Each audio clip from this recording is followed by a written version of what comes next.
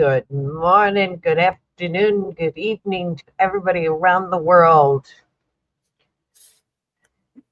Yes, welcome back, everybody, to another episode of the Mama Bear Show and Vigilante Media, obviously.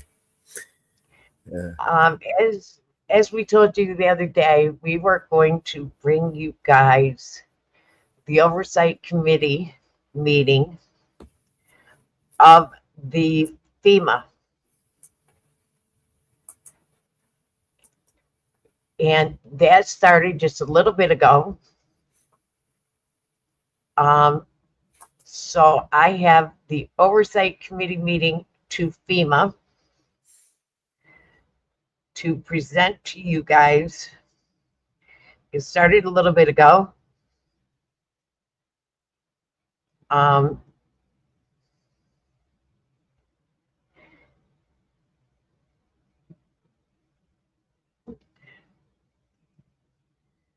so I am bringing you guys the Oversight Committee meeting to FEMA. There's not going to be a lot of talking during this. Um, uh, so we're going to let this roll, and then we'll talk about it to you guys. But this is the FEMA Emergency Management Committee hearing that is in progress right now. So this is for you guys to hear and let you guys will be in chat. So let's let it roll. Objection, the chair may declare a recess at any time. I now recognize myself for the purpose of making an opening statement. Today marks our first hearing since the election, in which President Trump won in a landslide. This summer, Ranking Member Raskin described Republicans as a, quote, shrinking, shriveling minority party. They're a cult of personality, and there's not many people who are buying the cult and dogma anymore, end quote. Yet just 2 weeks ago, President Trump received historic support from Americans of all races, religions, and backgrounds. It's clear the American people aren't buying what the Democrats and their allies in the media are selling anymore. For nearly a decade, Democrats, many of whom are in this room today, have demonized the millions of Americans who support President Trump. I think of the proud Americans in my district, good neighbors, citizens, and God-fearing individuals. They're tired of being called trash, cult followers, fascists, Nazis, and many other horrific names for simply loving their country and supporting President Trump. My constituents want the cost of living to stop skyrocketing, whether it's food, gas, heating their homes. They want the border sealed to stop the flow of illegals and criminal aliens coming to our communities. And they want to end the weaponization of government. Unfortunately, we have recently seen a disturbing example of this weaponization of government on full display. In the wake of Hurricane Milton, at least one FEMA official engaged in political discrimination against supporters of President Trump. This official ordered employees to discriminate against vulnerable Americans affected by a hurricane when they needed assistance the most. This same employee alleged on TV that this was not an isolated event and that FEMA essentially treats the homes of President Trump supporters as if they were homes of people with vicious dogs. This is unacceptable. Americans demand accountability. Today's hearing provides members and the American people the opportunity to get answers about these troubling developments that have overshadowed FEMA's critical mission. While today's hearing will focus on FEMA, the issue at hand is part of a larger problem. The urgent need to hold the unelected, unaccountable federal workforce accountable to the American people and the duly elected President of the United States. In his first term, President Trump faced not only open insubordination from federal employees who refused to help implement his policies, but also subtler practices intended to thwart elements of his agenda. And we're already hearing through media reports that some federal employees from DOD, EPA, and of course DOJ are already plotting to thwart President Trump's agenda when he is sworn in as president in January. The current system does not have strong enough mechanisms to ensure accountability. The disciplinary system is run by and for civil servants to protect civil servants.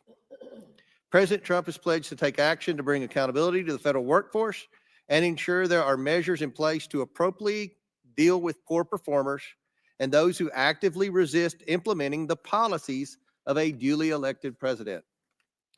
And he will have strong allies in the Republican members of this House Oversight Committee.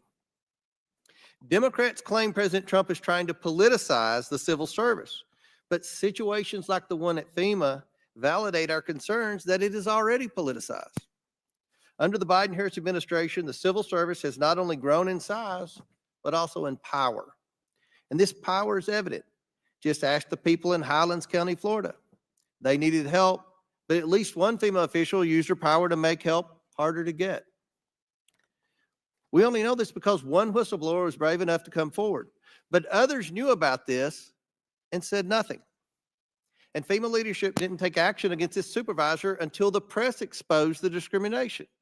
More importantly, FEMA officials did not immediately end the discrimination. Since being fired, this supervisor has made multiple media appearances claiming she was following direction from above and that this practice is widespread. So the question is this: from FEMA's perspective, was her main offense not only saying the quiet part out loud, but that she put it in writing? Who knows how many victims of Florida were left out of rapid disaster relief response? And what about other areas of the country? How long has this gone on and where? It is not acceptable for anyone to threaten the life or safety of FEMA employees, and FEMA does not protect its people, but this does not justify writing off a huge segment of the population. I'm eager to hear from the administrator today about the status of FEMA's disaster relief efforts, as well as how we can prevent further discrimination. I want to thank you, Administrator, for being here today, and I now yield to the ranking member for his opening statement.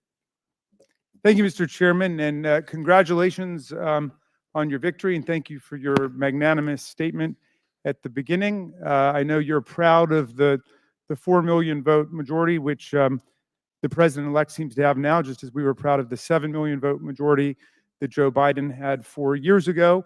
The difference, of course, is that we acknowledge the loss of our candidate in this election, and we're not involved in trying to overturn the election or the Constitution, but we accept the Constitution and we accept the victory of the president-elect. Now, thank you for calling this hearing today. As of last month, more than 300 Americans had lost their lives to the hurricanes. Millions of people across the Southeast have had their lives uprooted, their families displaced, and their communities ravaged by Hurricanes Helene and Milton.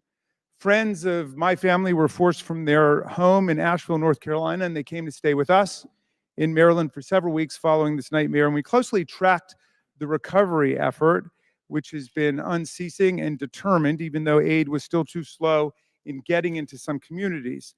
FEMA is America's lifeline in disasters like these, coordinating rapid response and recovery efforts with state and local first responders and rescue agencies. In these hurricanes, FEMA deployed swiftly, providing survivors with temporary shelter, debris removal, and other emergency measures, including the $750 for serious needs assistance for individuals to get items like food, water, baby formula, and medicine.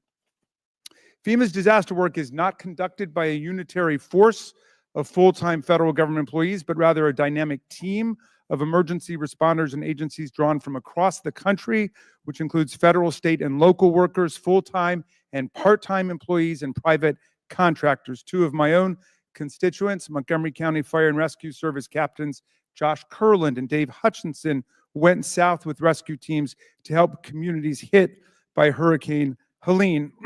FEMA workers from around America help their fellow Americans get back on their feet after a disaster like this. Now, even in the heat of the presidential election, Mr. Chairman, FEMA's response won high praise from leaders across the political spectrum. Virginia Governor Glenn Youngkin said, quote, "I'm incredibly appreciative of the rapid response and the cooperation from the team at FEMA." Florida Governor DeSantis said, quote, "Everything we've asked for from President Biden, he has approved." And our Florida colleague, Congresswoman Luna, said, "As I'm seeing, FEMA has been very helpful and I've been in direct communication with them, and they're absolutely going to assist because President Biden has told them to do so. So we could be here today celebrating the workforce of 22,000 FEMA workers, but instead we're invited to focus on one so-called intermittent employee in Florida whose team encountered what she called political hostility while canvassing door to door for FEMA in Florida. Thereupon, as I understand it, she made the judgment that her workers were unsafe, and she issued the order to her team not to go to any more houses in the neighborhood where there were Trump signs planted in the yard. This was a bad mistake, legally and constitutionally, which violated the core mission of FEMA and every federal agency to work on behalf of all Americans. It's plainly wrong and divisive to use a presidential campaign lawn sign as a proxy for someone's dangerousness. The director of FEMA, who's with us today, Ms. Criswell, properly acted immediately within 36 hours of learning of the incident because this action was an egregious departure from the norms of nonpartisanship, which must govern the conduct and the work of the federal workforce. Federal workers have a duty to serve all Americans, regardless of their political identification. FEMA's prompt and unequivocal personnel action in this case is powerful evidence that the civil service system is working, not only to deliver quality public service, but also to correct employee errors and ensure that the people whose homes were skipped, as in this case, receive outreach and assistance. And I understand that there were 20 homes that were skipped and then they were immediately addressed afterwards, but I want to ask about that. Now, none of this is to deny for a moment that in recent months, FEMA aid workers have been forced to work under a cloud of propaganda and lies concocted to erode public trust in FEMA. Because of this disinformation, many victims of hurricanes have rejected federal assistance, and others have even harassed and threatened FEMA workers. As Republican Congressman Chuck Edwards, who represents Asheville, North Carolina, said, all the misinformation has been, quote, not just unhelpful, but it's been harmful. I agree with my Republican colleagues and Administrator Criswell. Federal agencies must serve all Americans, and that means a federal workforce of nonpartisan professionals hired based on competence and merit. What's true of FEMA canvassers is, of course, true of the rest of the government. We need government for all the people, regardless of political viewpoint. President-elect Trump has promised to be a president for all Americans, and I hope he delivers on that. And if he falls short of it, I trust all my colleagues will hold him to it. In his first administration, President Trump all too often deliberately directed disaster aid based on the party politics of local leadership and past electoral performance, not the needs of the community and disaster survivors. In 2017, his administration denied 99% of the aid that North Carolina's Democratic governor requested as part of cleanup efforts after Hurricane Matthew. Also in 2017, after Hurricane Maria, President Trump blocked the full release of emergency assistance to Puerto Rico that was appropriated by us in Congress due to his unfounded belief that the destruction and death toll had been inflated to make him look bad. In 2018, after California suffered the deadliest and most destructive wildfire in its history, President Trump initially refused to approve disaster aid because of the state's liberal Democratic leanings. He reportedly later changed his mind after his staff provided him data showing that there were more Trump voters in Orange County, California, than there were in the entire state of Iowa. Now is the right time for all of us, Mr. Chairman, and I mean this, for all of us to agree that nobody in public office, no matter how high nor how low, should play partisan politics with disaster relief in the age of climate change.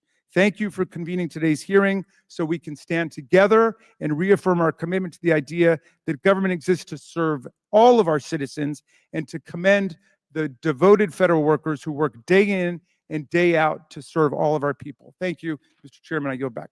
Gentleman yields back. Without objection, Representative Stubbe of Florida and Representative McCormick of Georgia are waived onto the committee for the purpose of questioning the witness at today's hearing. I'm pleased now to introduce today's witness. Ms. Deanne Criswell has served as administrator of the Federal Emergency Management Agency since 2021. She has spent much of her career in emergency management, having previously served as commissioner of the New York City Emergency Management Department, as well as previous positions within FEMA. serving as leader of the agency's National Incident Management Assistant Teams and as a federal coordinating officer. Ms. Crizzle served 21 years in the Colorado Air National Guard and is the veteran of 2 overseas tours. Pursuant to Committee Rule 9G, the witness will please stand and raise her right hand. Do you solemnly swear or affirm that the testimony you are about to give is the truth, the whole truth, and nothing but the truth, so help you God? Let the record show that the witness answered in the affirmative. Thank you very much. We appreciate you being here today and look very forward to your testimony. Let me remind the witness that we have read your written statement and it will appear in our full in the hearing report in the record. Please limit your oral statement to 5 minutes, but obviously you can speak whatever you need to say. We want to hear it. As a reminder, please press the button on the microphone in front of you so that it is on and the members can hear you. When you begin to speak, the light in front of you will turn green. After 4 minutes, it will turn yellow. When the red light comes on, your 5 minutes have expired, and we'll ask that you try to wrap it up at that point. I now recognize the administrator for her opening statement. Thank you. Chairman Comer, Ranking Member Raskin, and members of the committee, thank you for the opportunity to testify regarding FEMA's efforts in response to Hurricanes Helene and Milton. We value this committee's legislative support and oversight of our agency, and I look forward to our conversation today. On September 26th, Hurricane Helene made landfall in Florida as a powerful and a fast-moving Category 4 storm, with hurricane force winds extending 40 miles and tropical storm force winds extending 310 miles from its center. Helene then entered Georgia as a Category 2 hurricane before becoming a powerful tropical storm that continued to release historic rainfall over already saturated soils as it marched through South Carolina, North Carolina, Tennessee, and Virginia. There were also impacts in West Virginia and Kentucky. Helene's powerful winds and floodwaters altered landscapes and devastated communities in many places not accustomed to experiencing such storms. The destruction caused by Helene was catastrophic. Less than 2 weeks later, Hurricane Milton rapidly intensified into a Category 5 storm in the Gulf of Mexico. After making landfall in Florida as a Category 3, it moved across the state into the Atlantic, spurring the formation of tornadoes and leaving an overlapping trail of destruction in many communities still reeling from Hurricane Helene. Many of these same communities were still recovering from Hurricanes Ian, Hurricanes Idalia, and Hurricane Debbie. And our hearts have been heavy with the stories of the survivors we have encountered and talked to. People who have lost their loved ones, their homes, and their businesses. These 2 catastrophic storms led to the loss of over 200 lives and caused extensive damages to homes and neighborhoods across the impacted states. There was also widespread disruption of critical services across southeastern United States, including the obstruction of transportation routes, which isolated many homes and communities. FEMA's mission statement is a simple one, spelled out in 7 powerful words, helping people before, during, and after disasters. And in my written testimony, I have provided a detailed account of FEMA's preparation, our pre-positioning of assets and personnel, and our coordination with other federal agencies in support of our state, our local, and our tribal partners. I have described in detail how FEMA responded to these 2 storms across 8 states, mobilizing the full weight of the federal government to help in impacted areas that were not accustomed to this kind of disaster. Prioritizing search and rescue efforts, reopening roads to reconnect hard-to-reach areas, delivering essential food, water, and other supplies to residents, and restoring critical infrastructure. And I have described how FEMA is leading recovery efforts in these impacted states, doing everything we can to cut through red tape and expedite assistance to survivors. This has been a challenging time for our workforce of over 22,000 dedicated, hardworking people, many of whom were impacted by the storms themselves and delayed their personal and family recovery to meet our mission needs and respond to the disaster. Our workforce persevered through all of these challenges that I have just described. And they also persevered through a difficult security environment generated by misinformation about FEMA's work to spread through social media, which was spread through social media. Our goal is to help all people obtain all of the assistance that they need and that they are eligible for under the law. And any of the assistance and any misinformation that was out there was making this much more difficult for them to get this needed assistance. I greatly appreciate the voices and the support from Congress, from both sides of the aisle during this event, who attested to the work that FEMA was doing on the ground. So I was very concerned when I learned a FEMA employee had given instructions to a disaster survivor assistance team that were completely at odds with FEMA's mission. A critical function of these teams is to go door to door, to meet with disaster survivors, to make them aware of FEMA programs that are available for them, and to help them register for needed assistance.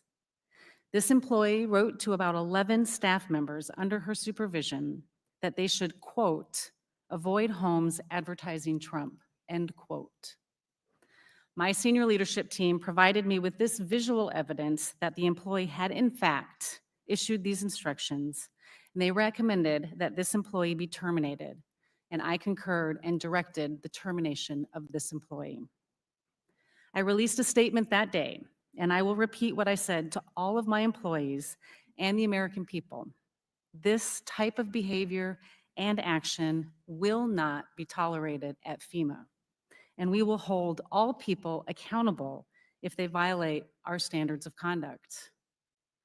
I do not believe that this employee's actions are indicative of any widespread cultural problems at FEMA.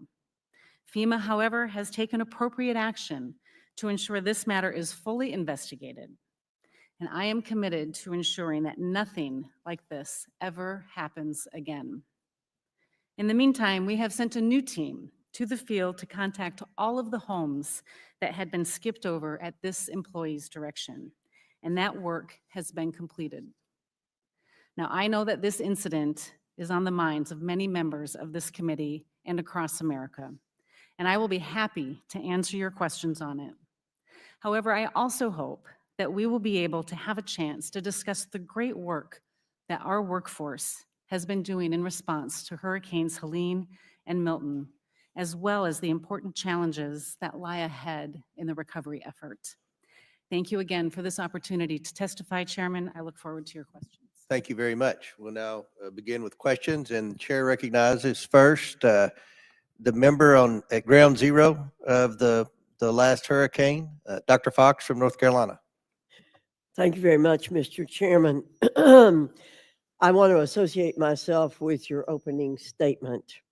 Also, I want to thank the thousands of Americans who responded to the destruction of Helene in the North Carolina mountains by donating everything you can imagine to people there. Many tractor trailers of goods came from all over America. This response was wonderfully overwhelming. Unfortunately, our government agencies have not matched the care and compassion of average Americans. Ms. Criswell, I have the statement, the mission statement for FEMA here, because I looked at it and saw what you have said in terms of saying that the mission statement is to help people before, during, and after disasters in every form. But I think one of the biggest problems that I recognize while being on the ground for 6 weeks minimum, helping people, I was there. My area was very hard hit with the hurricane. But what I saw is constituents affected by the storm is how FEMA's representatives on the ground are telling people what the agency cannot do rather than what it can do. And you mentioned that you were bringing the entire weight of the federal government there. And I think that FEMA has fallen way short of that. And that's what I'm going to talk a little bit about today. Again, FEMA's entire mission is to assist, quote, before, during, and after disasters. It should not be up to disaster survivors to navigate the bureaucratic labyrinth in their time of need. FEMA appears to be plagued by poor decision making and a serious lack of communication. Therefore, I think FEMA is not living up to its mission statement, a telling sign of mismanagement. And I want to say that I'm the kind of person who believes government of the people, by the people, and for the people. And I tolerate no discrimination of any kind. There should be an information roadmap available to those affected by disasters, including what they can expect from FEMA. You started out by giving us figures about what happened and a description of what happened. We all know that. And in every meeting I've had with FEMA, either on the phone or in person, we get this litany of things that FEMA has done, how much money it's spent. But when you really get down to the nitty gritty, you can't get any details. What that roadmap should include is how much, what kind of aid they can expect to receive, a timeline for aid, information on all available assistance, the total federal government, as you said, which we do not get. What types of decisions will have to be made in the coming weeks, months, and years. So does FEMA have this roadmap? And if so, how is it communicated to people on the ground? Congresswoman Fox, I completely agree that our programs can be very complicated, and I have worked hard over the last 3.5 years to try to minimize the bureaucracy and make it easier for people to gain access to our programs. So why are you unable to provide the basic information to those suffering from disasters in a timely fashion? Congresswoman, we do have information that we give out to individuals that have been impacted by communities. We have several ways that they can reach out to us, but my direction has always been to try to meet people where they are, which is why we go into the communities and talk to people. We call them back if they've registered. I was in a meeting with 20 homeowners who live really close to where I live the other day. And again, the first 30 minutes of the FEMA presentation was all bragging about what FEMA did. It is not providing basic information. If it's not doing that, how can it claim to be committed to helping people where they are? I am happy to look at the information and the materials that were presented at your meeting and looking for ways to improve them. Our goal should be to try to tell people how we can help them instead of telling them what we can't do. And I've tried and worked to try to change that focus, or that the way we approach reaching out to people and finding ways to get to yes. One of my colleagues recently asked FEMA where approximately 400 trailers full of supplies and aid were allegedly delivered in Western North Carolina in the days after Hurricane Helene hit. He was told that the trailers were delivered to the state emergency management headquarters, but they also could not share where the aid, estimated to be worth between $4 and $10 million, was actually located. Is it correct that FEMA delivered aid to the state, then simply absolved itself from ensuring the aid actually reached the people it was intended to help? This is a partnership. Our ability to respond to communities requires a deep collaboration between federal, state, and local partners. FEMA delivers supplies at the request of the state in the amount that they have requested, and the state prioritizes in consultation with their local jurisdictions on where those supplies need to go. Thank you, Mr. Chairman. I will have several questions to submit for the record. Thank you. Thank you. Gentlelady yields back. Chair recognizes Mr. Frost from Florida. Thank you so much, Mr. Chair. So in my district, which was impacted by Hurricane Milton, I live in Orlando, Florida, been dealing with natural disasters and hurricanes my entire life. I've heard nothing but praise for FEMA's sense of urgency and how y'all have responded in the last many storms we've had. Since Hurricane Milton, many of my constituents have opened up casework with my office to help get FEMA assistance. My team and yours have worked hand in hand to solve these problems regardless of their political affiliation or their voting record. So just thank you for your hard work, and thank you to the hard work of all of the members of FEMA and staff who are fighting to ensure that people are safe and that we can recover after these horrible disasters. The individual responsible for the instruction that FEMA workers can avoid houses with Trump flags was fired. That's good. And thank you for handling that quite isolated situation. I do, though, however, have to call out the hypocrisy of many members of this committee. Madam Administrator, according to staff on President-elect Trump's former National Security Council, on at least 3 occasions, the president-elect hesitated to give disaster aid to areas he thought were too democratic, like California after the 2018 wildfires. If President Trump were to engage in partisan discrimination, how could that impact Americans, the economy, the environment, and also taxpayers in general? The severe weather events that we have been experiencing and the increase in them, they don't discriminate. They impact all people across all walks of life in every part of this country. And we have seen a continued increase in the number of those events affecting more Americans.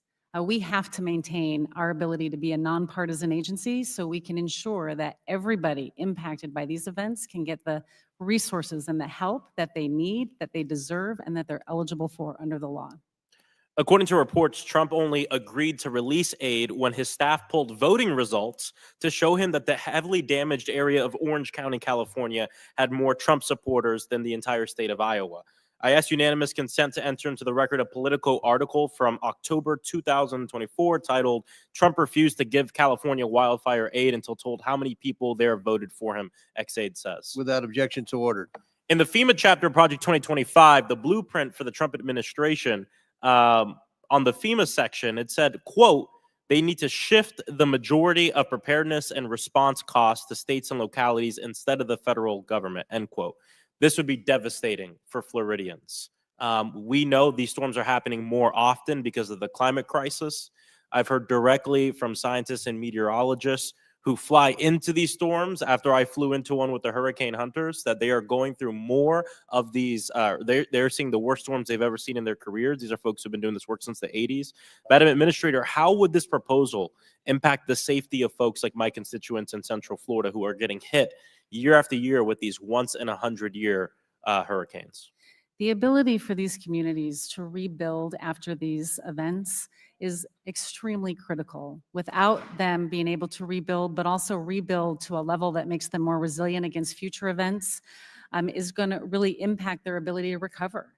And so what I have seen through my time as a local emergency manager, as well as serving in this role, that the biggest limitation and the reason we have presidential declarations is when it exceeds the capacity of a jurisdiction to be able to rebuild and allow their community to recover, then it will only make it more vulnerable to future disasters. After Hurricane Helene, President-elect Trump spread a ton of disinformation about FEMA assistance. Even like me, some of my Republican colleagues representing areas actually impacted from the storm, like Mr. Edwards from North Carolina, we've had to expend a significant amount of resources to fight these lies. During these hurricanes and the days leading up, I spent a lot of time in all the EOCs that are in my district. I spent time going to the shelters and speaking with people. And I can't tell you the amount of folks who came up to me in these shelters asking the most ridiculous questions based on what they heard from Donald Trump. And we know that in these emergencies, every second matters. Every minute matters in terms of life or death. Does FEMA have the tools and partnerships it needs to fully combat the disinformation we've seen from certain politicians? We continue to see the amount of misinformation around all disasters increase month after month. And what we saw during Hurricane Helene was certainly at a scale that I had never seen before. And how does this disinformation prevent y'all or affect y'all in being able to do the life-saving work that you do and impact the assistance delivery? I think the biggest impact is that it makes individuals that have perhaps lost everything concerned about whether they should come to us for assistance. And then they cannot start their recovery process if they don't enter the system to get the resources that they're eligible for.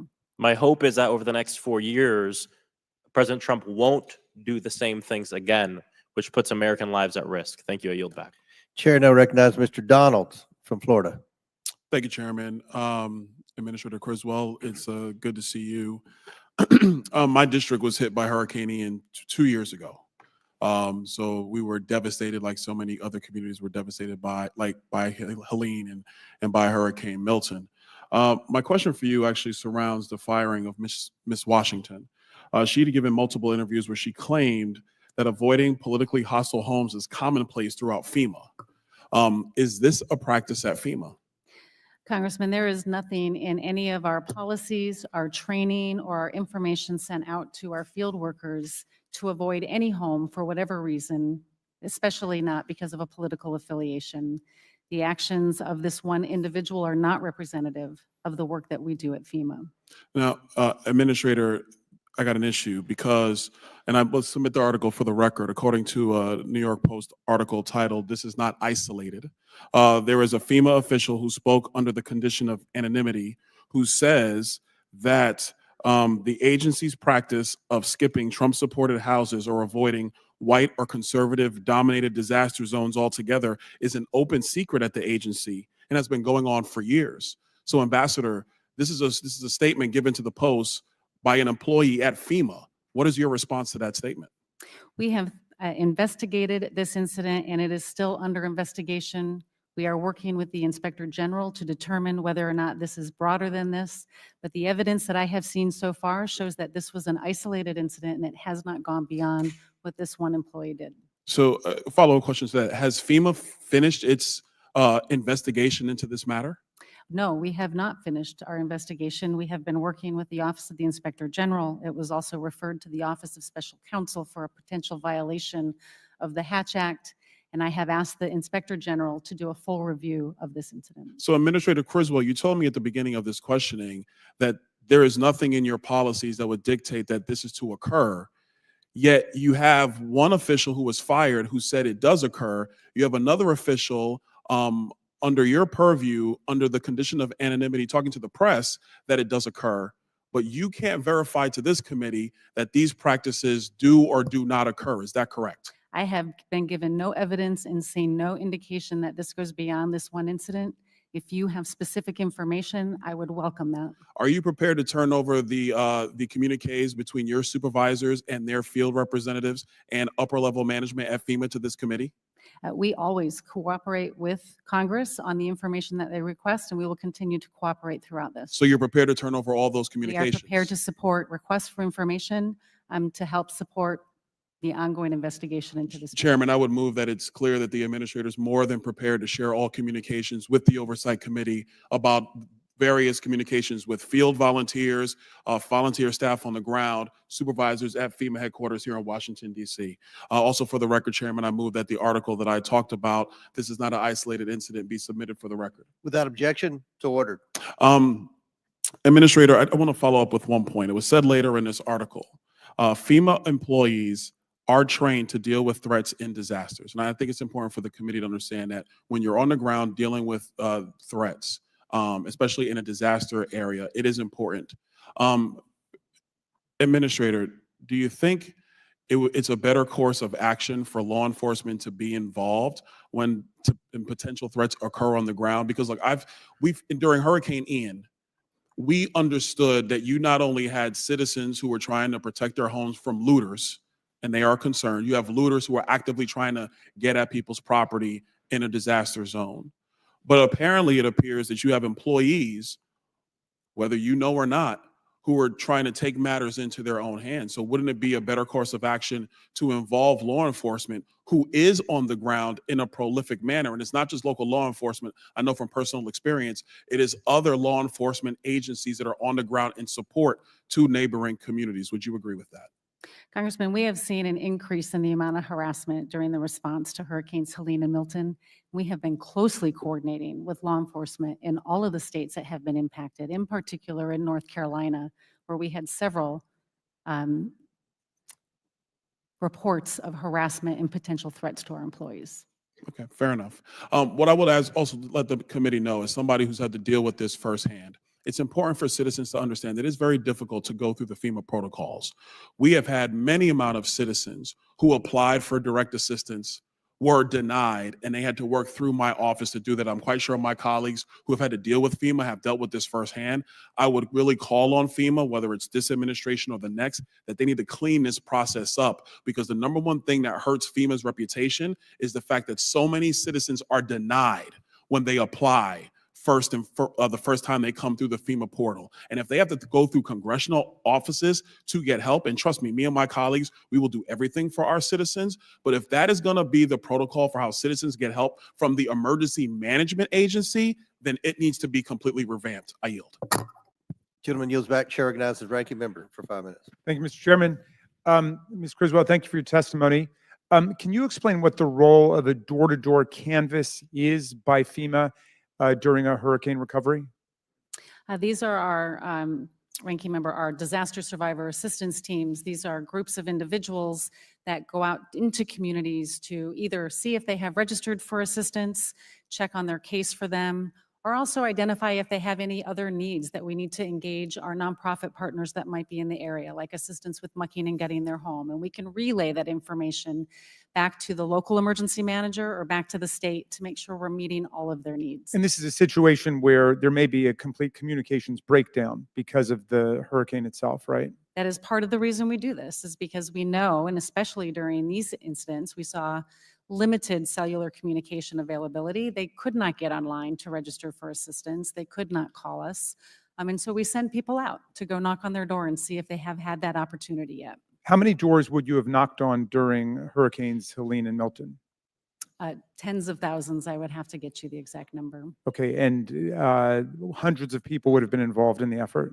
Yes. Okay, so it's been reported that there were unprecedented levels of harassment and threats leveled against FEMA workers, both the full-time workers and then intermittent part-time workers and volunteers who came along. Do you have any sense of where this harassment and where these threats were coming from? What were the things being said that would lead people to attack FEMA workers? We have seen over my last few years in this position, but even as my time as a local emergency manager, we have seen the amount of information being spread that's just inaccurate about FEMA programs, about FEMA policies continue to increase. We saw a big jump during Maui. We saw an even larger increase, and again, on a scale that I have not seen during Hurricanes Helene and Milton, primarily being spread through social media channels. And have you undertaken any efforts to combat that disinformation? So we do a number of things. We have an entire team of public affairs and external affairs experts that help us try to put positive information, correct information out. We establish a page. It's a standing practice for us to establish a rumor control page that we have done for many years through many administrations to put accurate information about the programs that FEMA is offering and the assistance that is available. We also reach out to the community. For example, in North Carolina right now, we're hiring community liaisons, people from the community that can help be a bridge between us and the people in their community to build that trust, make sure people are getting everything that they need, but also to let us know what kind of information or what kind of resources they may still need. The employee who was fired by you a day or a day and a half after you learned of what had happened was an intermittent employee, a part-time employee who may or may not have been trained on the proper protocols of FEMA. But what do you tell your workers to do if in fact they are harassed or attacked at the doors, going door to door, offering people assistance? Again, we have people that go into communities that have just been impacted by significant weather events and meeting people on their worst day. And people are, angry and they're upset because of what happened to them. And so we often have people that feel that they may be in an unsafe situation. And so we train them to be able to remove themselves from that situation reactively. We never have done anything to teach our employees to proactively avoid an area where they feel they might be threatened. Okay, and just to restate the obvious, if this is correct, you have no policies or rules counseling people to engage in political party or candidate discrimination. Is that We right? have no policy, no doctrine, no rule, anything to that matter. Okay, and that's why you acted so swiftly to deal with that situation when it arose. I learned of this on November 7th, that there was an alleged claim that an employee had done this. I directed my team to be able to look into it and provide me information. They showed me the evidence on November 9th, which is when I directed the termination of the employee. And I understand that FEMA itself is investigating to get all of the facts of the matter. Do you also support an investigation by the Inspector General at FEMA? I have already requested an investigation to the IG. Okay. Well, look, on behalf of the family that stayed with me after the hurricane hit Asheville, North Carolina, and other friends who were affected, I want to thank FEMA for doing your very best on behalf of the American people and mobilizing a strong relief effort. Not perfect, none of them are, but certainly a very serious attempt to address all of the needs that arose. I yield back, Mr. Chairman. Chair now recognizes Ms. Luna from Florida. Administrator Criswell, nice to see you again. Up here, Oh, sorry. yeah, Yeah, okay. thanks. You came to my district when we were impacted. Before I get to some questions that I have from my constituents, I did have a question in regards to the investigations that you have into Marnie Washington. So she went on CNN and she had stated that under the practice of avoidance and de-escalation, that was what she was using, what her supervisor was using in order to politically discriminate. My question for you, she also stated that her supervisor, Chad Hershey, had directed her not to help politically hostile Americans, aka anyone who, in their opinion, had Trump signs. My question for you is, were you aware of that, and has Chad Hershey been fired, or is he under investigation currently? I understand that Mr. Hershey was in her supervisory chain, but that is part of now the ongoing investigation. If you find that he directed her to, and I assume that you guys will be talking with her directly, but if you find that, are you committing that he's going to be fired? I will commit that anybody who has taken actions to politically discriminate against people that were impacted by this disaster will have the appropriate disciplinary action to include termination. Okay, and then she also had stated on that same interview that this wasn't just isolated in Florida, but under that same de-escalation and avoidance guideline from your field manual that also happened in North Carolina and Georgia. Are you aware of this? And in your estimates, roughly how many people have been impacted? She also stated that there should be incidents reports in regards to FEMA, that we should request them, but I assume that you were looking into that. So if you can just follow up on that. Yeah, we will certainly follow up on that. But again, our policies in nowhere talk about proactively discriminating against areas where they feel that there might be something harassing. Tracking, sorry, I just have to move on because we have Yep. time here. My next question is that in regards to your investigation, Marnie Washington stated that after she was terminated that she still had access to her portals and the cases that she had filed. And because of that, she was actually able to see that FEMA was going through and deleting information in regards to the cases that she had specifically handled. Now, I understand that when people leave, sometimes things have to be terminated, but if you do have an ongoing investigation, my question is, why would you then want to delete information? Because then you wouldn't be able to adequately conduct a conclusive investigation. I have no information that we have deleted anything, as stated by Ms. Washington. Even if something was deleted, it's all part of a permanent record and we have access to it. Okay, then I would advise if you are tracking that you should go, because she's saying that she physically saw that information was deleted out within 24 hours of her firing. I have one more question, but I'm going to get to some constituent questions, so please answer these quickly. In Pinellas County, where we were hit, we had actually 13 deaths during the first hurricane, but the county has currently had only one DRC and has requested a second DRC with no success. What is FEMA's process for approving additional DRCs when they're requested? We work closely with the state director of emergency management and the county to determine the best place for those. I can follow up with your staff on specifically why we haven't put a second one. Okay, and we are requesting additional help just because of the amount of claims that we have for that area. So we are going to be following up. Please assist with getting that additional. The second thing is, what is the status of FEMA's flood mitigation assistance program? The NFIP program has seen a significant amount of claims as a result of Hurricanes Helene and Hurricane Milton. As you will see in the supplemental request, we are asking for debt relief for the National Flood Insurance Program so we can continue to pay on those claims. To date, I believe the number is somewhere over $800 million that we have paid out in response to Hurricanes Helene and Milton. But we will quickly run out of funding from that fund without the debt relief, and we'll have to go to the Treasury and ask for additional funding to pay those claims. Okay, so if you get that funding, you guys will be able to essentially ensure that recovery and resiliency grants for all the counties impacted will be received.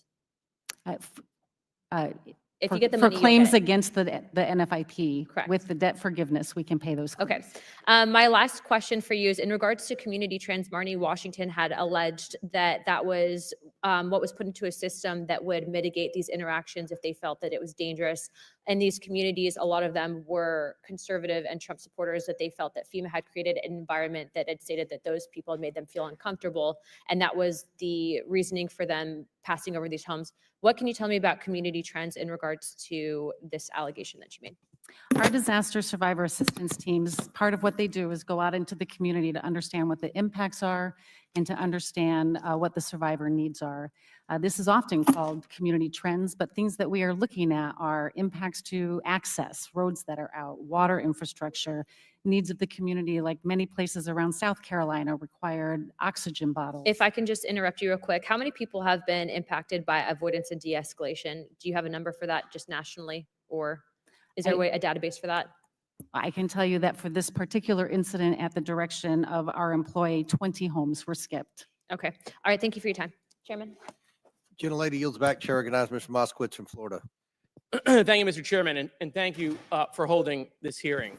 Administrator Criswell, good to be with you. As the only member in Congress who's run a disaster response, run a disaster recovery, handed out billions of dollars of FEMA money, also a Democrat who worked in a Republican administration and ran the recovery efforts for Hurricane Michael in deeply Republican areas of the Panhandle, I can tell you not once did I ever think about their politics or my politics.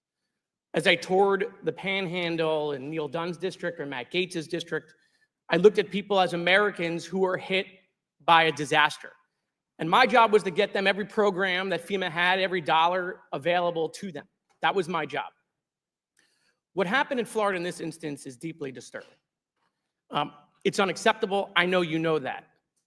Disaster aid should never be declined based on support of any political candidate. And I'm happy this rogue employee was fired. You did the right thing immediately, right? What should have happened here is if there were members of FEMA's team that felt uncomfortable, that should have been passed up to the FCO. That should have gone to the federal coordinating officer. And then that information should have gone to Director Guthrie, who's the director of emergency management in the state of Florida, my former deputy. And then they could have made sure to identify those homes and gotten them the information, but that's not what happened. There was a clear breakdown here. And so you should do an investigation to make sure that something like this doesn't happen again.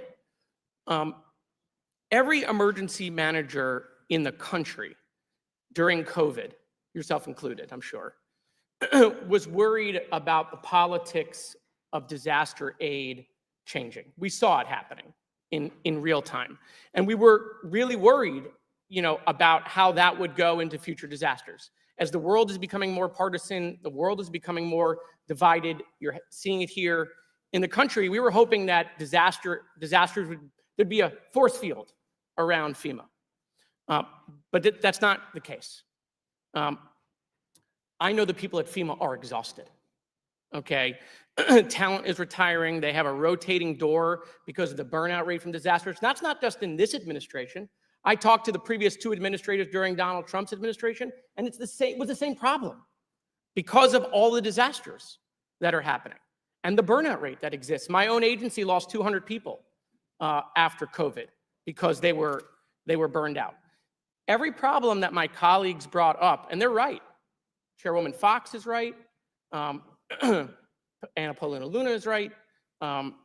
All of the problems that they brought up with FEMA, those issues about programs and being denied, this is not new. This has been going on for a while. It happened in the Trump administration, right? Because here's one of the things that I'm going to say that no FEMA administrator will tell you while they're FEMA administrator. But the last two Trump administrators will tell you, previous administrators will tell you when they leave the job, is that Homeland has become too big. It has become too big. I got to work with Joe Lieberman. The idea of Homeland was a great idea. It's still a good idea. But never did anyone envision that the bureaucracy would become too big. FEMA can't make the changes you want them to make, whether it's Ms. Criswell or the next administrator that Trump appoints. They can't. Homeland won't let them because there's 30 people around a table, right, trying to figure out what to do in the agency.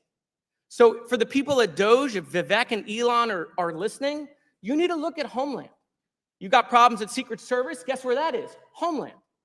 And so what I'm saying is that don't look at Administrator Criswell or this FEMA administration or in this Biden administration, if you think there are issues in FEMA that you want to fix, I'm letting you know these issues go back decades. They're not new.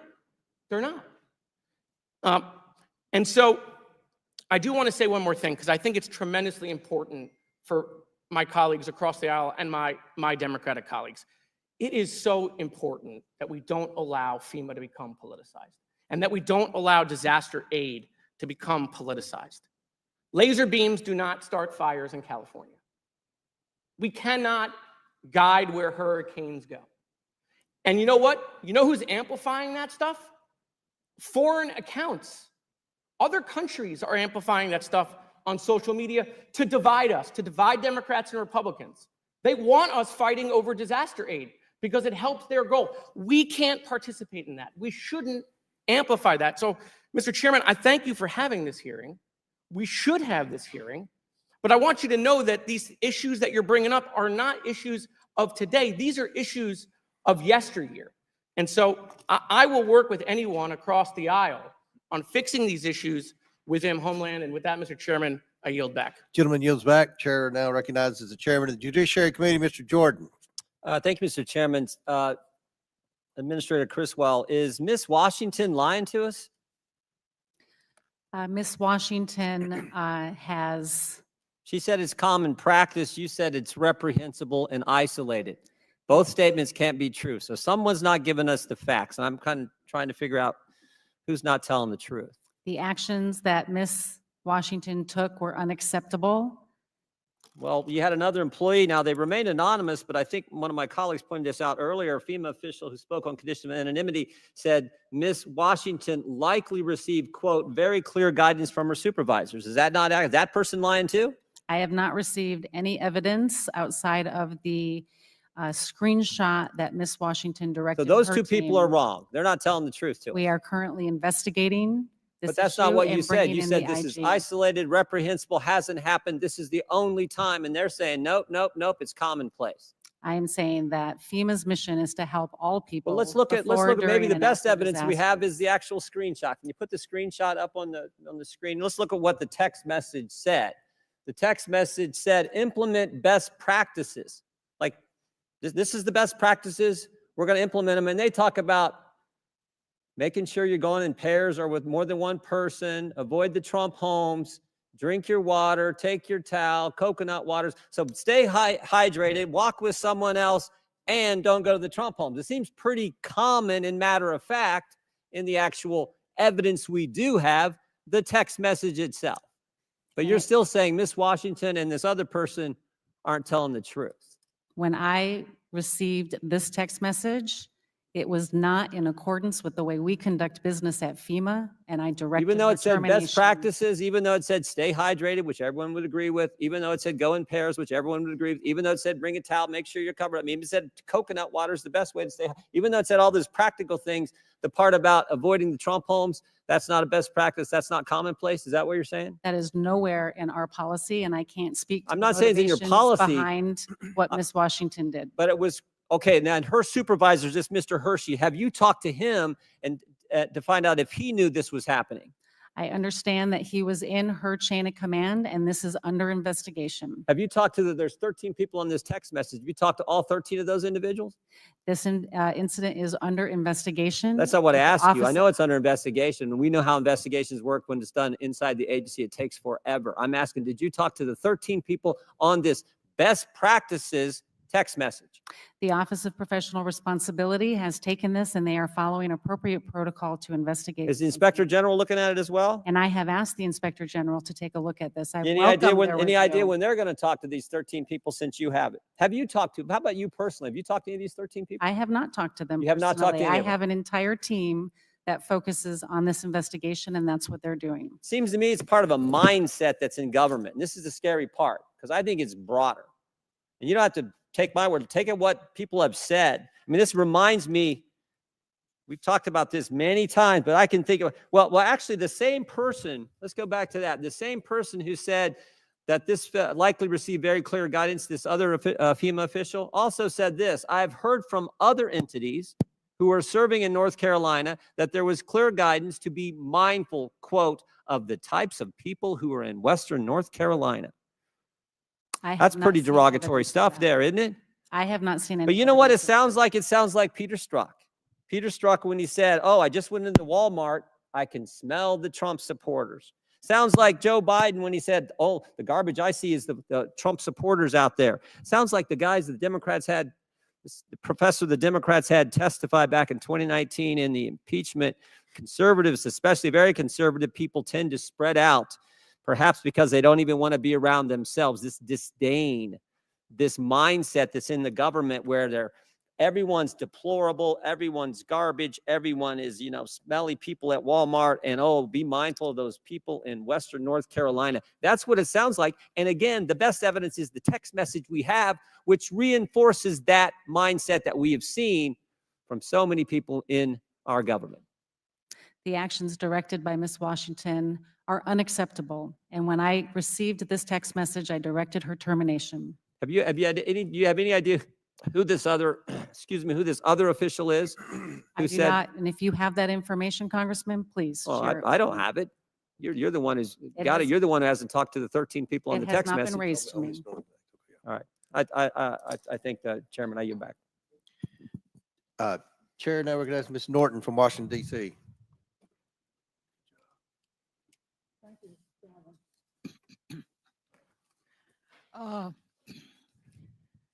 Administrator Criswell, I understand that in the weeks since Hurricanes Milton and Helene, FEMA has provided more than $1.6 billion in assistance to more than 910,000 households. FEMA has also delivered more than 16 million meals, 18 million liters of water, more than 3,000 rolls of blue roof sheeting, and more than 700,000 gallons of fuel to the communities devastated by these hurricanes. And 500 FEMA employees remain deployed in these communities to assist with recovery. Administrator, what steps did FEMA staff take to contact their with survivors on the ground, including those displaced from their homes, and make them aware of the resources available to them? Congresswoman, FEMA has many ways that we can reach and connect with people that have been impacted by disasters. They can contact us through our 1-800 number. They can go through our disasterassistance.gov website to register for assistance. They can use the FEMA app. We also have teams that go out into the communities, especially in something like North Carolina where communications were limited, to make sure that they've had the opportunity to register for assistance or to check on their case to see what other information might be needed for them to finish it up and to process it. And then we establish disaster recovery centers, fixed facilities once the infrastructure supports it, so people have a place they can go and they can talk to somebody face to face and work through their particular needs and their particular case, because we know everybody's situation is going to be unique to them. And we want to make sure all of our programs are available and we help them find the right ones to support their unique needs. Thank you. The destruction of Hurricane Helene left close to 4 million people without power. Administrator, how did FEMA workers reach affected residents for support in this disaster response effort, even if a certain region lost connectivity or if a survivor lacked access to internet? One of the first things we do, Congresswoman, is we put part of our leadership team in with local emergency managers to work side by side with them to understand which parts of their community still need assistance. Then we can either direct our disaster survivor assistance teams to go into those areas, or also the state is sending their resources like the National Guard. The National Guard in North Carolina did an amazing job of getting into the communities and helping people that have been impacted. This is a holistic effort. This takes all of us to be able to reach all of those impacted, especially in something that has been widespread and complicated as the destruction that we saw in North Carolina. I also want to recognize that because of challenges like these, it did take too long for emergency assistance to come in such communities. We must learn the lessons of those shortcomings to improve the reach of emergency services at the local, state, and federal level. Earlier this year, the National Oceanic Atmospheric Administration projected a, quote, above normal, end quote, hurricane season, meaning the level and intensity of storms and hurricanes would increase over this period. 11 storms have developed into hurricanes this year. More than a few years later, Luhana community is still being built back after wildfires hit the land of Maui. And recovery operations are still continuing more than 2 years after Hurricane Ian made landfall in Florida. Administrator Criswell, what can Congress do to make it easier for FEMA to support long-term recovery efforts and assist with future disasters that strike the United States? Congressman, we have two pieces of bipartisan legislation that would be very beneficial to our ability to help communities: the Disaster Survivor Fairness Act and the Management Cost Modernization Act. And I understand that I'm over the time, but I'd be happy to talk more about those two pieces. They would be critical in changing the way we help survivors. I commend you and FEMA's thousands of staff from across the country who left their homes to deploy to communities in need and provide them with assistance in the face of destruction, trauma, and loss. And I yield back. Chair now recognizes Mr. Gosar from Arizona. Thank you, Mr. Chairman. Just like last night, the White House requested an additional $98.6 billion for disaster relief, with $40 billion marked for FEMA. Although it was created to provide relief from disasters, FEMA has now become the Biden-Harris administration's star student in political persecution. In October, FEMA intentionally violated the civil rights of American citizens in response to Hurricanes Helene and Milton.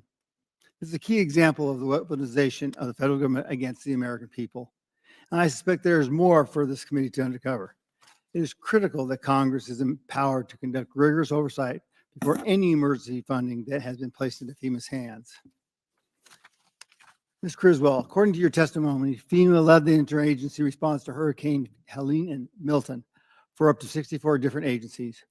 Do you think FEMA has the authority to direct these other agencies to also avoid homes with Trump signs? There is nothing in FEMA's policy that would ever direct anybody to avoid anybody, regardless of political affiliation or way of life. Our mission is to help all people before, during, and after disasters. Gotcha. That's former FEMA employee Marnie Washington told reporters this discrimination was a colossal event and occurred in Florida, North Carolina, and South Carolina. You testified earlier today at T&I committee that this was an isolated incident and that no other supervisor or employee deployed with Marnie Washington provided the guidance to avoid homes advertising Trump signs. Will you commit to also requesting an IG report for the discrimination in North Carolina and South Carolina? I have already requested the Inspector General to investigate this, but I will be certain to ensure that they include North Carolina and South Carolina in that. Thank you.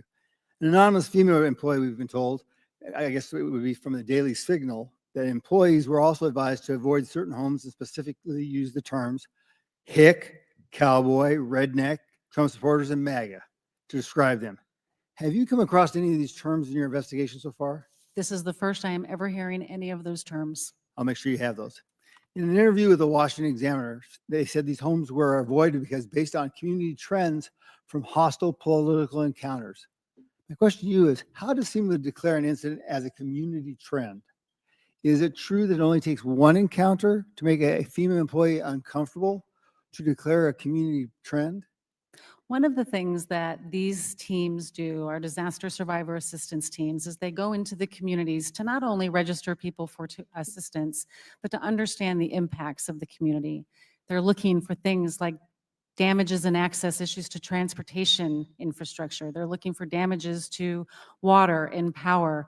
They're also trying to understand the survivor needs. These are often referred to as community trends, but these are used to help us understand the impacts and what resources we're going to need to bring in. These are not proactive efforts to try to identify where we should or should not go. Okay, so my office requested these incident reports ahead of this hearing, but were not provided. Can you please provide this committee with the incident reports that determine Lake Placid should be defined as a community trend? I wouldn't say that Lake Placid was defined as a community trend. Again, when we talk about impacts to a community, we're looking at impacts to that community and survivor needs. So you would provide all the incident reports? So can We have will oversight? work with Congress on the request for information and provide what you need. Now, Ms. Criswell, in October, you said fighting misinformation is a priority for FEMA, including that you allege a misinformation from President Trump, Elon Musk, and some of my colleagues about FEMA's responsibility or lack thereof in spending.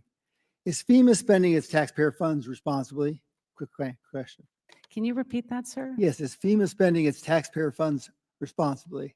We are absolutely spending our taxpayer dollars responsibly and supporting an unbelievable increase in the Okay. number of severe weather events that have been happening across the So that'd United be a yes. States. Are you aware of the OIG's report from 2320 from March of 2023 titled FEMA should increase oversight to prevent misuse of humanitarian relief funds, and or a second September 2022 OIG report titled FEMA did not implement controls to prevent more than $3.7 billion in improper payments from the Lost Wages Assistance Program? I'm aware of those reports.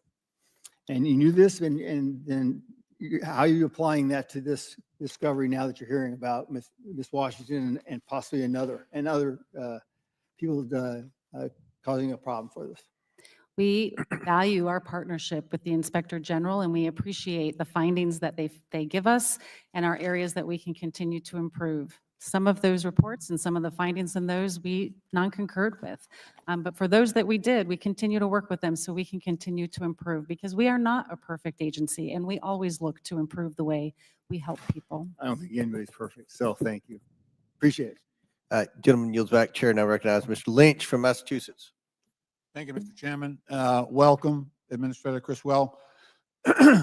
As evidenced recently by Hurricane Helene and Milton and the catastrophic consequences, we continue to witness historic flooding and that is triggered by extreme weather events.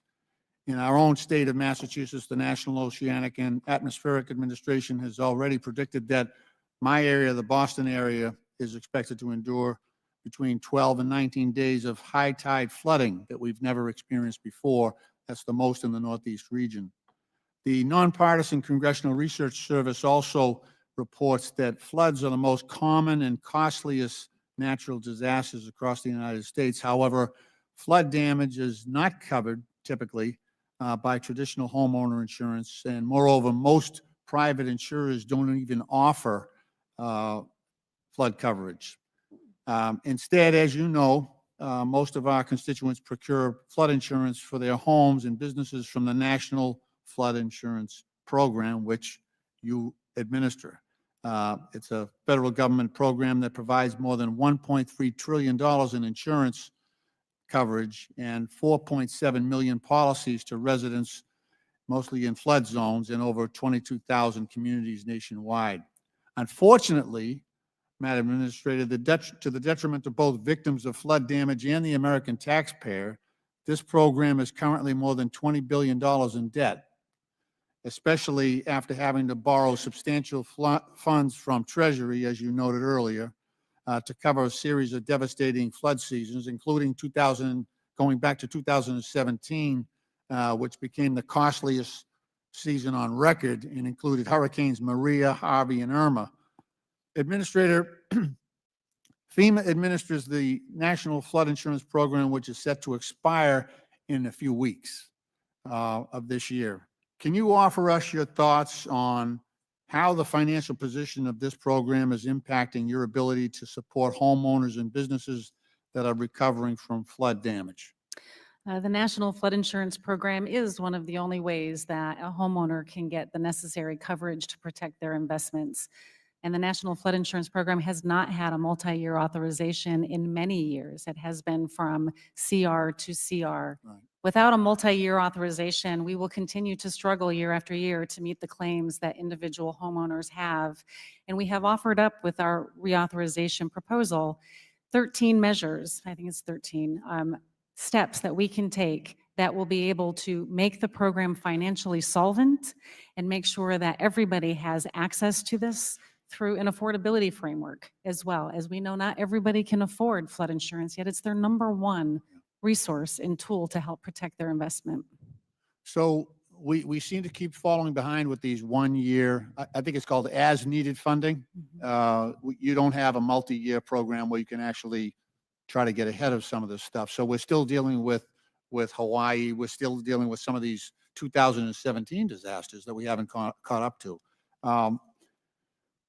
One thing I wanted to ask you is that, we seem to compartmentalize these disasters. We have, we've got, because of the impacts of climate change, we've got, these epic rainfall events that's causing flooding. We've got tornadoes, we've got hurricanes, we've got drought-induced wildfires, and our flood insurance program only covers certain people or targets certain people in flood zones.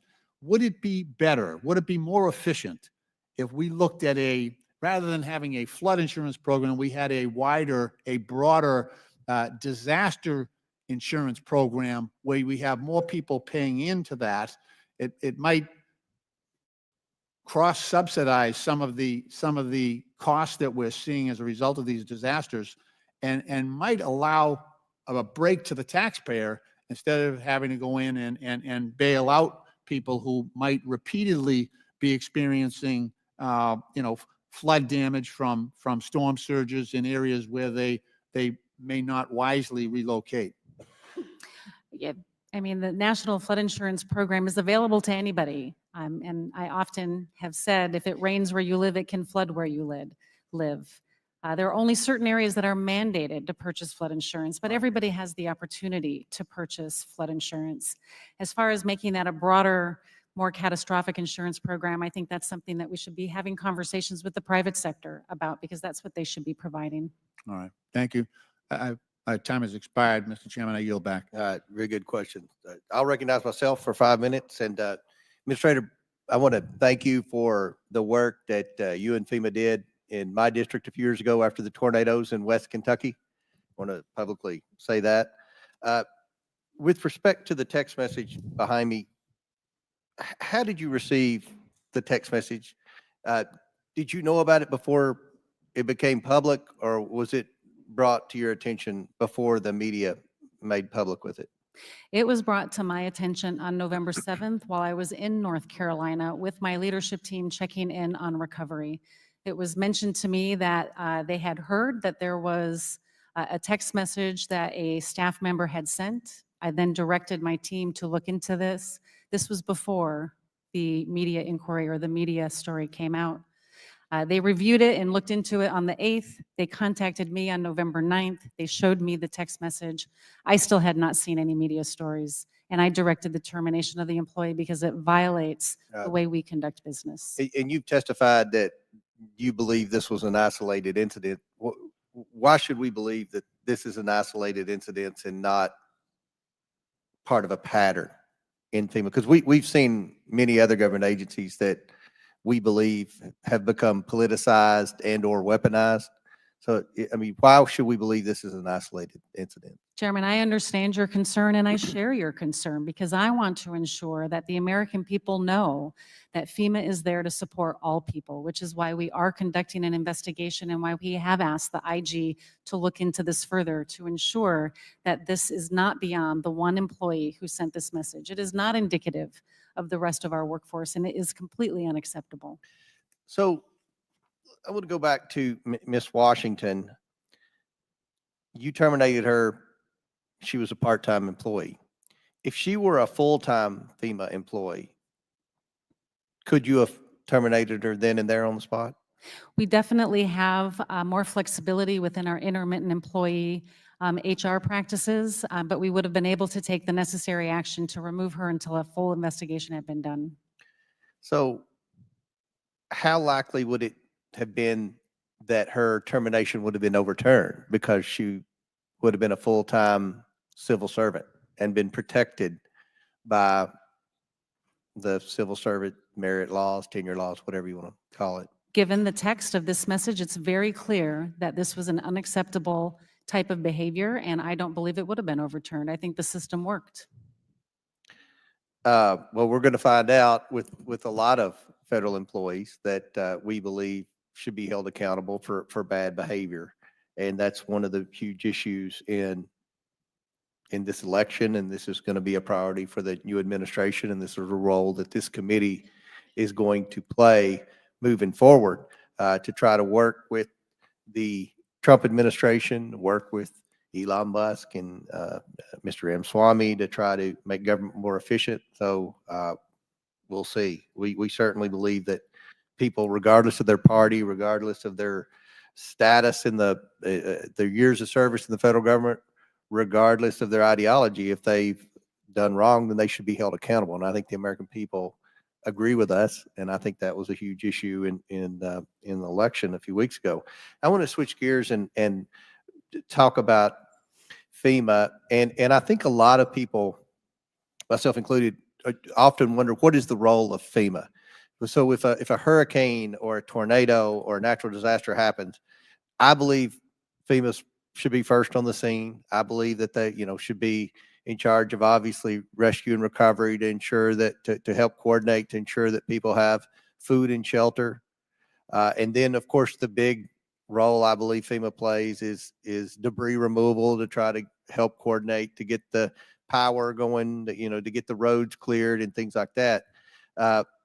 A lot of people wonder, what then? What else is FEMA responsible for? Because I know when we had our issues in West Kentucky, people were thinking that if they didn't have insurance, that FEMA was supposed to come in and pay for that.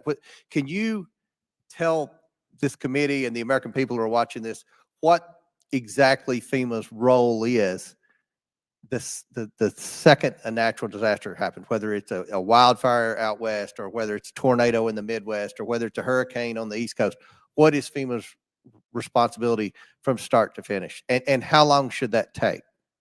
I think the best way to start that, Chairman, is the fact that all disasters are executed at the local level. They are managed at the state level and supported by the federal government. And that's where FEMA comes in. In this particular incident, I contacted governors before the storm made landfall in all of the states that were impacted, encouraging them to ask for a pre-landfall emergency declaration. What that does is it allows me to pre-position resources. And these aren't just FEMA teams, these are the federal government. It gives me the ability to direct other members of the federal government to come in and be able to respond to those immediate life-saving needs as needed after a storm passes. For these events, we pre-positioned resources from Florida up to North Carolina and into Virginia to support those immediate needs. And we do that at the support of the governor.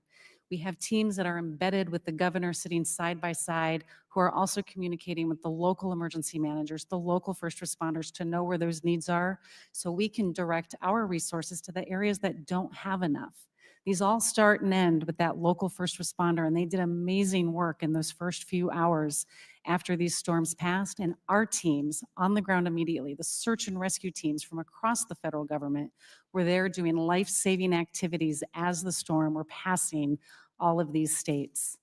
We then support through mission assigning other federal agencies like the Army Corps of Engineers to help assess what the needs are going to be for debris removal, or at the request of a local jurisdiction to actually do the debris removal if they don't have the contracts to do so.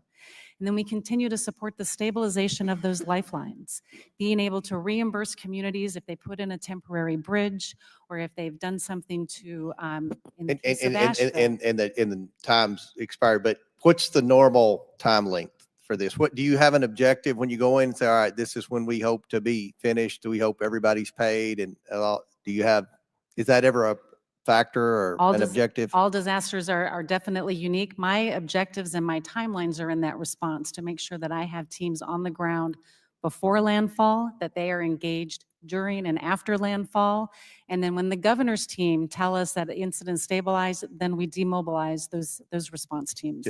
Chair Hey, recognizes. Mr. Chairman, I just have a UC request Yes, on go some ahead. relevant articles. One published in The Hill, September 30, 2024, titled Georgia Governor Kemp Praises Biden's Hurricane Helene Response Amid Trump Criticism.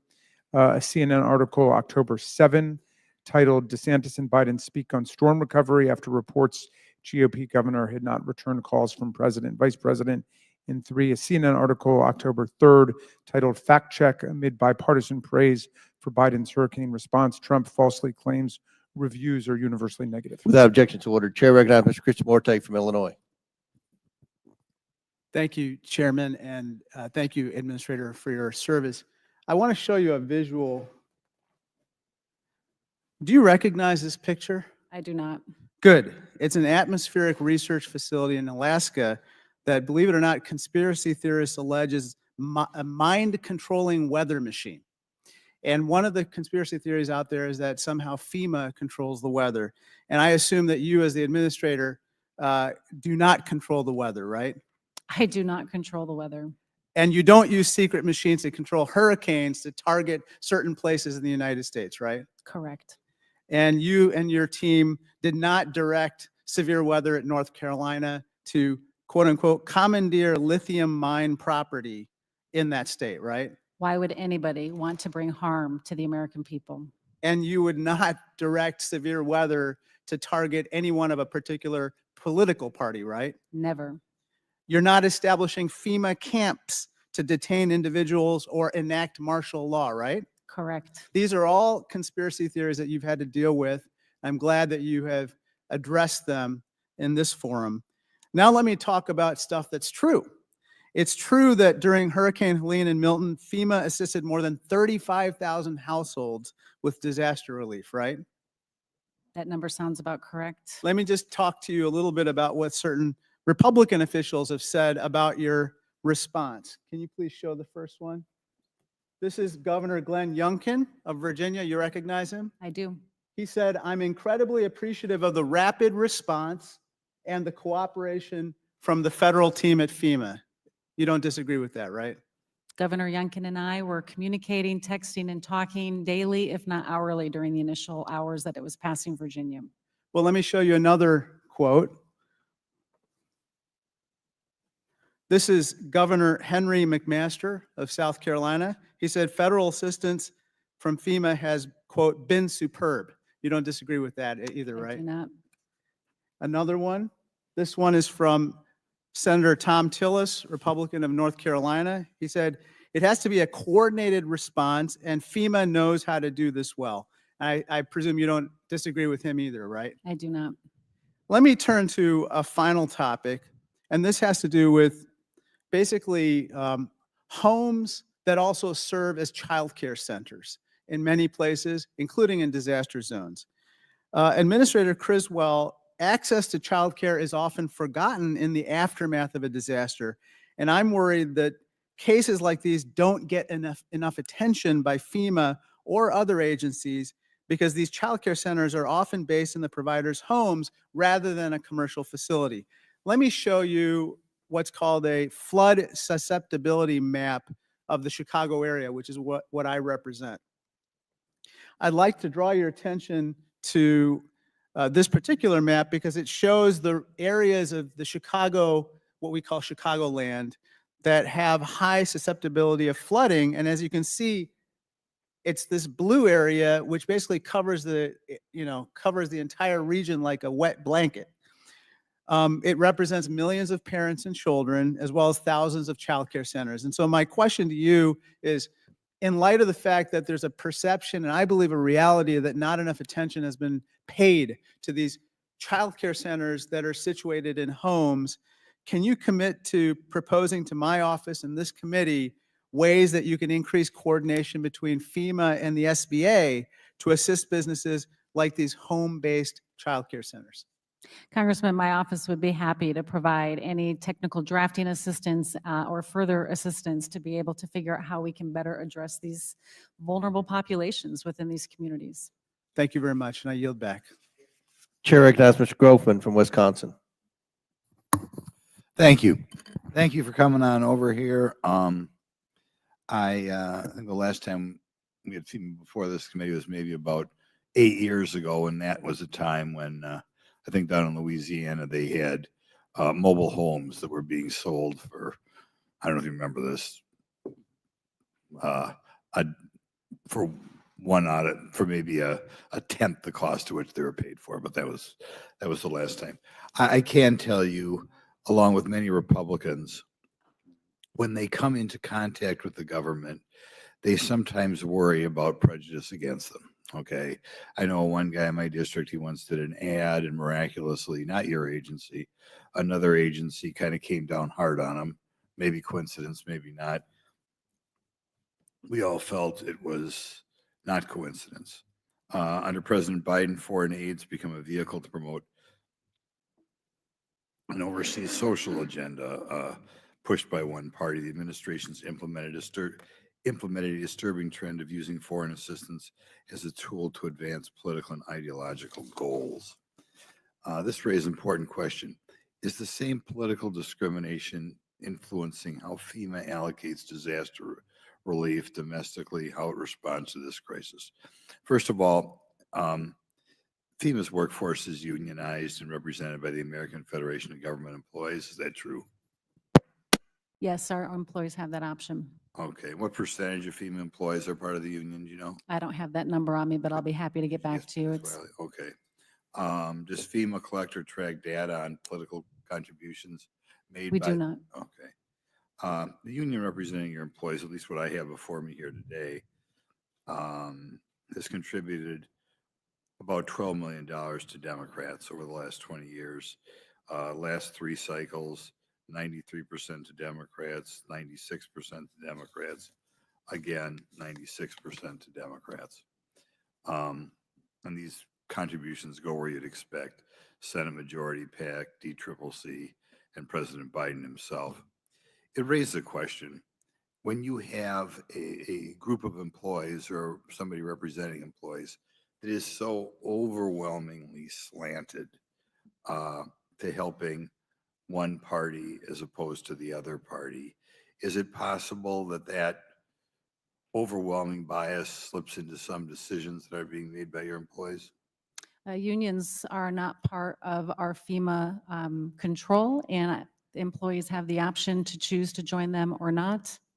Right. I mean, the people who run the unions, though, and who are presumably elected by your employees, want to push contributions overwhelmingly to one group. I assume they communicate with your employees.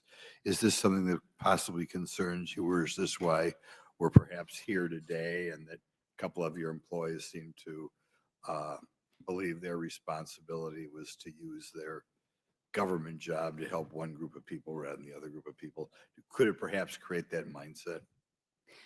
Congressman, it is just unacceptable that any FEMA employee would tell any part of our organization to not support an individual that was impacted by a disaster because of a political yard sign. Right. I'm just going to say, political. You see what I'm saying? But, if you one thing, if it's 50-50, but when it's like 95% to one party, 96% to one party, does that create an environment perhaps of a dislike or even hatred of the political party that they're not giving money to?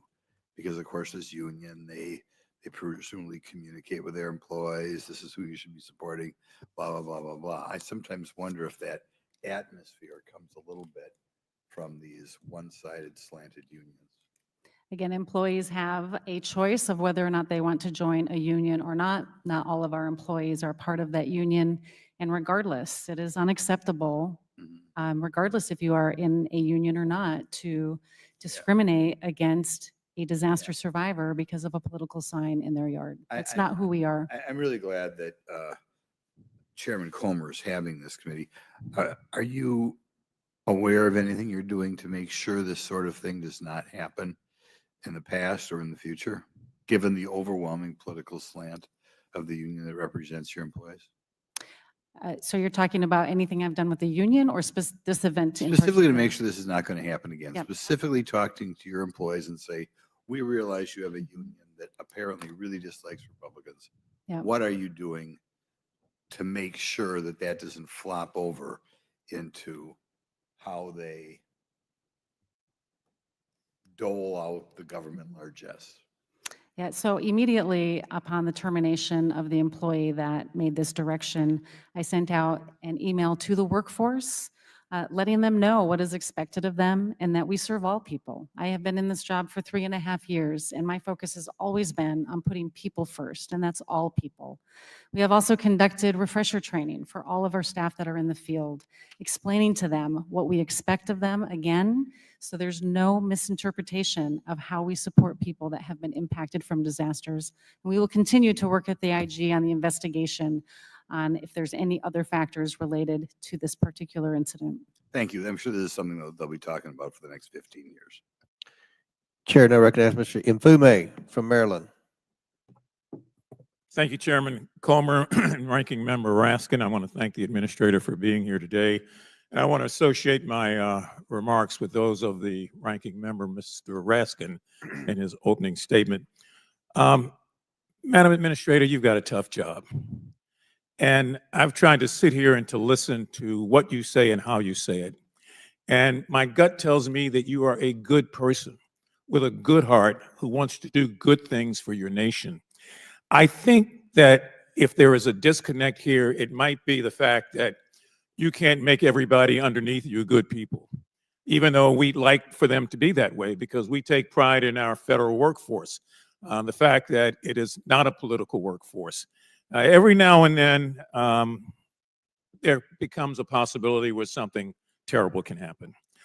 And we all know that 2024 has been a trying year for various agencies throughout the government dedicated like yours to protecting and providing for Americans of all walks of life. Your agency has done a good job in providing resources, at least what you have, I might add that, in very difficult situations in a number of different communities. That conclusion is not mine alone.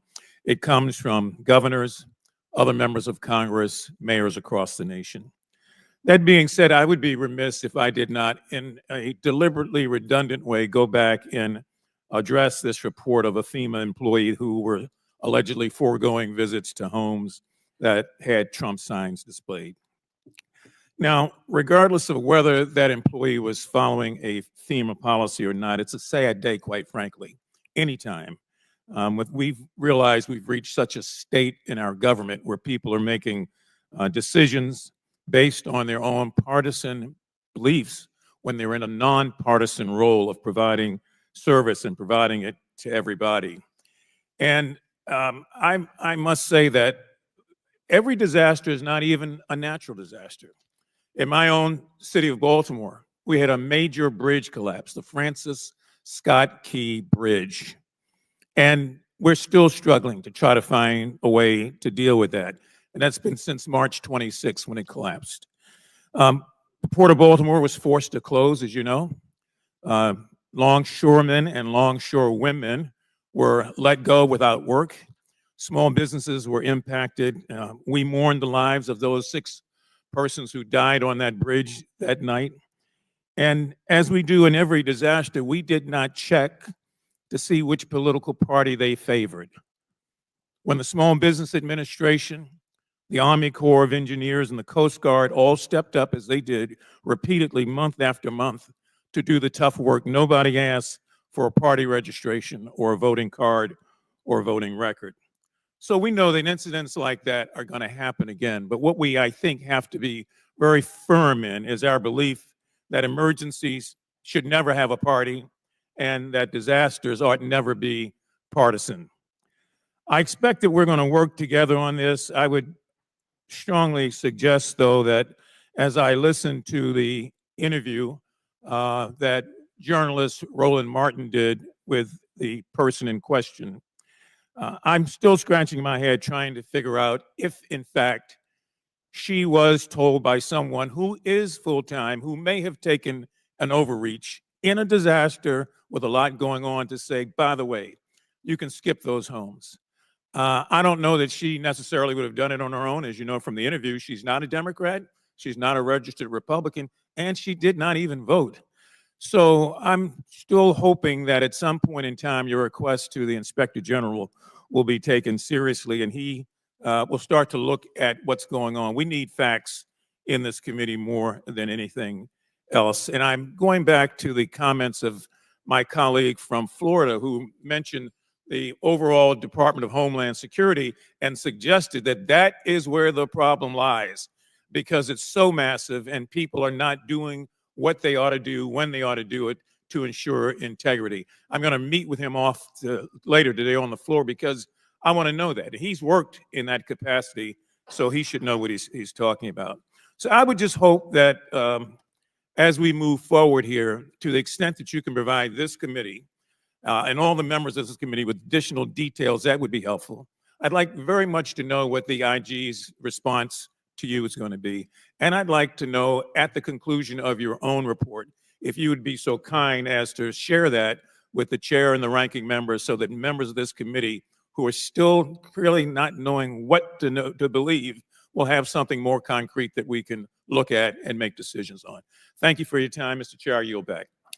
Chair now recognizes Mr. Cloud from Texas. Thank you, Chair, and thank you, Administrator, for being here. The chair had asked, how long does it take to recover from these? And I represent a district that was devastated by Harvey. It was just a few months ago that we were still at a press conference at a ribbon cutting for something, a project that we had worked with FEMA to help bring recovery to.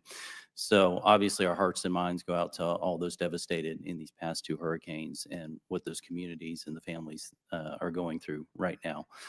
I wanted to ask you about Representative Donalds mentioned that Ms. Washington says that she thinks this isn't an isolated incident.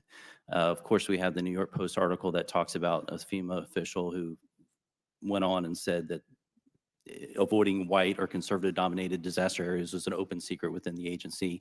You state that there's nothing in the policy that, you know, and I will say I've been in enough of these, and that's the expected answer from any administrator. Of course, it's not in the policy. It's from our standpoint, it's not the policy that we're concerned with. It's not in the policy for the IRS to target conservatives. It's not in the policy for NIH to fund gain of function research. It's not in DHS policy for them to release foreign terrorists into our land, but they are. It's not policy of the FBI to target school teachers or people of faith, but all this is happening. And the common response is, well, it's not in the policy manual. Well, we're concerned about the culture. And I do not think that it's in a stated policy or in the culture to specifically say, you know, skip over Trump signs, but I am concerned about if there's not a proactive response to make sure that that isn't clear within the culture, that that kind of attitude should not be accepted at all. And I will point to this. FEMA's current strategic plan lists 3 goals. The first goal is to instill equity. We know that these DEI initiatives have had a discriminatory aspect in it. We've seen a lot of companies now having embraced it out of altruistic means, but understanding that what they do is they ask us to discriminate proactively. One of the things it mentions is this plan lists racial minorities, even religious minorities, as individuals who should be the beneficiaries of equity. So I would ask you, who's a religious majority, religious or a racial majority? Does FEMA make decisions about resources distributed according to these policies? Because this is in the strategic plan. And so whatever your case is on this, you're asking your employees to make distinguishment between individuals as opposed to just meeting a need. I tell people all the time in our office, we don't care who you are. We don't care what your voting record is. We don't care your background, your whatever. When you walk into our office, as many offices here, even across the aisle, we're here to help and to help get your case through. I think that should be the very clear standing of FEMA. And I would encourage you to revise your strategic plan and rid it of all the DEI. We'll be addressing this actually in a markup, I think tomorrow. But if you could do that, I think that would go a far way to making sure we have a proactive culture to where it's very clear so these isolated incidences don't pop up. Because what we didn't see in that text thread was any pushback on that either. And that should have been clear, like, no, we're not about that. That's not what FEMA's about. And I would encourage you to do that. I did want to ask about a couple things because sometimes I've noticed, and I don't think this is the intent, having, had my own experience with FEMA, but sometimes it seems that the process gets in the way of the people. And I would point in our own district, most of our districts rural. Sometimes you'd have a grant for $500,000 for a rural community. They're having to go through the same sort of process that in a large metroplex, somebody with a $20 million project is going through. Very often it was point of contacts were very difficult. I know one place that had 7 site visits. It was a different team every time. They had to start the process over and over again because staff kept changing and these sorts of things. I was talking to someone even yesterday, and I've had a number of conversations with someone who's on the ground in North Carolina trying to help. And they listed a couple instances where you have people come out in the community, they put some resources together, they're trying to respond while FEMA's getting there and other resources, agencies are getting there. And FEMA would go in and they would, for example, be hosted in a place. FEMA would come out and rent out the place from underneath the people who are already doing recovery work. And they would confiscate the resources that were in that place and basically take over and kick the people out. There was this one group that basically were hiding their resources now because that had happened to them 3 times already. And so I would also caution you, there's other instances too where you have people trying to go and rescue and do recovery of their family, of their friends, of their neighborhoods who they know are trapped on a mountain, for example. And FEMA workers would stop them and prohibit them from going in to rescue them. And so again, in the aspect of guiding a culture, could you speak to what you are doing to ensure, in a sense, that you don't have, you mentioned some of them are temporary employees, that you don't have people who have this new found authority who are actually prohibiting the work because it doesn't fit within their scope, and that we're making sure we put people before processes? Chairman, I know we're over. Do I have time to answer? Can you, Make it quick? yeah, make it quick? My apologies. I've had a lot of experience with FEMA. So. Yeah, Congressman, I mean, first, I just want to address that the equity as a foundation of emergency management is part of my strategic plan, because I think it will also address some of your concerns, because I share your concerns. And when I was a local emergency manager, both in Colorado, but as well as in New York City, what I have experienced is the barriers that people have, good working people have, in trying to access the assistance that's available to them. And when I came into this position, my goal was to try to remove those barriers and make sure that everybody had access. That's the foundation of why we put equity in there. It wasn't a DEI initiative. It was about making sure all people can access Religious the programs. minorities, distinguishing between religious minorities There's a and majorities. definition as in the executive order that is listed in there because that is the executive order. But our view on equity is making sure that Why would you we even have ask? consistent and fair treatment of all people and making sure that nobody is left behind. That has been our goal, and we have made transformational changes in our own policies and our regulations to help assist more people. And we've been able to provide more aid in the last 3 years because of these changes, because we focused on making sure that I'm there gonna- were no barriers. I'm that we going haven't to, before. gentleman's time gone way over. Chair now recognizes Ms. Ocasio-Cortez from New York. Thank you so much, Mr. Chairman. I think some of the points made earlier today, that disaster response and relief is historically and continues to be genuinely an area of bipartisan work. And my hope is that we can continue to protect these programs. In fact, one of the things that was brought up earlier, Administrator Criswell, was the National Flood Insurance Program, the NFIP. I'd previously served several terms on the Financial Services Committee, which also has jurisdiction over the authorizations around the National Flood Insurance Program. And a lot of people don't know that the maps for the NFIP and what is considered a flood zone or not are tied to flood maps from before the federal government even acknowledged that climate change is real. And so we are allocating flood insurance from before these areas became flood zones that are now flood zones. And so historically, there's been a great deal of Republican resistance to updating these maps. My hope is that we can do that now. But I wanted to move a little bit into your work and what we're seeing now in the current information environment, especially after a disaster. Administrator Criswell, recently in North Carolina and with these storms and hurricanes that have hit this year, there have been very large scale moments of disinformation regarding FEMA, correct? Yes, ma'am. One of those that I've just seen is this idea that, and I'm going to ask you if this is true or not, and I apologize that I even have to ask you some of these things, but I think it's important for the American people to see in a setting like this, where we have to swear to tell the truth, that we see officially on the record that these things are not true. The first being that the suggestion that FEMA assistance was only a $750 loan that would have to be paid back, and if not, FEMA would seize the homes of everyday people who may not be able to make that back in such a catastrophic moment. Is that correct? That is completely inaccurate. Completely false, correct? But was it in your assessment, and did you see lots of people believing this on the ground or in the field? I was on the ground for over 3 weeks in North Carolina, and I did hear from people on the ground asking me, is this real or is this not real? Another one that I also saw very widely circulated, that FEMA did not have enough money to provide relief services because that allocation of funds went to either undocumented immigrants, aid to Ukraine, or even aid to the Israeli government.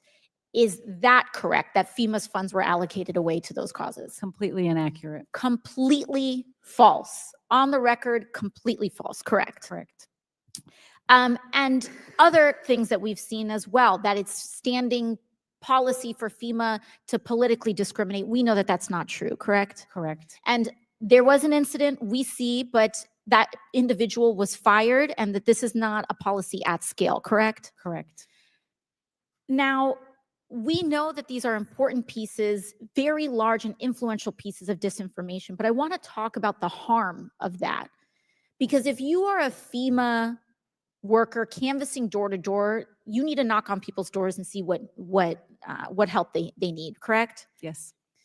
Now, I know as someone who's a target of large amounts of misinformation and disinformation, people will sometimes, and I genuinely want to separate this from a partisan accusation, but it is very important to say that if someone thinks that a FEMA official is coming to their house to take their house away, that's a situation that could be escalatory or potentially become violent over something that's not true, correct? Correct. I mean, I've had people that have come to me in an escalatory way because they've believed something about me on the internet that was completely false. And that's just me, let alone an anonymous FEMA official who does not have the same level of resources to be able to combat that kind of misinformation. And then on top of that, when people do believe these kinds of things, what is the harm to the communities that then get convinced of these mistruths? I think, Congresswoman, one of the best stories that I can share with you was when I was in Chimney Rock, North Carolina, and I was talking to the leadership there. And Chimney Rock is the area where there were accusations that there were physical threats to our FEMA staff, where we temporarily moved all of our staff into fixed locations. When I talked to that leadership team there, they said, this is not who we are. This is looking bad on my community. Tourists may not want to come visit my community, but let alone we need your help. The people in this community need to register for assistance. And now we have to make sure that they understand that the government is there to help them and encourage them to apply for assistance so they can start their road to recovery. I think that is a really good example of how it not just impacts an individual, but impacts an entire community and their reputation and who they believe they are, and now who the public writ large thinks they are. Got it. Thank you very much. Gentlelady's time's expired. They have called votes. They called votes about 10 minutes ago, but we're going to have one more questioner and then we'll recess for votes, but Chair now recognizes for the last question before recess, the gentleman from Alabama, Mr. Palmer. Thank you, Mr. Chairman. This hearing has been all over the place, from climate change to politics to somewhat on the issue at hand. And I want to ask you, Administrator Criswell, has FEMA made any attempt to identify the people discriminated against because of their support for President Trump? The actions of this individual were unacceptable, and that's not what I and we asked. do not have any evidence at this point that shows that this was a larger issue, but there are No, ma'am, ongoing ma'am, investigations. I've only got a few minutes. No, ma'am. I'm asking, there were clearly people who were passed over. Correct. Okay. Have you made any attempt to identify those people? Oh, those people that were passed over? Yes, ma'am. We sent another team in there, and they have made contact with everybody in that community. So what is FEMA prepared to do to meet the needs of those people who were discriminated against? If they were if they registered for assistance or needed assistance, they are now in the system and will get whatever they are eligible for. Okay. And those are people who have applied that notified you that they were passed over, or did you discover them by other means? When we looked at the records from this employee's team and found the homes that were skipped, we sent a team in there to contact all of those homes. I can't tell you if they all applied for assistance. I don't know that they all needed assistance, but we at least gave them the opportunity. Okay, thank you. This is not the first time, though, that FEMA's had an issue with discrimination, because for years FEMA discriminated against houses of worship. It wasn't until a lawsuit was brought by 3 churches in Texas and 2 synagogues in Florida that this stopped. Are you aware of that? I am not familiar with the lawsuit that you're mentioning. Are you aware that that FEMA has had an issue with interacting with religious groups and I am not. churches? I think it's an unfortunate part of FEMA's history.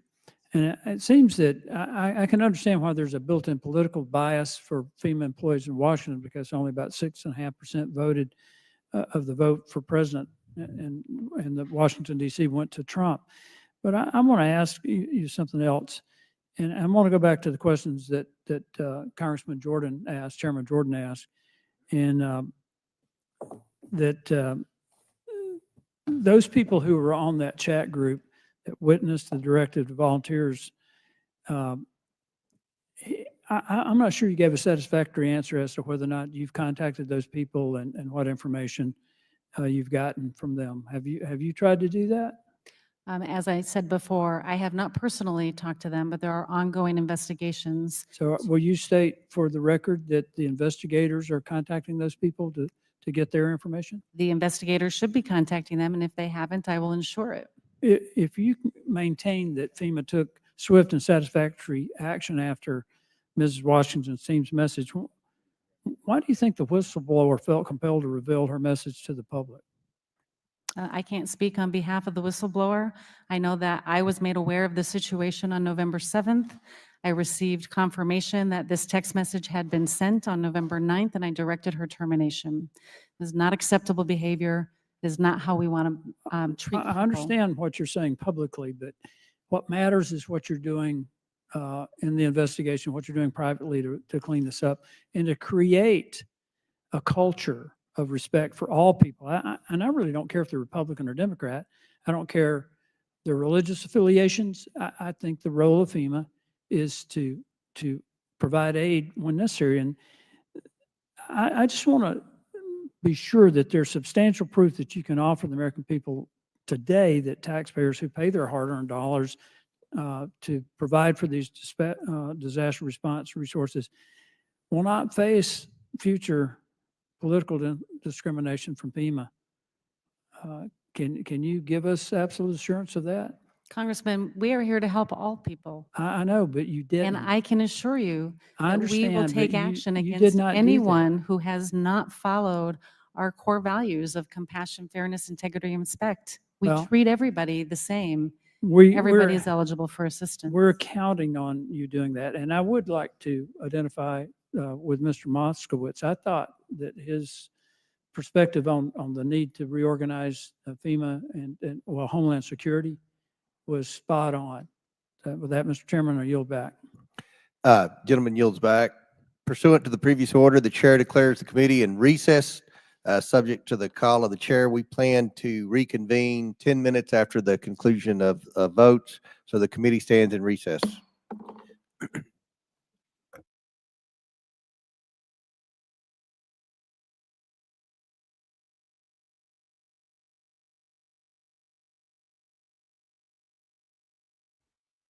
Still in recess. Yes, they are in recess.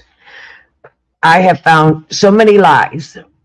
As of Monday, President Biden asked Congress for another $98 billion in emergency funds for FEMA. Just Monday. Just Monday. Yeah, he's definitely on a sabotage mission. He's destroying everything. Just Monday. So she lied there. She lied there. There is 3 different unions that I have found that the government employees can be part of.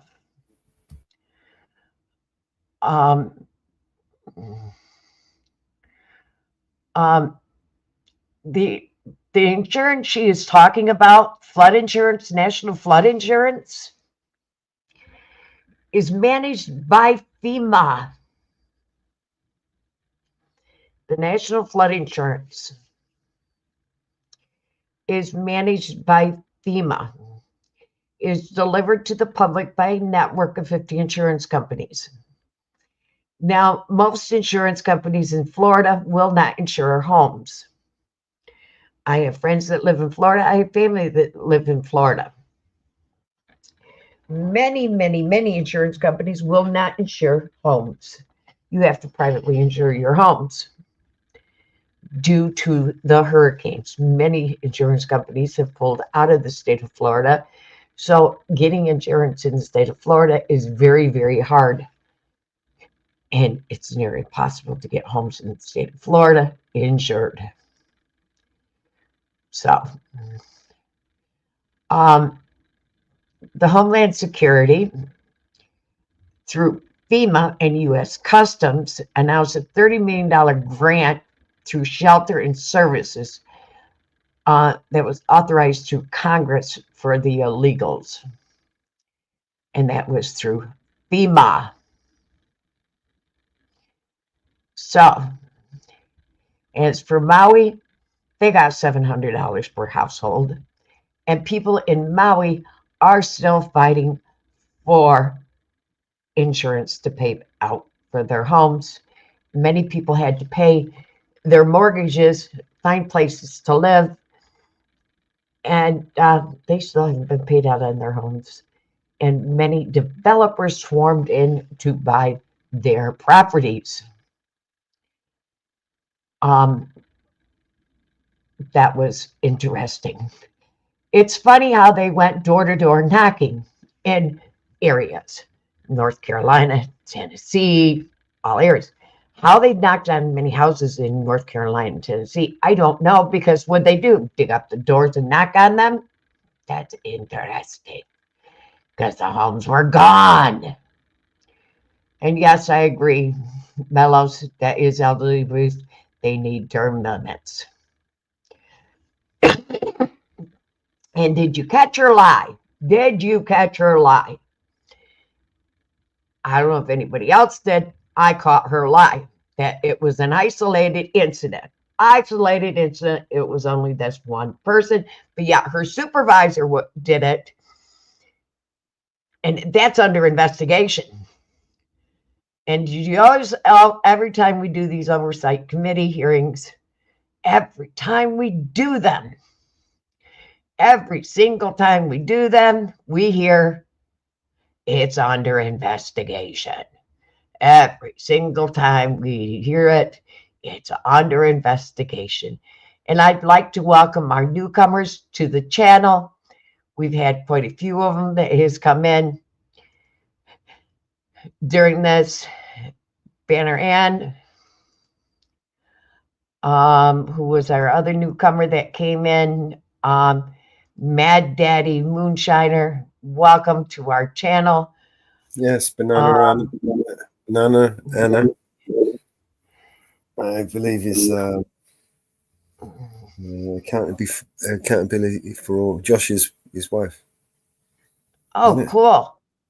I'm not sure. And Mad Daddy Moonshine came in. That is from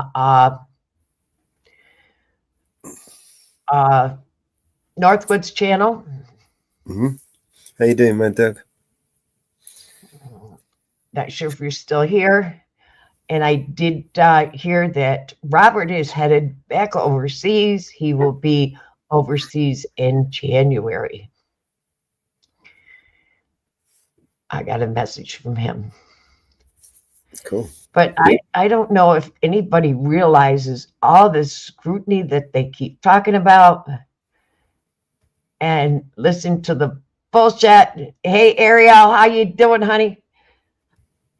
But you notice the bullshit that they keep talking about and how they keep bringing it. Oh, it's under investigation. It's under investigation. It's under investigation. It's under investigation. But it was an isolated incident until somebody brought it up, and then it's no longer an isolated incident. It's not an isolated incident. Okay, just out on the wires. Prosecutors in the Trump hush money case oppose dismissal, but are okay with pausing the case until he is no longer president of the United States. That is just out on the wire. So they are okay with pausing the case, but not dismissing the case. So that is out on the wire as of a couple hours ago while we were in the middle of this. Prosecutors are saying it is okay to postpone his sentencing until he is no longer president of the United States, but not dismiss it. So still waiting for what the grand jury is going to do, because that ruling has not came down. Trump can take back all those. Trump could take back all the boxes seized from Mar-a-Lago. That's unknown yet. Definite.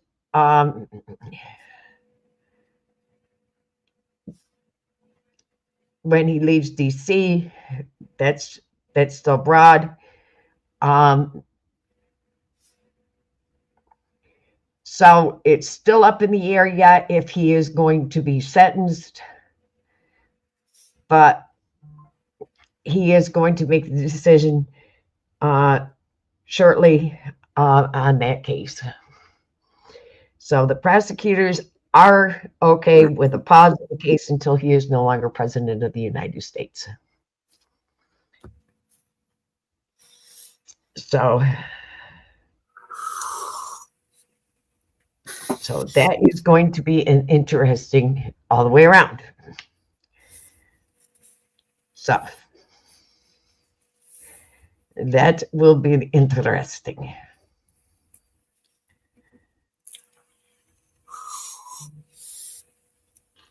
That will be interesting.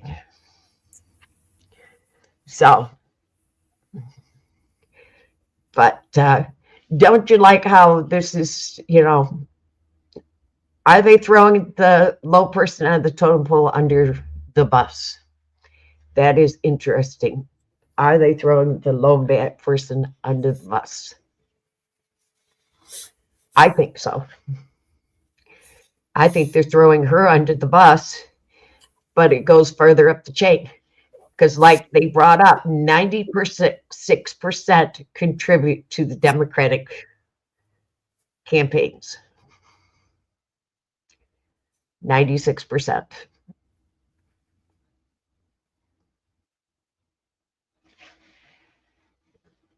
Of the union contribute to the Democratic parties in some form.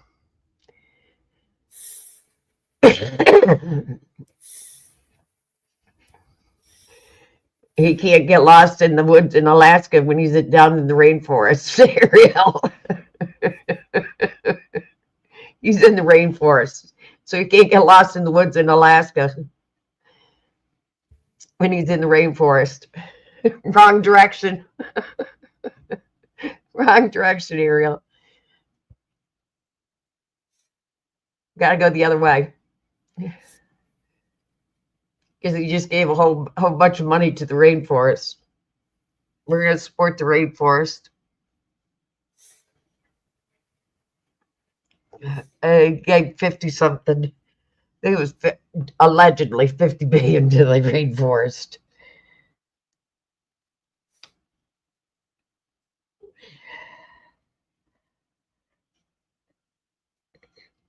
It's like studying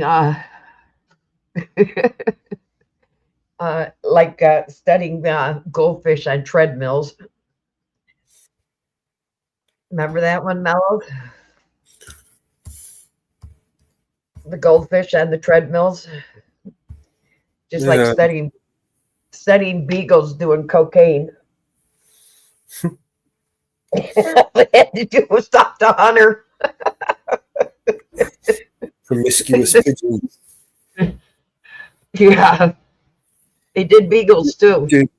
Do pigeons on cocaine breed more than pigeons not on cocaine? They spend $300,000 of taxpayers' money to find out. Stay tuned for the next episode. Well, they did it to beagles too. Yeah, well, get away with it the first time. Yeah, they did it to beagles. All they had to do was talk to Biden. Hunter.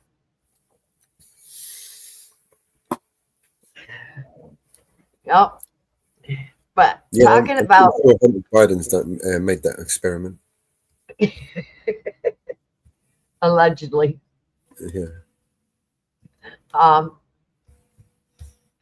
Talking about FEMA and Louisiana, they brought in all those campers and they were full of formaldehyde. But there is tons and tons of mobile homes. 2-bedroom, 1-bath mobile homes just sitting idle. They have taken one mobile home to North Carolina. We watched the video the other day on these mobile homes. They are not bad looking mobile homes. They are not bad mobile homes. They've got air conditioning, they got heat, they got a bathroom. They're nothing spectacular.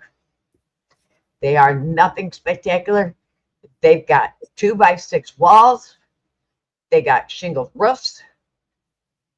They've got really nice doors. They've got nice windows. They have a couch. They have a table with 4 chairs.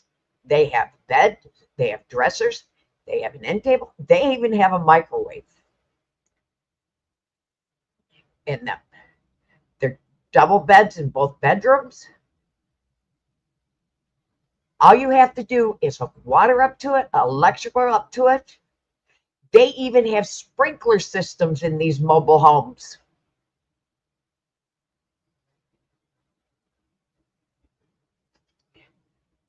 They are auctioning them off because FEMA is broke. You can buy them at auctions. Check around. FEMA trailers. People are buying them to put them on camps because they're so cheap. Instead of buying campers to put in camps, they are buying these mobile homes to put in their camps. The cabinets are not the highest quality, but hey, you can go to Habitat for Humanity and buy good cabinets. But they have everything their people need.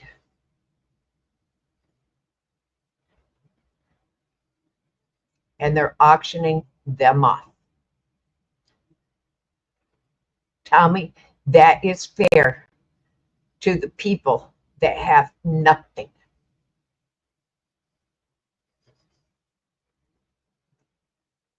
That is not fair to these people that have nothing.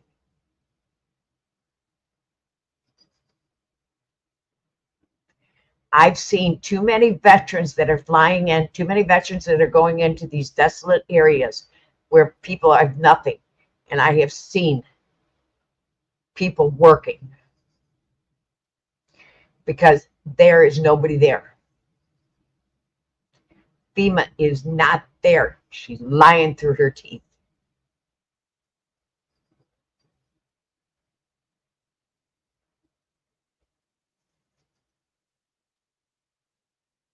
Too many people, too many truck drivers that I know that are in these areas hauling in equipment. I've had people from my hometown go down.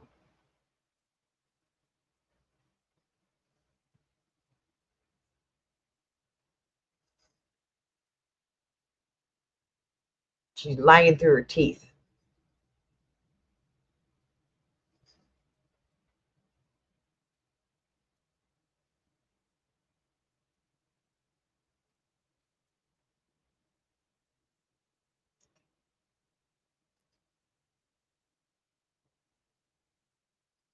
It makes me sick.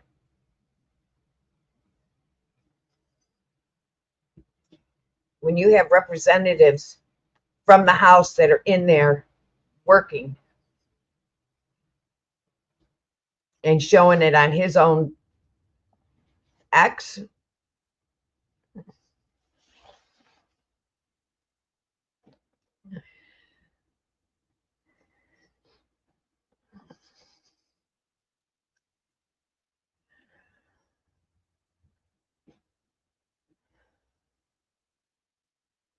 I have a problem.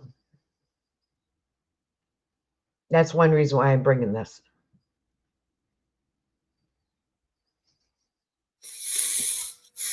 I'll call her out.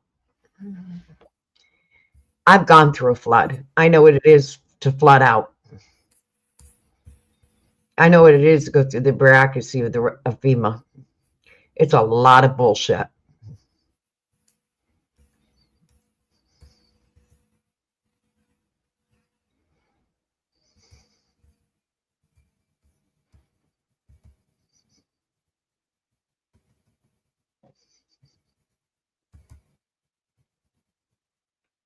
They didn't even pay for a third of my damage.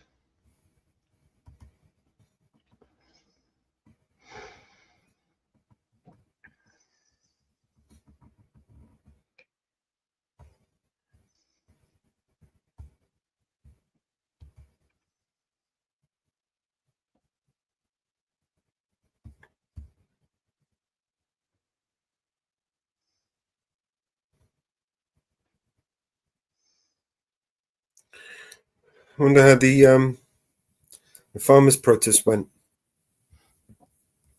Oh, last I seen, they had tractors right up to Big Ben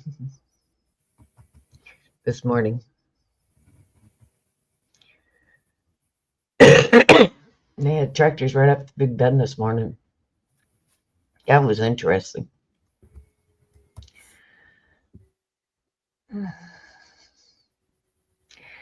That was interesting.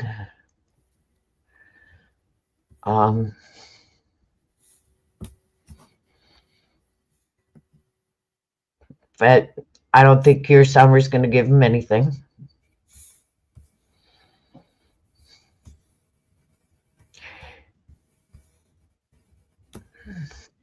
Oh, NATO attacks Russia and defies Trump. Yep. I was watching that earlier. So they decided to start World War III, by the way. It was nice knowing you all, and meeting you, some of you. Lovely while it lasted. Just thought I'd say that before they...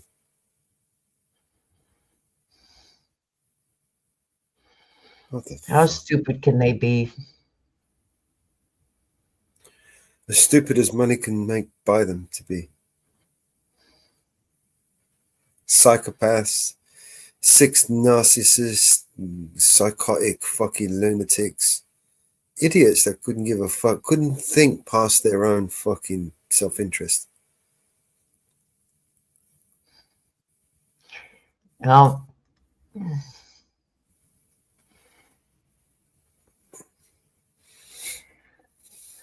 Biden really wants war before he goes out of office, doesn't he? It's his legacy.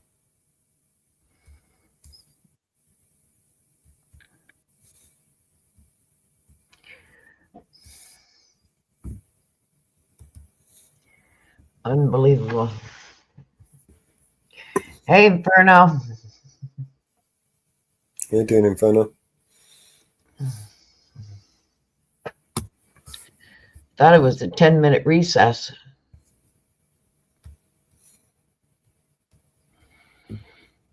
You thought you had a problem. What do you mean, Ariel?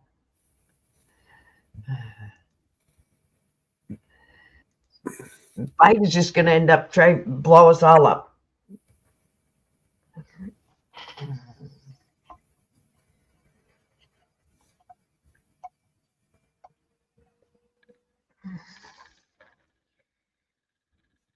He's going to try to take us all down.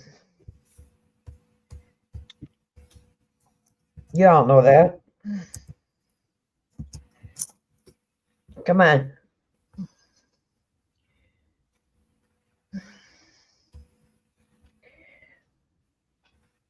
He's drained our wallets. Now he wants to take our land. Oh, okay. Yeah. Should we watch another video while we wait for this?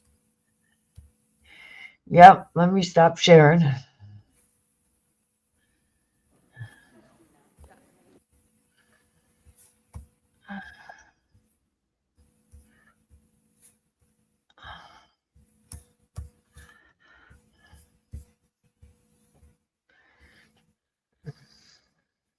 The Russians are reporting that Ukraine has now used these attacker ballistic missiles. More on that later.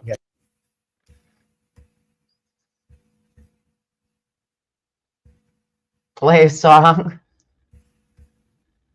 Looks like an escalation is coming. Okay. This morning, Ukraine fired U.S.-made missiles into Russia for the first time. That's according to officials in Moscow. The move comes just 2 days after President Biden gave Ukraine permission. And a major escalation on the 1,000th day of the war.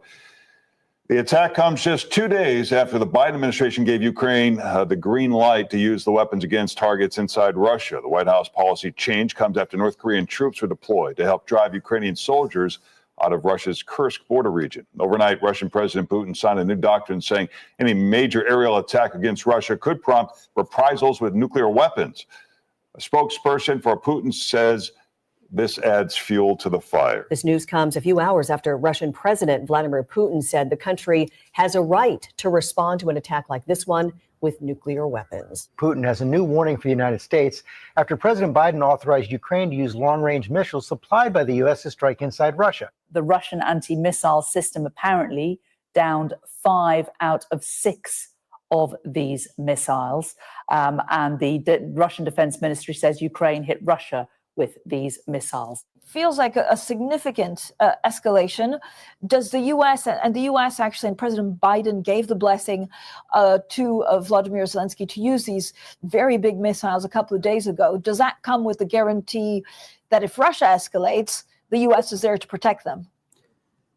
Well, I think that this is a slew of questions that we do not yet have the answers to, Francine. And just to recap some of the news that we just got in the last few minutes, because this all feels fairly significant, is what we got from Vladimir was signing into a decree allowing Russia to fire nuclear weapons in response to any kind of massive conventional attack on its soil. That would include drones, that would include presumably long-range missiles, that Russia would view aggression against itself or its allies by non-nuclear state backed by other nuclear powers as a joint attack. In summary, basically saying that if there was an attack on Russia by a member of a coalition that will be seen as an attack by sort of the full coalition, i.e., even if it's a non-nuclear power aided by a nuclear power, that would be seen as a joint attack. This is something that Putin has been talking about signing into as a decree since September. This is officially happening now. The fact that we knew that Ukraine were going to be able to use these missiles in a slightly different way, was certainly with a further reach. This perhaps comes as no surprise.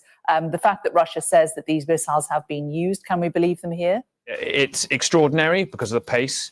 here. I'm not sure it's necessarily unexpected to some degree, because we have known that Ukraine have been in possession of ATACMS missiles like this to hit targets inside of occupied areas of Ukraine. And so in theory, I suppose the target list would have already been in their possession, and this simply being a matter of Kiev deciding that they wanted to use this new US permission. But it comes on the 1000th day of a war so full of unexpected moments here. And I think we are now going to have to see whether Ukraine steps forward and officially acknowledges that this indeed was an ATACMS missile launching this particular strike. Just in the last 48 hours, President Volodymyr Zelensky has sort of hedged that, generally saying, look, we're not going to necessarily announce this. Missiles will speak for themselves. Well, certainly that news has indeed emerged. What could Russia's response be? They have been unclear at this particular point, previously warning that if these missiles were fired by Ukraine, supplied as they are by the United States, that would essentially be NATO, the US and Europe joining the war, becoming a party to the conflict. Putin has not reiterated that himself since this, but indeed his foreign ministry made similar noises. So it's a key moment here, certainly. Vladimir Putin appearing to threaten to use nuclear weapons if Ukraine fires American-made missiles into Russia. The Kremlin saying the doctrine was updated in response to what it calls the new situation. The new Russian policy essentially authorizes the use of nuclear weapons in response to what it calls, quotes, critical threats of aggression using conventional weapons. Now remember, President Biden lifting restrictions on the ATACMS ballistic missiles, which are, of course, conventional weapons, essentially allowing them to be fired into Russia. Putin has made nuclear threats before that have proved to be hollow. A senior Ukrainian military source telling me this is blackmail, but also warning nuclear weapons are a Pandora's box that shouldn't be opened. This move likely aimed as much at President-elect Trump, who's promising to end the war when he takes office, but it'll make that all the harder. Несложно предположить географию ответа в случае, если короткий пресс-релиз Белого дома станет реальностью. Под угрозой без малого все европейские столицы. Если наши ракеты встанут в Калининграде, Берлин, Варшава, все Прибалты, Париж, Бухарест, Прага. Конечно, американские базы в Германии. Гармии Шпартенкирхен, казармы Патча, Шпангдалем, Рамштайн. Особое внимание Британии, нашему традиционному врагу, так как против нее будет работать значительная часть Северного флота. Под удар Вашингтон ставит не только Лондон, но и Манчестер, Бирмингем, крупнейшую военно-морскую базу Девонпорт, Клайд в Шотландии, где король хранит ядерные ракеты Трайдент, Портсмут и Чатамскую верфь в графстве Кент. Британия в самом уязвимом положении. В принципе, достаточно 3 ракет, и эта цивилизация рухнет. Just quickly, Russia's also threatened nuclear escalation. Are you comfortable with that when people at home are watching this, worrying that you could put us at risk? Well, it's very important. It's very important that we're steadfast in our support for Ukraine. Russia is the aggressor, Even and if Russia, it unleashes nuclear war? Russia has to be the one that makes the move to stop this war. It's within their gift, but we must support Ukraine. It's impacting not just Ukraine; it's impacting the rest of the world, including the UK. Is your message to viewers back home that there will not be a nuclear war, because that is what Russia is threatening? My message is that we need to ensure that Ukraine is put in the best possible position. This is 1,000 days of conflict, and there is a very high cost if Russian aggression is seen to pay off. A remarkable series of events, starting with President Biden with this major change in policy, allowing Ukraine to use these longer range missiles inside Russia. And then what we saw was Putin signing this declaration, revising the nuclear doctrine that you mentioned, that would it basically declared that a conventional attack on Russia by any nation supported by a nuclear power would be considered a joint attack. And then we see Ukraine using these long-range missiles.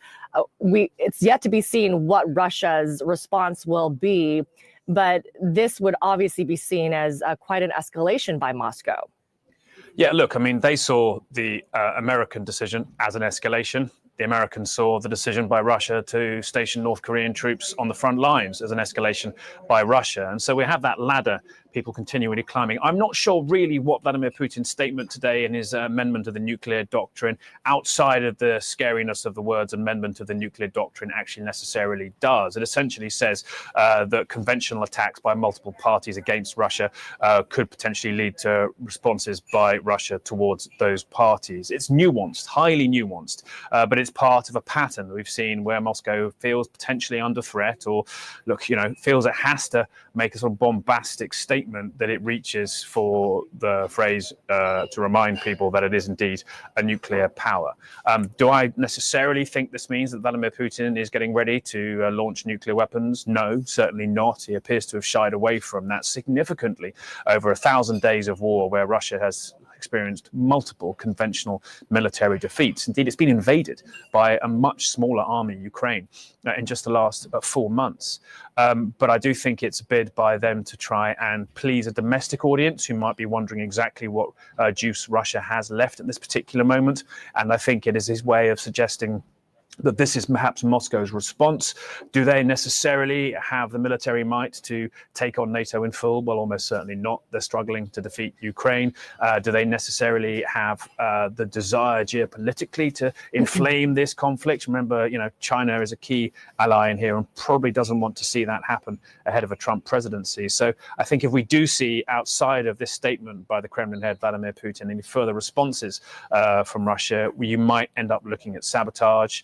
There have been many accusations that Russia's been behind exploding packages and courier depots. Indeed, we have reports from Lithuania and Germany that undersea internet cables towards Scandinavia have been damaged in the last 48, 72 hours. That's, I think, where we'll potentially see this exacerbate, but it'll be in no doubt here at all. We're into a very different part of the war here.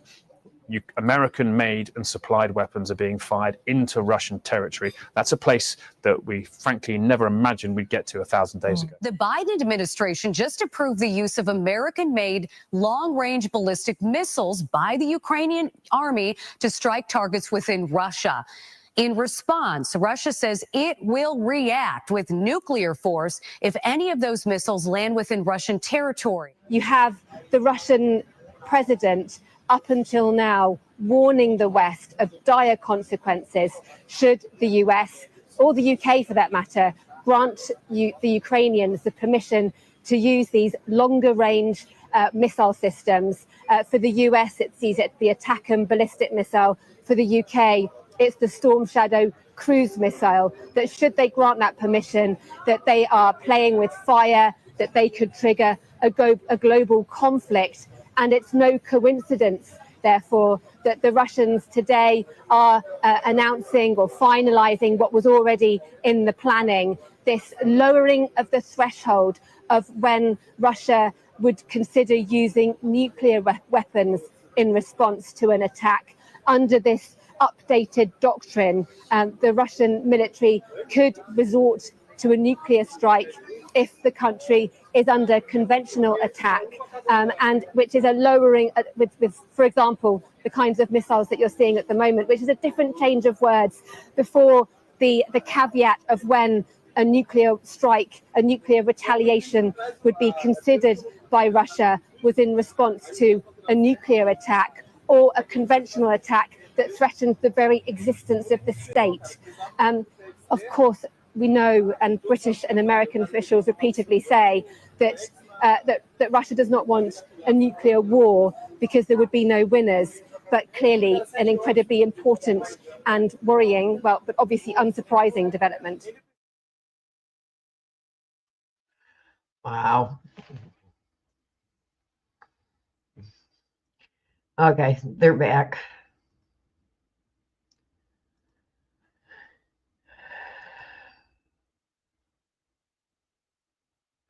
Bunch of bullshit. You want to rewind a little bit? It just started. I stopped it when it started.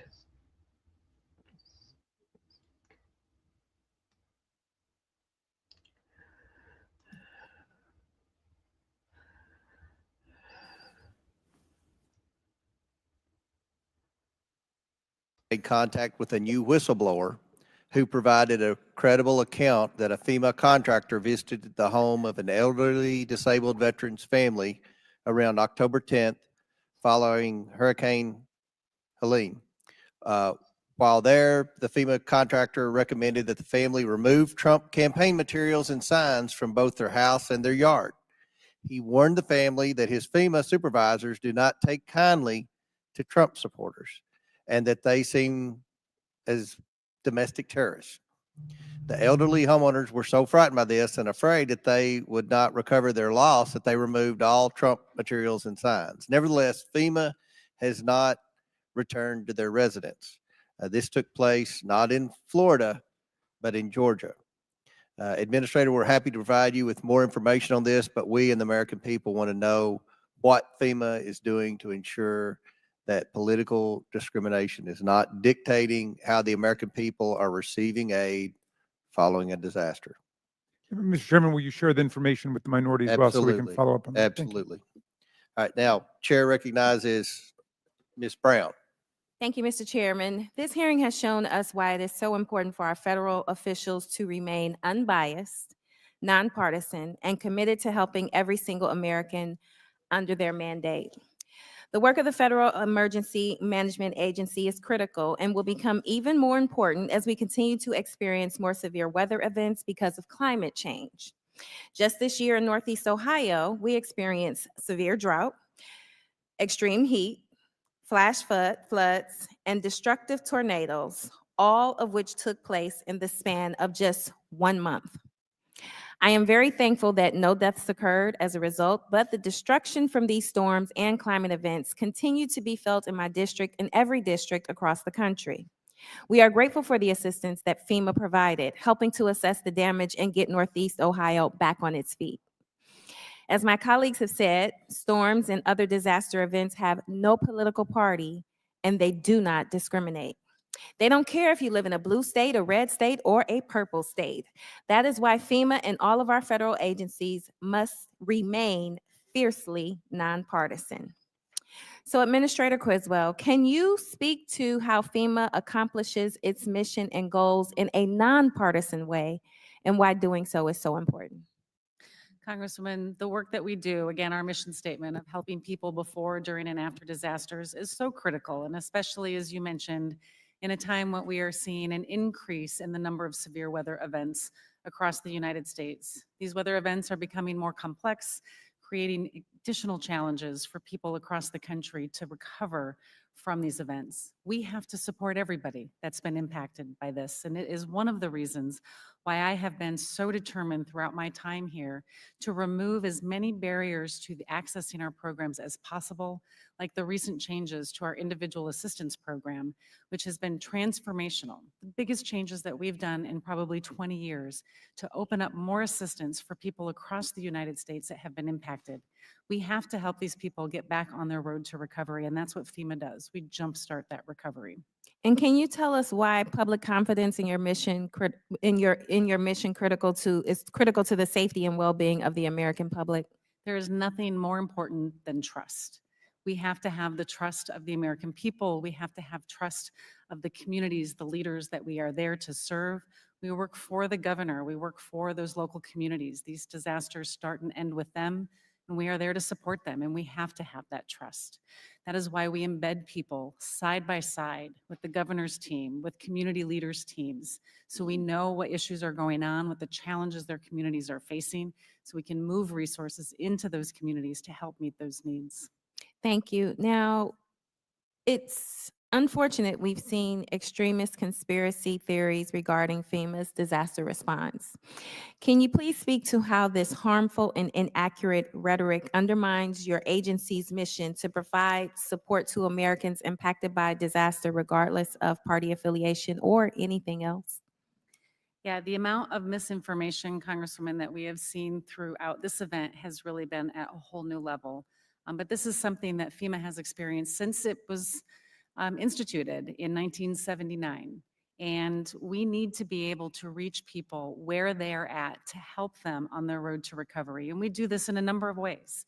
We can translate information into their native language. We can reach out to local faith-based organizations, trusted leaders in the community to help them reach out to people that have been impacted so they know that the information they're getting is accurate and that they can and should apply for assistance with FEMA.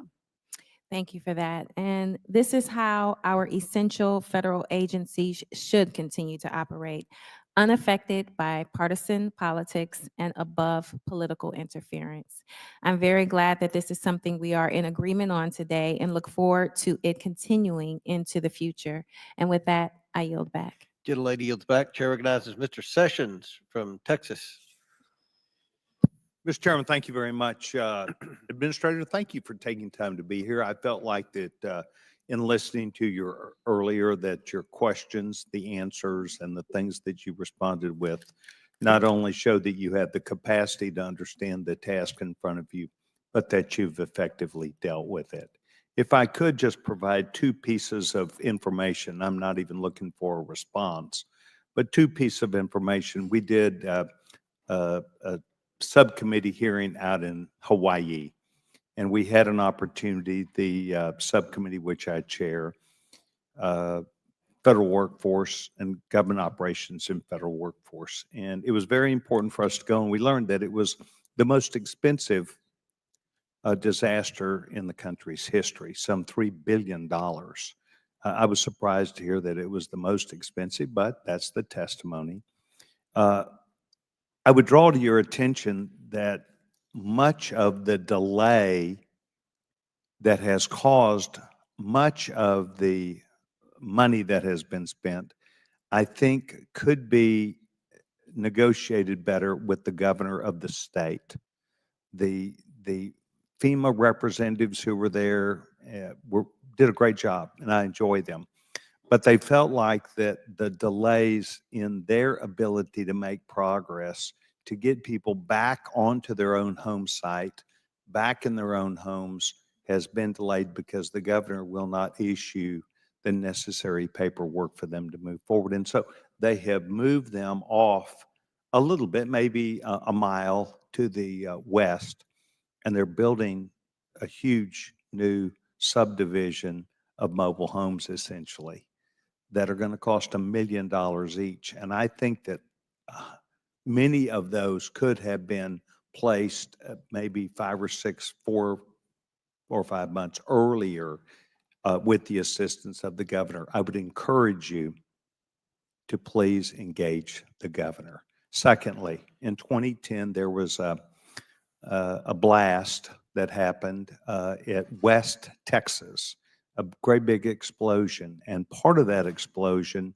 destroyed many of the schools. I think the elementary school, the junior high, and the high school. We are still now 14 years off that, and there is a disagreement about the aggregated money that was spent, and FEMA still believes that West Texas, West Independent School District, still owes back a great deal of money. And my staff got it deeply engaged. About a 5-hour Zoom call occurred, and at that, I think that there could have been more transparency on behalf of the federal government, because there were dollars that were lumped into aggregate areas that we could not tell what was in there. And I don't think it was a perfect match. It was apples on one side and oranges on another. And the city of West, including the school district, put things that they paid for instance, some athletic fields and some other things which were not broken out and which may have been an assumption that somebody else was paying for things. My point is saying this, you haven't personally looked at this, and I have not either, but I'm going to. And I'd like to, when I contact your regional coordinator there, I'd like to advise him that I told you that I think more transparency will be necessary so that we can effectively put this to bed. And I would like to ask that you somehow give some signal or notice. Let's get transparency. Let's resolve this. 14 years is too long. We do appreciate FEMA. We do appreciate the work they've done. And I'm proud of your work as the administrator. Mr. Chairman, I yield back my time. Gentleman yields back. Chair recognizes Ms. Lee from Pennsylvania. Thank you, Mr. Chair. And I would also like to thank Administrator Criswell for being here with us today on a very long day, obviously. But let's be real, what FEMA does has never been more critical, because right now, climate change has completely flipped the script. Storms like Milton and Helene hitting landlocked states, that was unthinkable not too long ago. But now we've got places like Asheville, North Carolina, 2,000 feet above sea level and hundreds of miles from the coast, getting wrecked by hurricanes and extreme weather. So Administrator Criswell, as we're seeing more frequent and intense storms, what new challenges are you seeing emerge for your agency?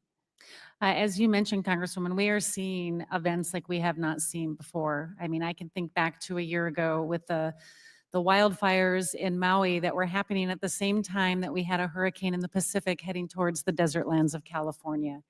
The types of events and severe weather events that we are seeing are a scale that we have not seen previously. I mean, as an example, 117-ish disasters last year, and we have over 170 already declared this year. The challenges we face is making sure as we are rebuilding these communities that we do so in a way that makes them stronger against future storms, and not just the risks that they faced in the past, but the risks that they will face in the future. Rebuilding them, you haven't rebuilt nothing in climate Maui. change worsens, then would you say that your agency is going to need more resources or fewer resources?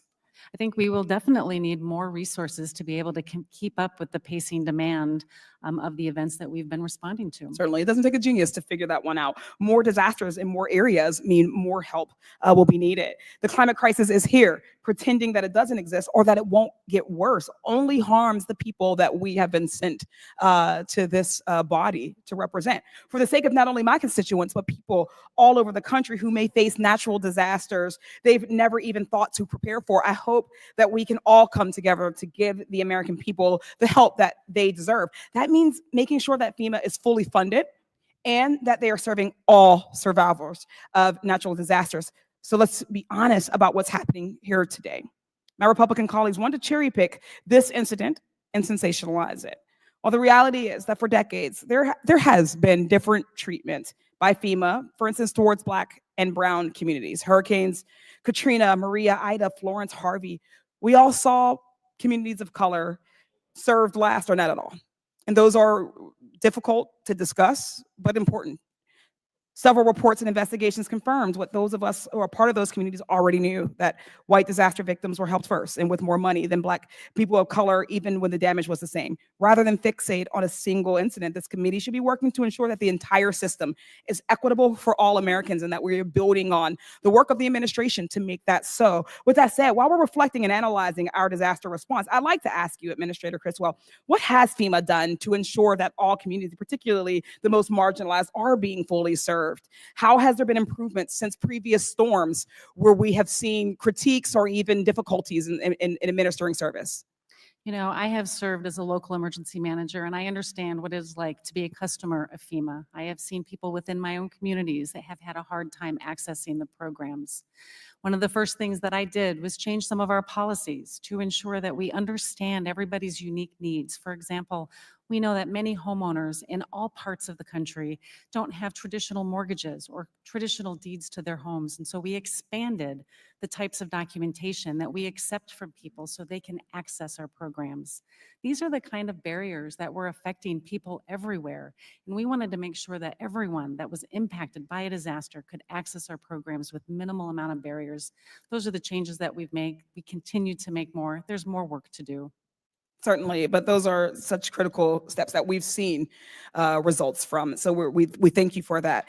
I don't think it can be stressed enough how important FEMA is going to be in the years to come. The climate crisis means recognizing that we're about to see weather events we've just never expected. Hurricanes ravaging inland communities, uncontrollable wildfires, as you've mentioned, across more areas of the country, uncontrollable tornadoes, floods, severe storms that are upending lives. Every dollar not invested in FEMA now is just going to burn us in the years to come. When communities are level, it costs more money to fix. We have no choice but to invest if we don't want to see communities completely erased after climate catastrophes. I agree with my colleagues across the aisle that partisanship has no place in distributing government services and aid, neither does race or socioeconomic status. That being said, as more and more of our constituents are affected by increasing natural disasters, it's more important than ever that we maintain that same commitment to nonpartisan distribution of aid in the coming years. I thank you again for joining us and for your testimony today, and I yield back. Chair now recognizes Mr. Burchett from Tennessee. Thank you, Mr. Chairman. Ms. Criswell, there seems to be a huge discrepancy in federal cost share between different states. And if I had a map, I could show where there it is up there on there. Why is East Tennessee only granted 45 days of 100% federal cost share? Well, it seems like parts of North Carolina, as you can see, were granted 180 days of the 100% federal cost share. The cost share requests for each of the states were granted based on the governor's request. The governor. So when I go to Governor Bill Lee, he's going to tell me that was what he requested. That was the governor's initial request. He has since then requested an additional amount of time, and that's currently under review. Okay. We'd be very appreciative if you could help with that. Why is there a political border between Tennessee and North Carolina determining the federal cost share? Does that fall back on the governors, or is that something that you all do? I mean, it just seems like if you got a loss, you know, why should it stop at the border if obviously the devastation is in North Carolina and then the water came down through there and just wiped out parts of Tennessee as well? Presidential disaster declarations are based by statute on individual states, and then everything that goes with that to include cost share is based on the request from the governor as well as the overall capacity and needs of that state. Okay. When would the governor's review be finalized? We plan to have that review done in the next several weeks. Okay. If it's done in the next several weeks, won't that delay the cleanup by these companies? No, it should not delay it. This is only about a cost share. So the work to continue to remove debris or to stabilize critical infrastructure should and needs to continue. And then we will continue to reimburse states on the work that they have done. Okay. Is North Carolina eligible for 180 days of federal cost share due to the severity of the disaster? Or is it just that goes back just to the governor, what they were asking? In North Carolina's case, the governor did ask for 180 days, and based on the severity and magnitude of the disaster and the scale of the impacts across Western North Carolina, it was determined that that was an appropriate request. Okay. What documentation do you require to reimburse disaster victims for temporary shelter? For individuals themselves or for states that covered sheltering costs? Individuals. So if an individual has experienced costs related to evacuating their area, either pre-landfall or during a disaster, they are eligible for a number of different programs. They can get rental assistance, and that can be determined just by applying for FEMA additional assistance. But if they need continuing rental assistance, they will have to show receipts that they are continuing to pay for rent. Every case is going to be specific and unique to each individual, and we work with them on a case-by-case basis. The lady who been alluded to many times, I believe her name, the FEMA employee name was Marnie Washington, if I'm correct, who gave the order to discriminate against Trump supporters. Who was her supervisor? And was the supervisor disciplined, or was it just totally taken as a individual action? At this point, the unacceptable behavior of this FEMA crew lead, this individual person, has led to my direction to have her terminated. We are conducting ongoing investigations, and we will continue to provide any necessary disciplinary action as necessary. We have also engaged the Inspector General to assist us and provide their own independent investigation. Was this person's supervisor investigated as well? This is an ongoing investigation, and everybody that has been involved in that incident will be part of that investigation. When do you expect that to be finalized? Is there any way to tell? I think it's too early to tell an exact time frame, especially since we want to bring in the Inspector General to conduct their own investigation. Okay. What documents do illegal migrants need for shelter? I'm not an immigration agency. I would have to defer you to DHS. So they don't come to you all and say, when they apply for FEMA, they don't do that. Only legal citizens can get additional assistance from FEMA. There are a number of ways that they can do that, and it's all described in statute. Okay. Secretary Mayorkas uses authority under Title V of the 2024 Appropriations Bill to shift funds from the migrant program to disaster relief programs. How do you plan to restore the faith in FEMA after that occurred? Can you repeat that question, sir? Well, I'm going to run out of time, if that's all right, Mr. Chairman. As Secretary Mayorkas uses authority under Title V of the 2024 Appropriations Bill to shift funds from migrant programs to disaster relief programs. I'm not aware of any funding being shifted from migrant programs into disaster relief programs. Or disaster relief is a separate appropriation from Congress. Okay, for disaster relief to migrant, either way. There has been no money shifted from the disaster relief fund under this administration to support migrant programs. Okay, I've run out of time. Thank you. Liar. Chair recognizes Ms. Crockett. Thank you so much, Mr. Chairman, and thank you so much, Administrator, for being here. A couple of things that I want to try to run through as quickly as possible. Are you familiar with NOAA? NOAA, the National Oceanic Atmospheric Administration? Yes. Yes. And out of curiosity, you obviously knew what NOAA stood for. When we are trying to prepare for these disasters as they are impending, do you rely on information that you receive from them in getting prepared for a potential disaster? NOAA is a critical partner of FEMA's, whether it's through their National Hurricane Center to give us forecasts for where hurricanes and the strength of hurricanes are going to hit, or the National Water Center that helps us understand what the flooding impacts are going to be, or the Severe Weather Center that talks about tornado forecasts. All of this is important to make sure that, one, we can inform individuals that are in harm's way, but also help us prepare and pre-position our resources to support any immediate response needs. Thank you for that. So you'd agree with me that any administration that would decide that it wants to get rid of NOAA, that would probably make your job that much more difficult? Without the scientific data that we get from NOAA to help us make decisions and warn the public, it would make that job more difficult. Okay, I want to talk about money, and I want to talk about it a lot here in a minute. Listen, we had a vote that was right before these terrible hurricanes that we've been talking about, Milton and Helene, came in. And in that particular vote, we had an opportunity to decide how much funding was going to go to FEMA. And it is my understanding that on this committee, we had a few members that decided that they were not going to vote in support of that funding. I don't know how closely you follow, but we had a number of members who actually served not only on this committee, but they serve in states that have been mentioned, such as Tennessee, North Carolina, South Carolina, and Georgia. And right now, it is my understanding that we're having a hearing because there is a concern about a specific individual who potentially skipped, I think the total was 20 homes, correct?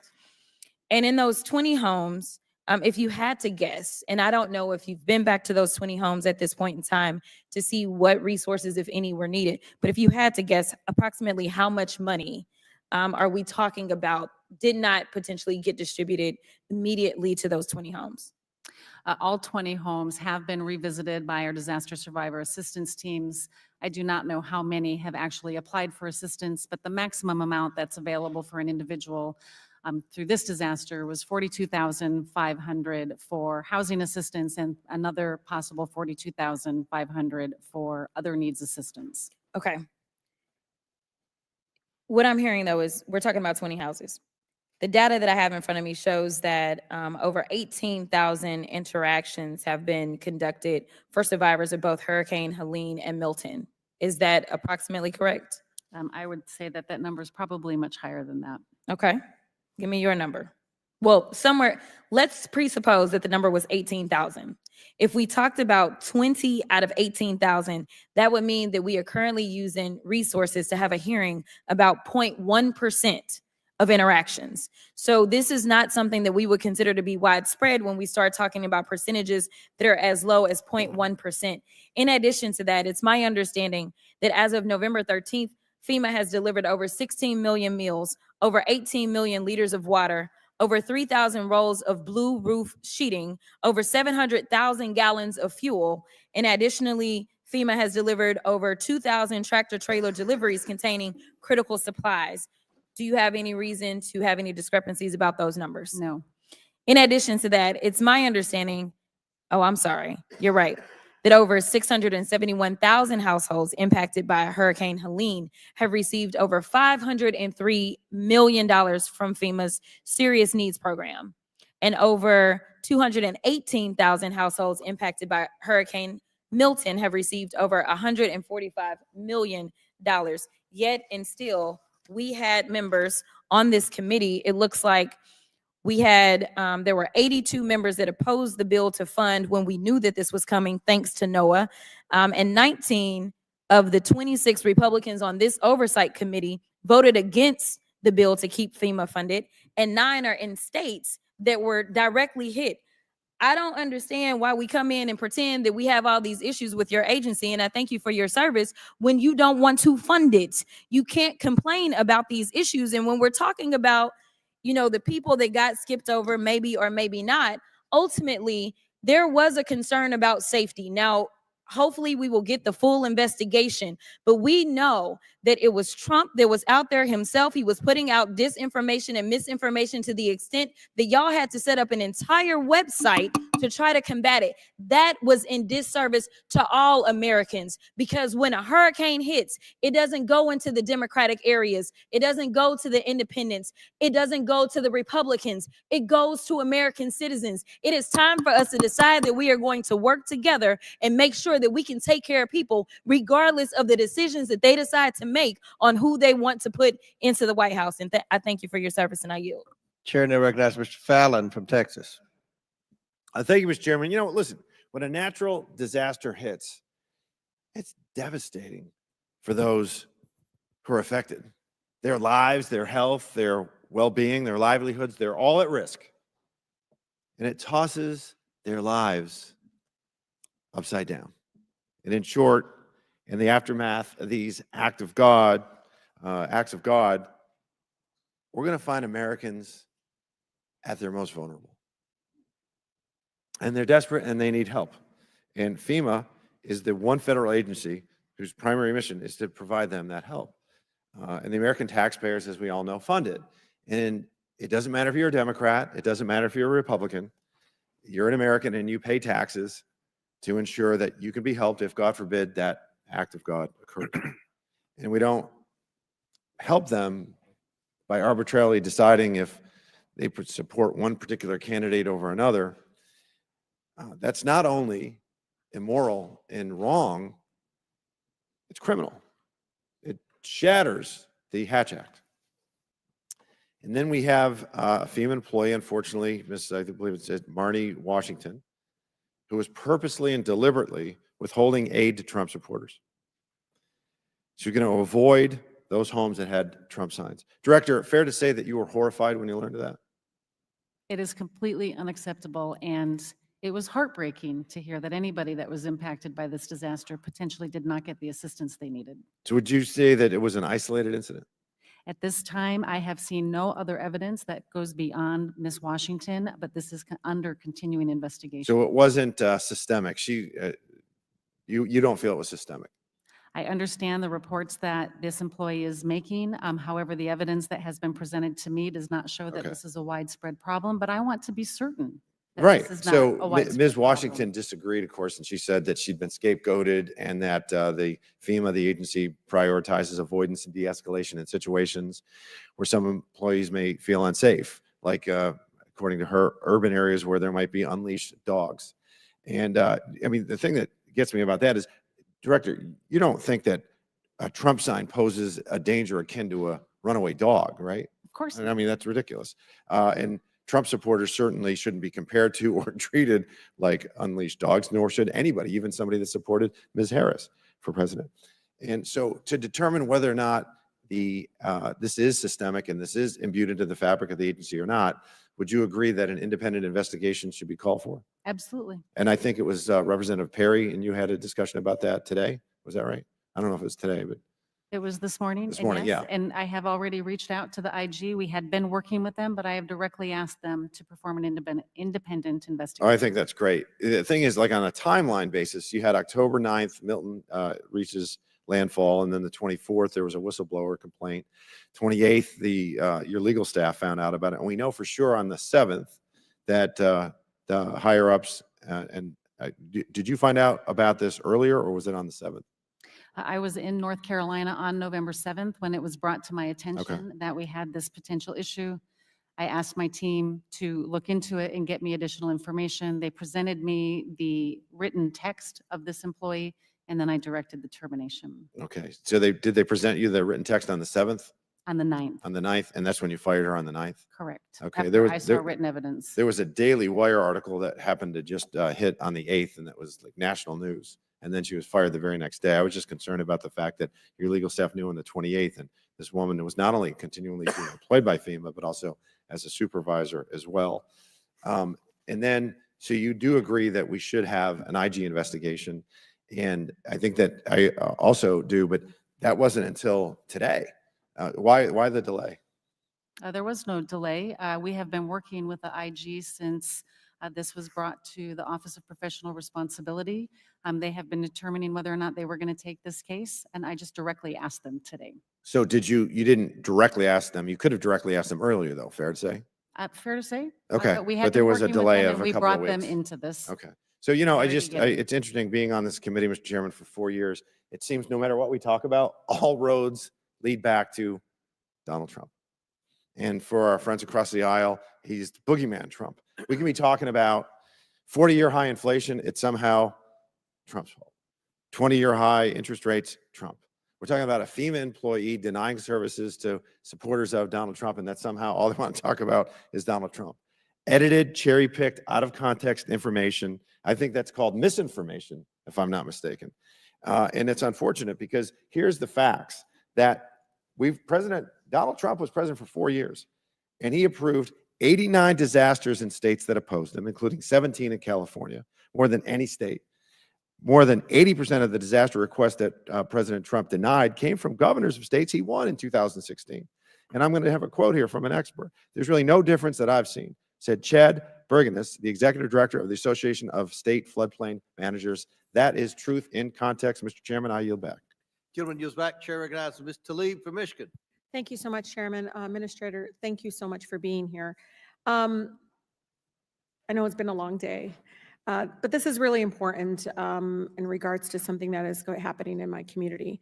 I know you probably know I'm from Michigan, and we've been hit hard the last 4 years as a result of storms and flooding. We had 2 declarations in the last 4 years for flooding. Many of my residents, still currently struggle with ongoing emotional toll, as well as the cost of flood damage, which they have yet to be able to recover to this day.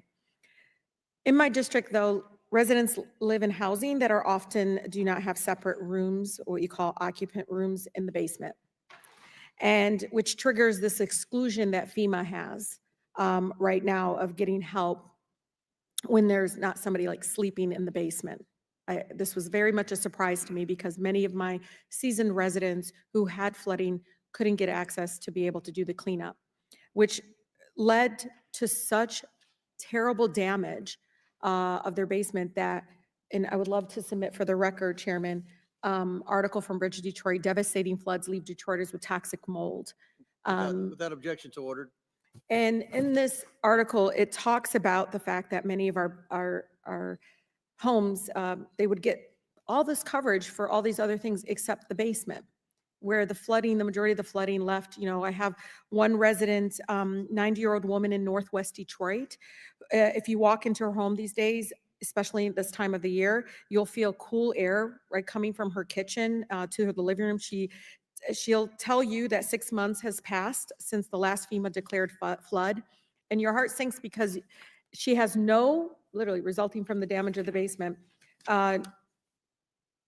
drainage issues, no hot water, rising problems related to the mold, and a broken furnace, right? And we're helping her as quickly as possible to try to see if there's any other community-based organizations. But the question then comes to my team and I is, why is this an exclusion? And would FEMA be open to working with members of Congress in a bipartisan way, because Michigan, we got basements. And we need to be able to have some sort of a remedy that it can be a livable home. Toxic mold is dangerous for any age, but especially my seasoned residents who they're on fixed income, they do not have the resources to take care of them. Congresswoman, the programs that we have in our individual assistance program, one, do not replace insurance. I know. And when somebody is underinsured or uninsured, they do have access to FEMA financial assistance through our housing programs. But unfortunately, by statute, the only thing that we are allowed to provide financial assistance with is for primary living areas. Yep. And so that would be the financial assistance that they get. I want my colleagues to hear this, especially one colleague. I think there could be a bipartisan effort here because the basement helps make the rest of the house livable. That's where the utilities are. I mean, allowing the mold to continue to grow. I had a woman in Inkster who didn't have the capacity to clean out and get the water out. It froze in the winter, causing even more damages to her home. And Administrator, I know it's statute. I just wanted my colleagues to understand it. Also, Mr. Chair, for the record, to submit after the flood article, again, continue to talk about the growing issue of flood and storms that are coming in throughout, I think, Michigan, again, impacted by the lack of, again, FEMA being able to cover or just be able to provide some sort of assistance for basements. And Congresswoman, we would be happy to partner with you and provide technical drafting assistance. But right now, as you mentioned, and as I mentioned, we are limited by statute on what we can provide financial assistance for. But we also work with our partners then. That's I where know. the SBA comes in. And SBA is so hard. You want to tell one of my seasoned residents to get a loan from the Small Business Administration, they'll roll your eyes, probably never talk to me again. I can't do that to them. Even when I tell them they'll work with you, thinking about even a lien on their home, they just don't want to go through that process. The other thing, Administrator, I think is really important. I want to know, and please get back to me, in those two declarations in Michigan, what was the rate of denial? Because I had to go through so many appeals with our families to get them the help that they needed from FEMA. And I thought to myself, we're just denying folks. And then later, months later, but it takes so much effort to, again, get somebody to respond, help the family get the submission to appeal, and they actually get approved. But the initial denial, I just feel like we could be preventing that initial denial because it's devastating for a family. Some do not even know to call their member of Congress for help.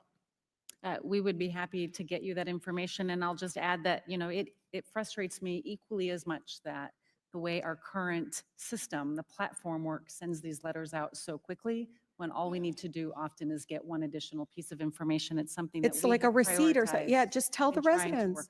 We got to work on that because denying them, they walk away and they don't even try again. I understand. And I go to my town halls, I go to different places and they'll say, well, FEMA denied me. And I said, did you try appealing?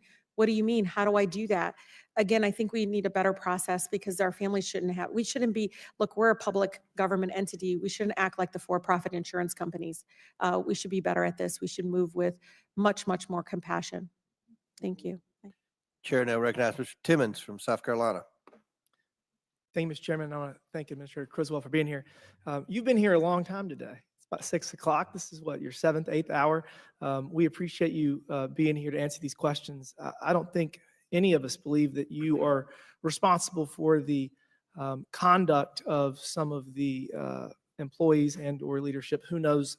We're going to get to the bottom of that, but I just appreciate you being here today. You've gotten a lot of the same questions all day, and I'm going to talk about something a little bit different. I'm going to talk about the media and how it responded to this incident. So on September 30th, President Trump posts on X about reports of FEMA not helping Republican areas, stating, quote, "I don't like the reports that I'm getting about the federal government going out of their way to not help people in Republican areas." And, President Trump posts this on social media, and the mainstream media, quite frankly, lost their mind. So let's just go over some of the responses. October 1st, here we have MSNBC. What kind of would-be leader lies about a deadly natural disaster? When it comes to Donald Trump and Hurricane Helene, it's not a rhetorical question. Then we have New York Times. The former president falsely accused the Biden administration of neglecting areas that had voted for Republicans. Then we go to CNN. Trump cites baseless reports about anti-Republican bias in the North Carolina response. And then finally, Vox on October 8th. Trump falsely suggested that the federal government is purposely neglecting areas with Republican voters, but none of these claims are true.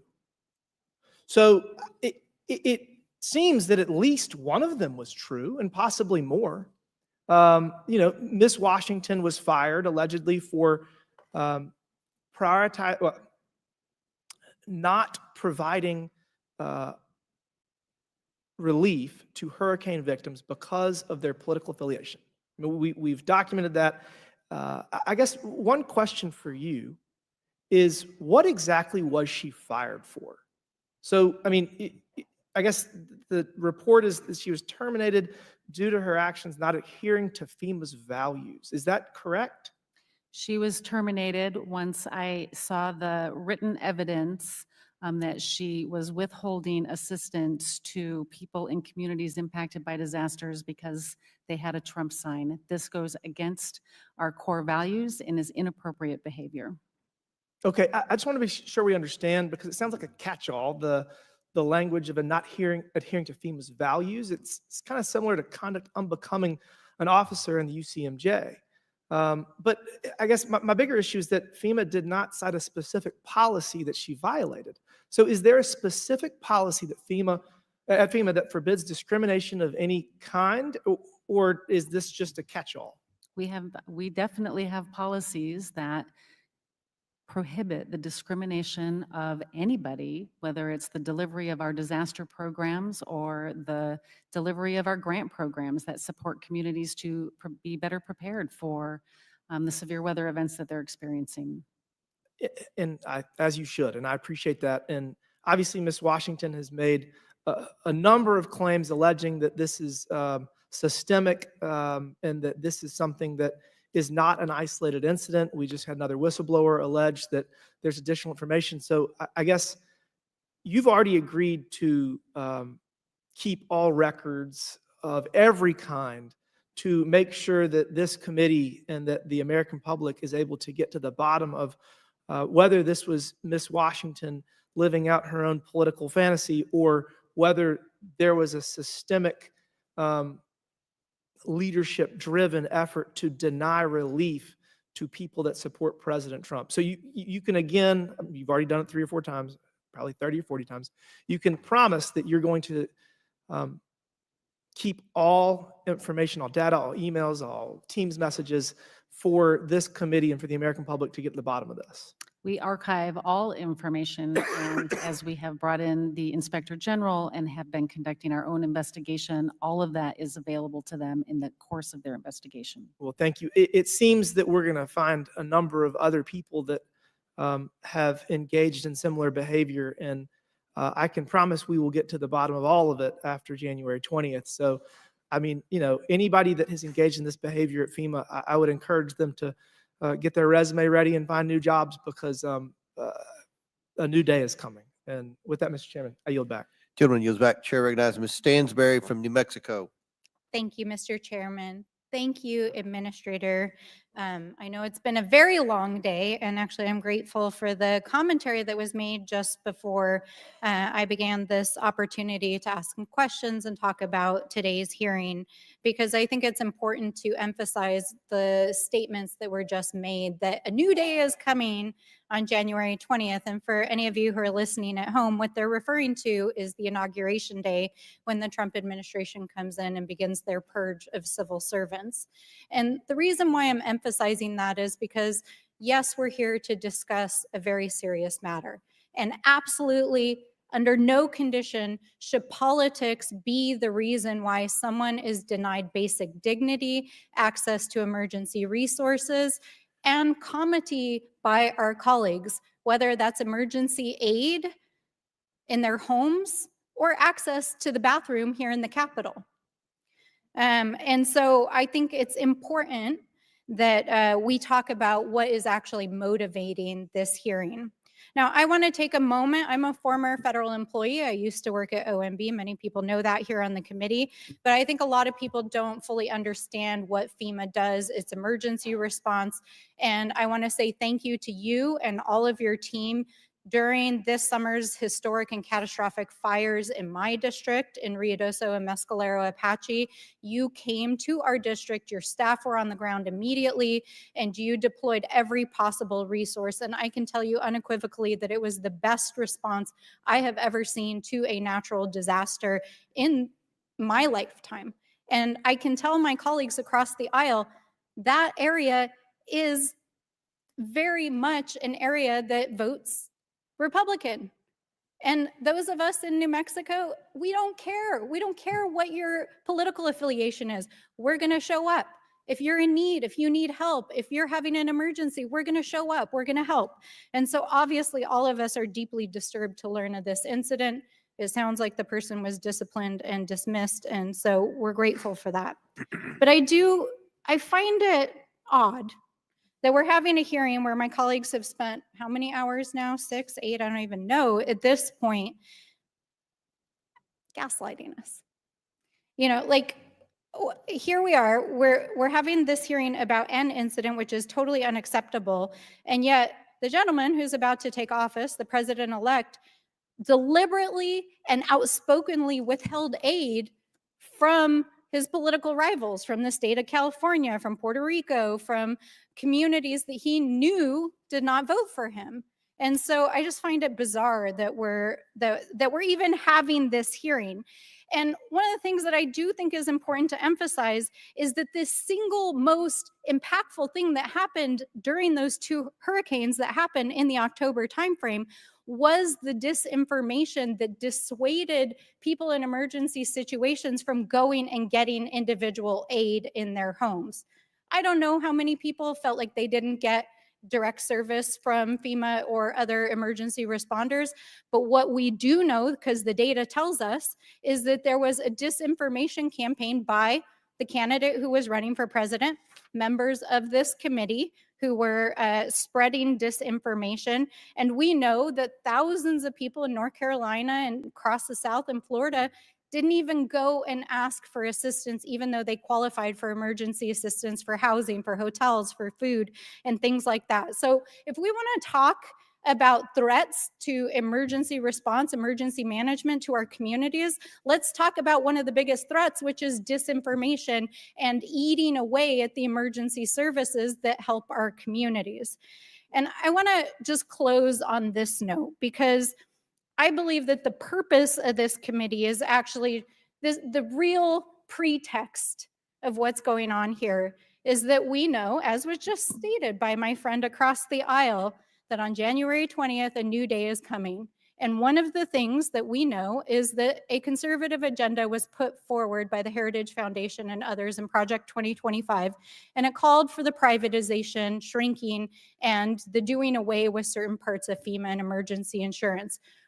They are trying to distract from the fact that they know that is what's coming. That is part of the plan. They have not passed an emergency package that they were calling for to help our communities just a month and a half ago, that suddenly, well, we can't pass legislation because we don't need to get it done. So I think it's really important that the American people understand what this is.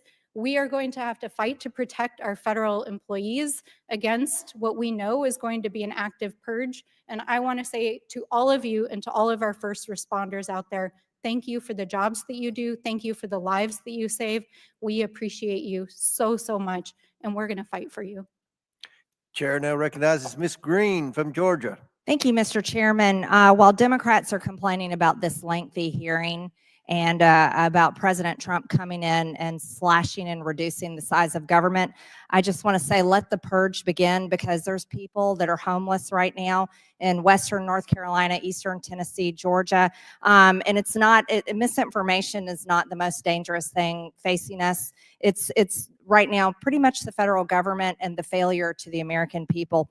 Ms. Criswell, in FEMA's, first off, let's put this up. This is the strategic plan you have posted on the FEMA website. The goal and objectives laid out in the 2022-2026 strategic plan will help ensure success for our agency, the emergency management community, and those we serve. The plan outlines 3 bold, ambitious goals to meet this challenge. You have listed as number 1, instill equity as a foundation of emergency management. 2, lead whole of community in climate resilience. 3, promote and sustain a ready FEMA and prepared nation. Ms. Criswell, in FEMA's strategic plan document that you crafted, you say, and I quote, "We must instill equity as a foundation of emergency management. Systems that foster inequality serve no one, especially in times of crisis. We must recognize that disasters affect individuals and communities differently, commit ourselves to reducing barriers to access, and deliver equitable outcomes for all whom we serve." The document adds, underserved communities as well as specific identity groups often suffer disproportionately from disasters. However, thanks to whistleblowers that came out, we found out that Trump supporters were also suffering, apparently worse than others, because their homes were skipped over. And I know you said that you fired the employee that skipped the homes of that had Trump signs. But, we don't believe that was a one-time incident. And now we know there's another whistleblower that has come forward and said that this happened in another state. And you see, the reason why Americans don't believe this is a one-time situation is because they're used to being treated as if they're second-class citizens by the Biden administration. Not only has this happened in FEMA, when they were suffering under horrific conditions after this hurricane, it's happened through the Department of Justice, where the Department of Justice has been used against pro-life activists, parents holding their school boards accountable, and people that protested the election on January 6th. This Biden administration, as a matter of fact, you talk about equity, has treated half of this country and our beliefs and how we feel completely unequitable. So on that note, I also want to bring up that you also said, in administering our mitigation programs, we will keep equity considerations top of mind and will include them in the competitive scoring process for programs such as flood mitigation assistance. What exactly is this scoring process that you use when you are choosing organizations to give FEMA funds to? Congresswoman, we have a number of competitive grant programs that provide assistance across a variety of areas. The ones that you are speaking of are part of our mitigation program, where we want to build resilience in these communities so they can be stronger against some of the impacts from the severe weather events we're seeing. But we know that many communities don't have paid staff to write grants. They don't have the resources to be competitive against the larger urban areas. And so we want to make sure everybody, again, has access to the programs that we offer and that we reduce those barriers to make sure that they come in on a level playing field and can get access to make their communities stronger.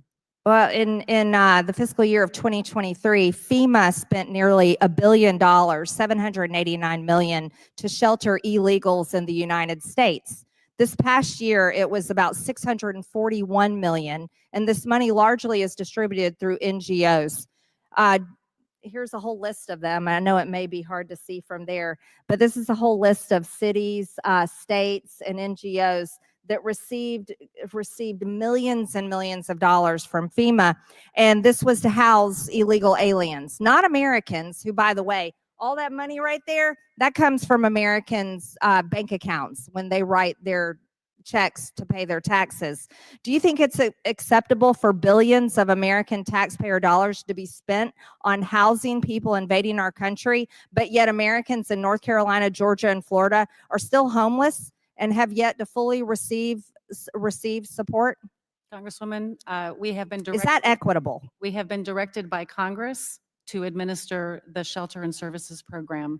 If Congress chooses to change that direction, we will follow that law. Congress is changing that direction. Absolutely. We're going to put American citizens first, not migrants, because we don't believe that's equitable. You see, the situation, housing illegal aliens while Americans suffer with Americans' taxpayer dollars, that's not equitable. As a matter of fact, that's the biggest failure that could be ever done to the American people. It's such a failure, it should be treason. And that's how the American people feel. As a matter of fact, regular people are so outraged. They are pissed, furious at the fact that they feel completely failed by FEMA that's funded by their money. And yet their own money went to house illegal aliens that have invaded this country. Americans are dead today because of the failures of our border, and FEMA took care of these people. You see, we can't allow that to happen. Thank you, Mr. Chairman. I yield back. Chair now recognizes Ms. Presley from Massachusetts. Administrator Criswell, thank you for your stamina here today. It's good to see you again. Thank you for joining us today and for your leadership. In the face of repeated climate disasters, mass violence, and humanitarian crises, the workers of FEMA represent the very best of public service and deserve the support of Congress. Attempts by Republicans, many of whom are climate and science deniers, in the face of a frequency of events that were once anomalies, but I digress. Attempts by Republicans to question the integrity of FEMA workers is a direct attack on FEMA's mission. Its mission is especially vital for our constituents, many of whom face not only the loss of homes and livelihoods, but also lasting emotional and psychological trauma in the wake of such profound loss.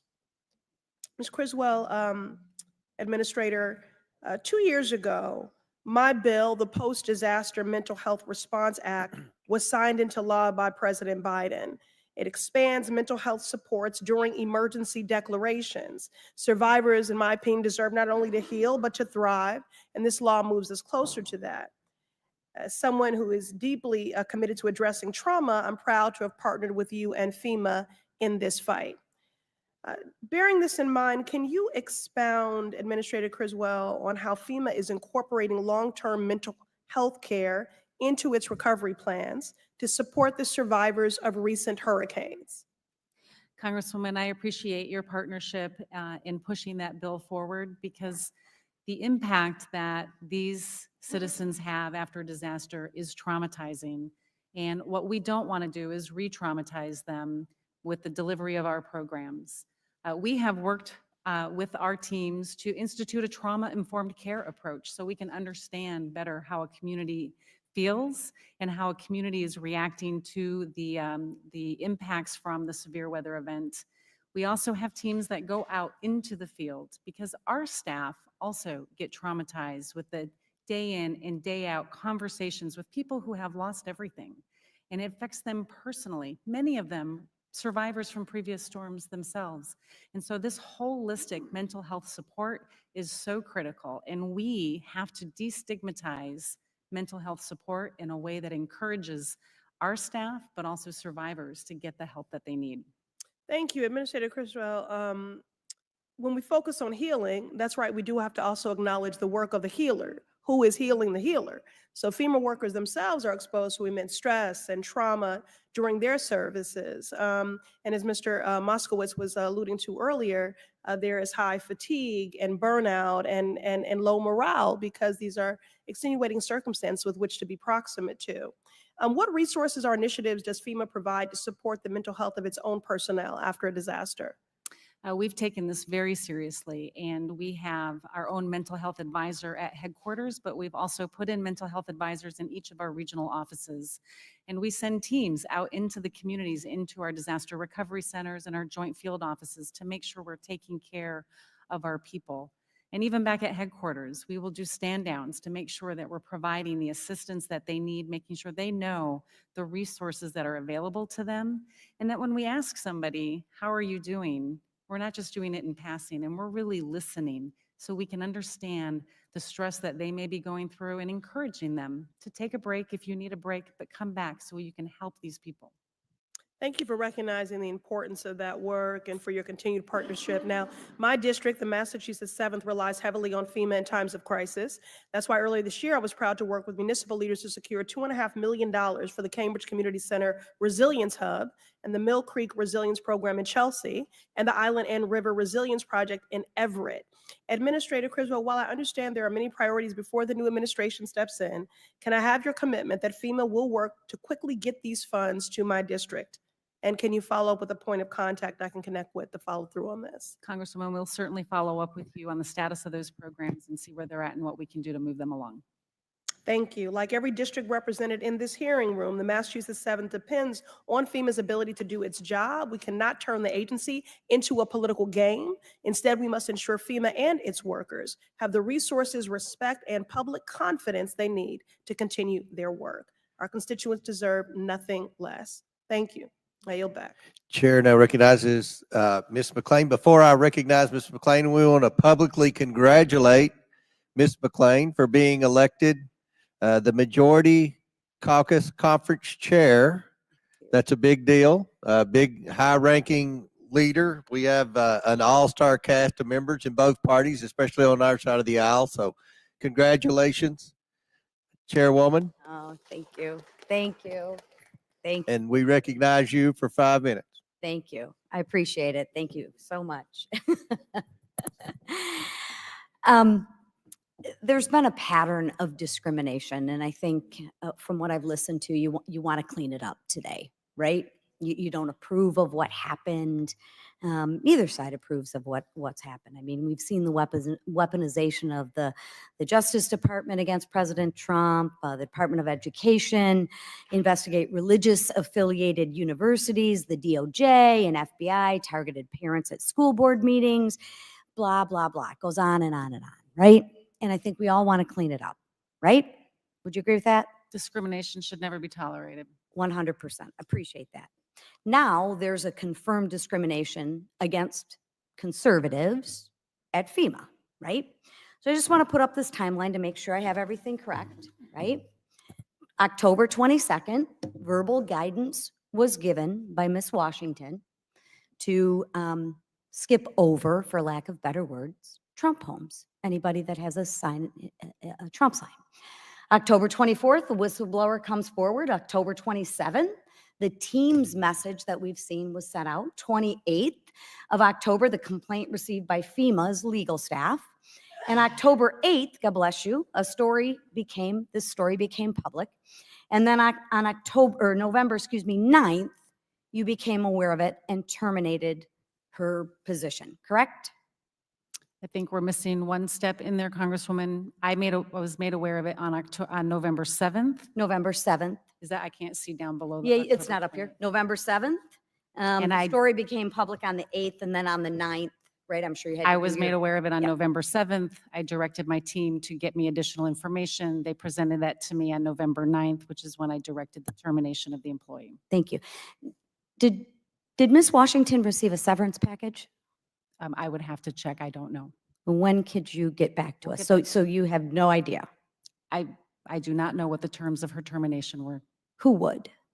I would have to check with my mission support team. Your mission support team. Okay.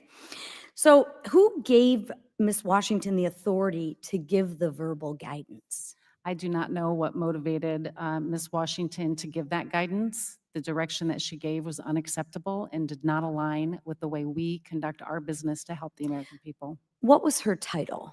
Crew lead. Crew lead. And how many crew leads did you have? We had several crew leads. I'd have to get back to you with a specific number, but it's one of the lowest levels of supervision we have. So Ms. Washington had a supervisor. Correct. And maybe even a supervisor above that supervisor. Correct. Right? There may be layers upon layers. Okay. Why do you think she felt empowered to give that guidance? I can't speak to what motivated her to give that guidance. What I can say is I was made aware of this on November 7th. It was not acceptable behavior. When I was given the written evidence of her direction on November 9th, we directed her termination. Who is her supervisor? I don't know specifically who her supervisor is. I know that there's this individual, Chad, that has in her supervisory chain, but I don't know if that was her specific supervisor. Have you done an investigation on this since November 9th? We are currently doing an Currently investigation. doing. It started on So- October 28th. So as of when it was October referred to the Office of 28th, Special we've Counsel. done a bunch of investigations, but we have no idea who her supervisor is. No, I said, I personally do not know who her specific supervisor is. I have an agency of over 22,000 employees. I don't know the And you have supervisors of supervisors everyone. underneath you. Do you know if anything happened to her supervisor? This is currently under investigation. The only written evidence we had is from Ms. Washington. So we terminated Miss Washington 3 weeks after you were made aware of it. Thank God that you were made aware of it, or this could pattern have continuously gone on, because we have layers upon layers, right? You have 22,000 people. I'm sure you have a lot of middle management, right? So you have a crew lead, you might have, I don't know what your hierarchical structure is, but you have layers of management before it gets to you, correct? We follow a very That's a pretty simple question. Do you have layers of management before it gets to follow you? a very, That's a great answer. accepted chain of command practice. Wonderful. So I'll use your word. You have a chain of command before it gets to you, but you have no clue about what's happened to that chain of command and why somebody would let that happen under their watch.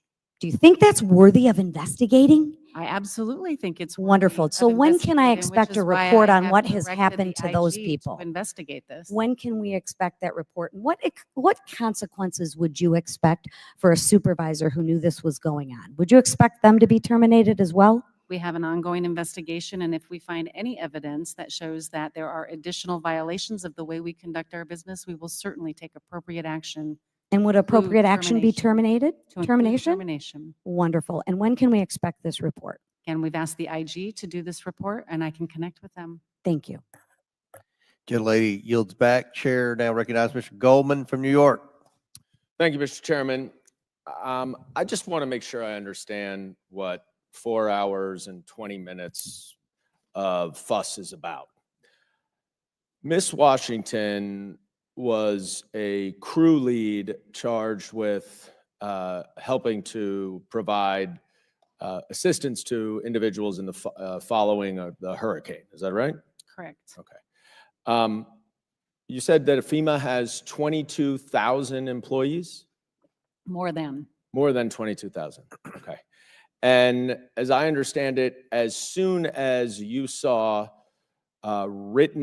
verified written evidence that Miss Washington used partisanship in executing her job, you immediately terminated her. Correct.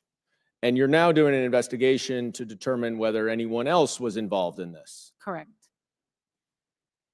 Seems like that's the right thing to do. You have a bad apple out of 22,000 and you identified it and you fired it. I don't understand what the massive fuss here is. It's obviously, as you say, unacceptable conduct, and you acted immediately. So this, I've not been in here all day, but I've heard the same questions 5 times myself. I'm sure you've heard them many more times. But it does beg the question about what happens to FEMA if partisanship bleeds into its mission. And I want to bring up 2 examples from the last administration. Hurricane Maria, you may recall, in September of 2017, hit Puerto Rico, resulting in nearly 3,000 deaths. Donald Trump was president then, and he blocked the full release of the emergency assistance appropriated by Congress in 2018 and permitted only a small percentage of the money to go to the island. He insisted that Puerto Rico was not in need of that assistance and alleged that the death tolls had been politically inflated, quote, to make me look as bad as possible. In November of 2018, California suffered the most destructive and deadliest wildfire in the state's history. Donald Trump, according to his own former National Security Council staffer, refused to approve disaster aid because the state of California had a Democratic governor and did not vote for him. In fact, this former staffer had to go and pull out the voting records from Orange County where the fire was to show Donald Trump that Orange County had more supporters for Trump than the entire state of Iowa, so that he would ultimately release the funding. Now, that appears to me to inject partisanship in administering disaster relief. Is that your understanding of what I just recited to you, Ms. Criswell? I was not the FEMA administrator during that time, and I would not care to comment on that. Well, I think it's pretty self-evident that that is exactly what it was. And this now has continued in the recent disasters. We're here focused on one rogue employee who was justifiably and correctly fired. But Donald Trump went on a misinformation campaign to slander your organization. He one point said that President Biden was sleeping and he was not responding to Georgia Governor Brian Kemp. Brian Kemp responded, "The president just called me yesterday afternoon and I missed him and I called him right back and he just say, 'Hey, what do you need?' And I told him, 'We've got what we need. We'll work through the federal process.'" How about this one? Governor Ron DeSantis, everything we've asked for from President Biden, he has approved. And we do think we'll get more approvals. Republican Governor Brian Kemp of Georgia, we got what we need from FEMA. We've had FEMA embedded with us since, a day or two before the storm hit. Governor Glenn Youngkin, Republican of Virginia, I'm incredibly appreciative of the rapid response and the cooperation from the federal team at FEMA. Yet Donald Trump was spreading misinformation that FEMA was not doing its job.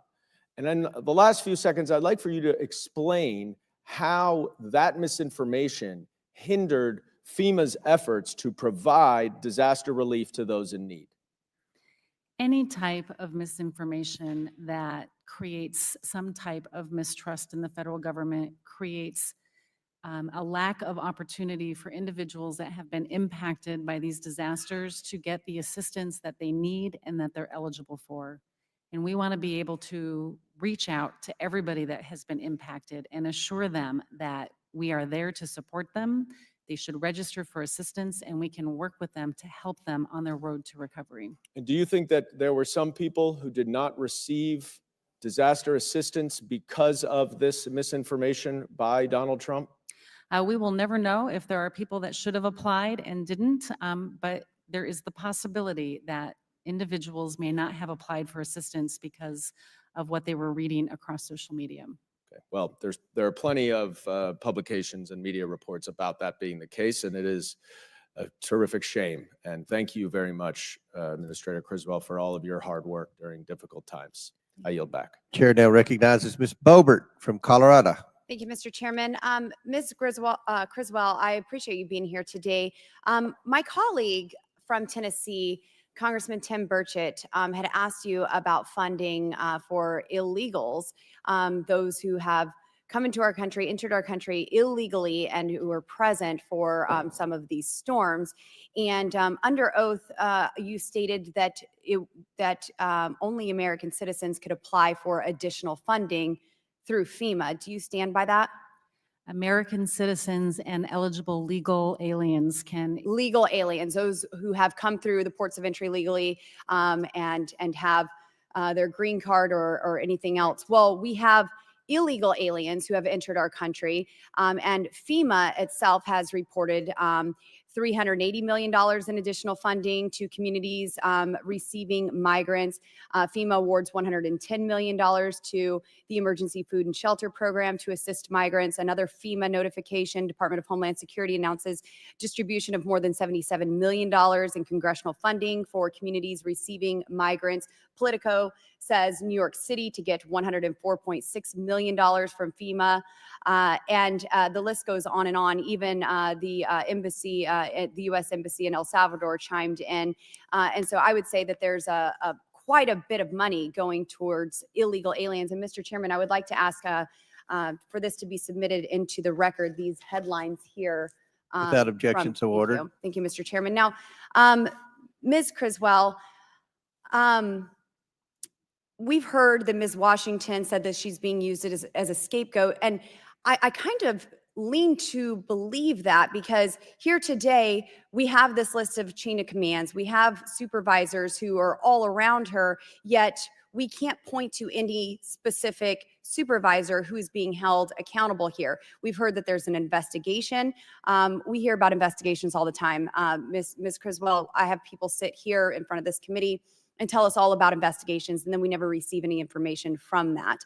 We have seen the devastation of American citizens who have been impacted by these hurricanes, and they want answers. So is Ms. Washington being used as a scapegoat for carrying out the directive to not go to homes with Trump signs? I received information on November 7th that there was an employee that had directed homes with Trump signs be Correct. avoided. And you we terminated had her, but written are there others evidence. who are going to be held accountable? Now let me ask you this. Okay, you have the investigation that's been asked of you. What are you going to do to preserve this investigation and ensure that it continues in the next administration? We will fully cooperate with the IG if they choose to take on this investigation.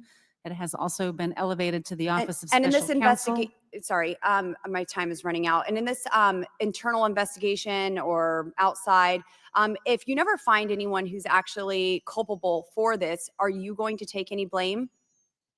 We are conducting ongoing Are investigations. you going to take any blame and if no one we is found? find- If no one is found, If we find anyone that has been violating the way we deliver I'll assistance, move on. I'm sorry, we you're will not take answering my question appropriate directly. So this activation. is a culture that the Biden administration has allowed to cultivate as, and I believe that you are a part of this as FEMA. And I would hope that you would take responsibility for allowing your employees to discriminate those who they help based on politics, rather than just dismissing it on an investigation. Now, are there barriers within FEMA between public and private partnerships or relationships, or is FEMA only focused on blocking resources from Trump supporters? Can private citizens help in an emergency?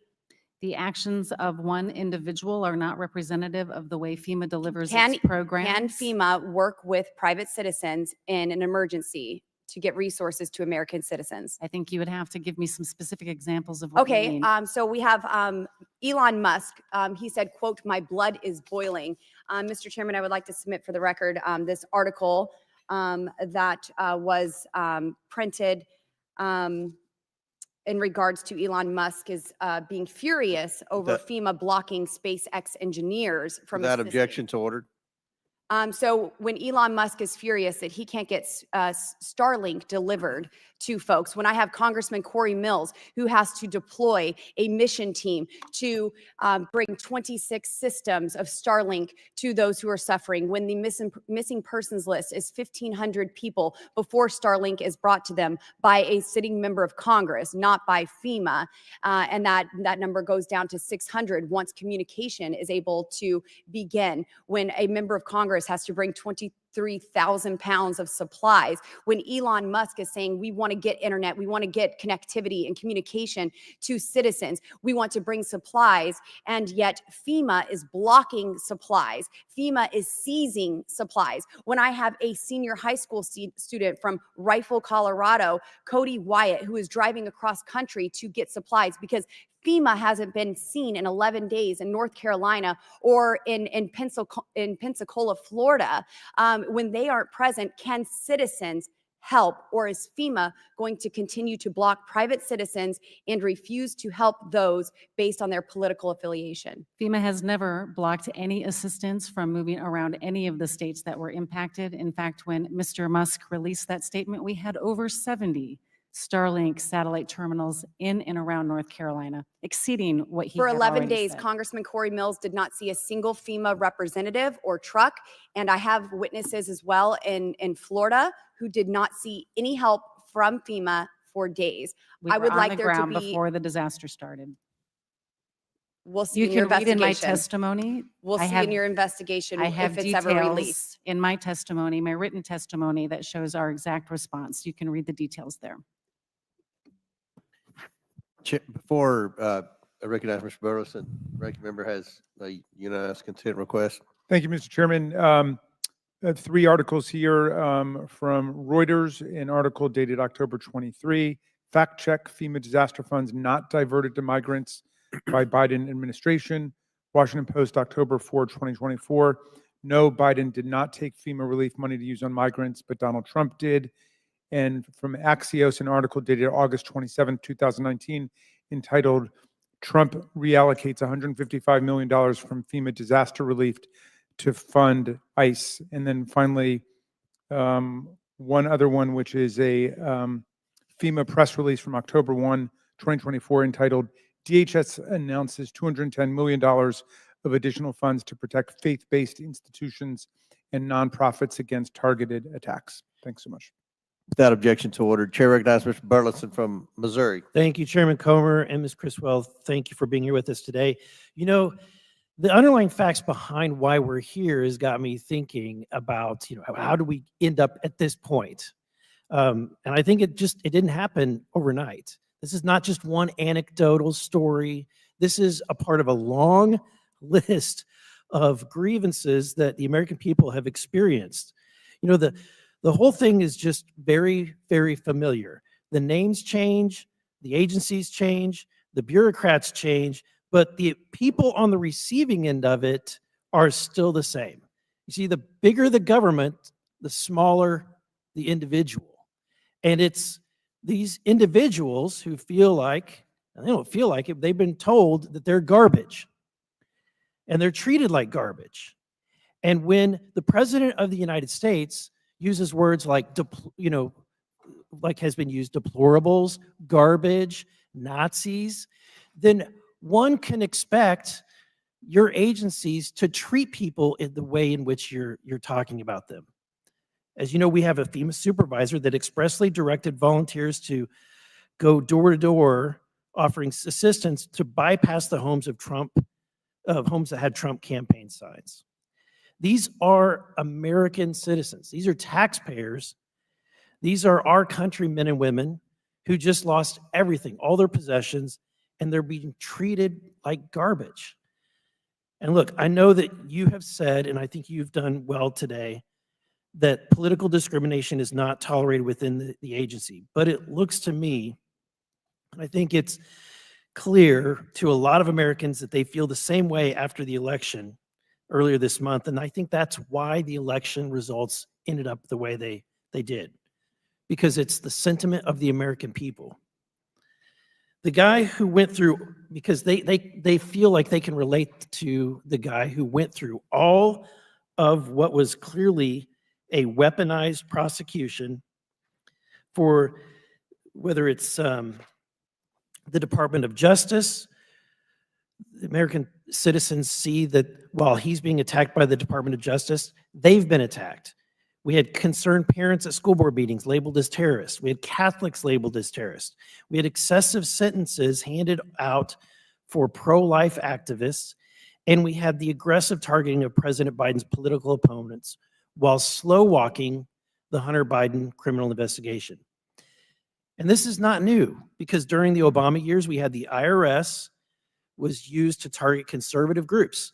Remember? I mean, we had Lois Lerner and that agency stopping the attempts for groups that had the word Tea Party or Patriot from being able to get tax exempt status.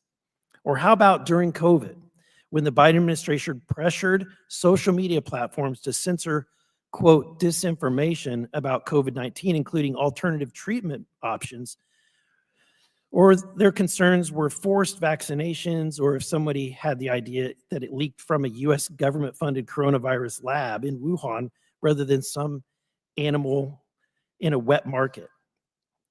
The American people who have been called garbage, we saw a federal government do more to stop the distribution of ivermectin and hydroxychloroquine than it did fentanyl.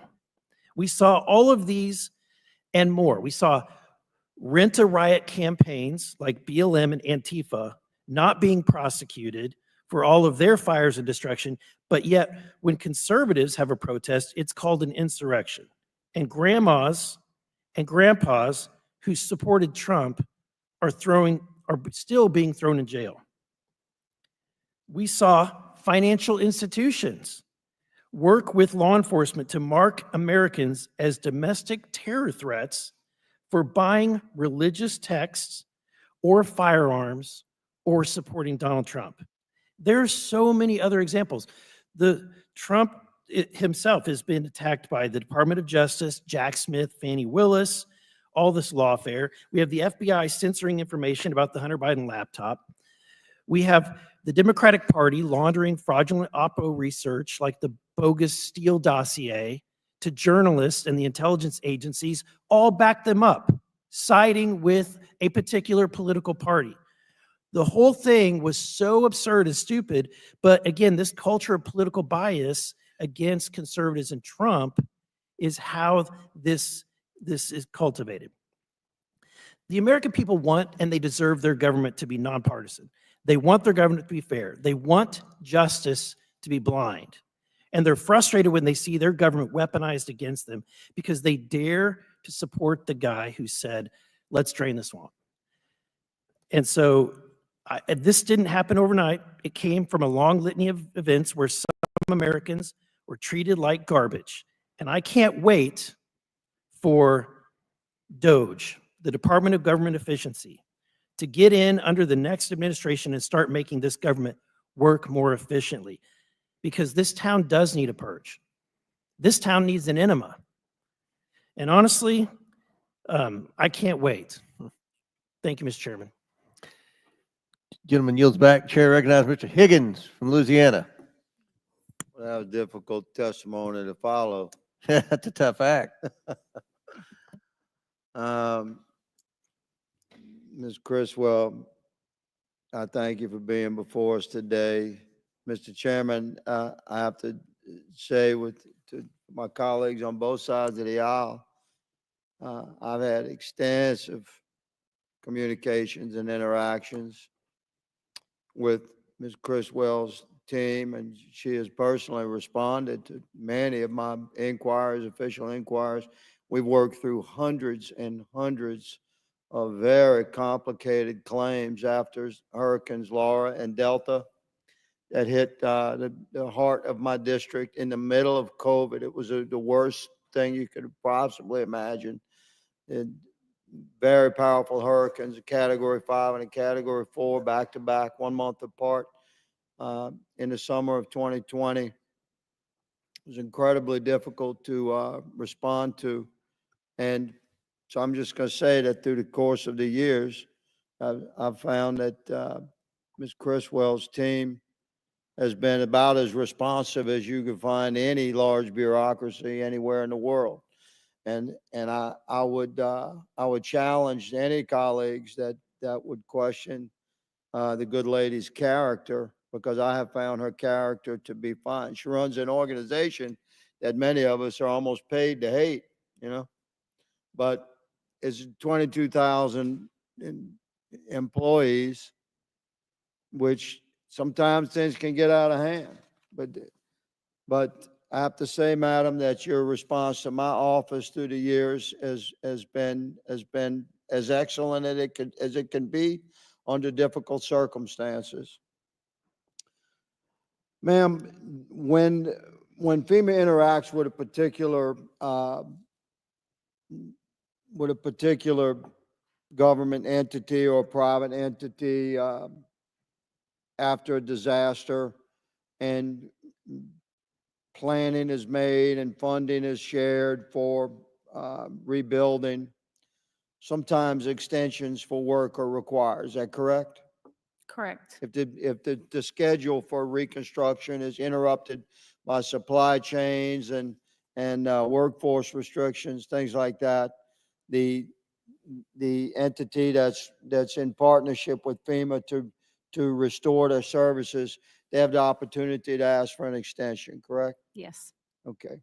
I have a letter, Mr. Chairman, request unanimous consent to submit from Lake Charles Harbor and Terminal District regarding just such an extension for a request for extension for permanent work to be performed. I'd ask that your office take it into objections full ordered? consideration, ma'am. Absolutely, Senator. Thank you, ma'am. I'll deliver that to you. this deal was outrageous. These reports that we had of a FEMA employee bypassing Trump supporters. I found it to be outrageous. How did this strike you, ma'am?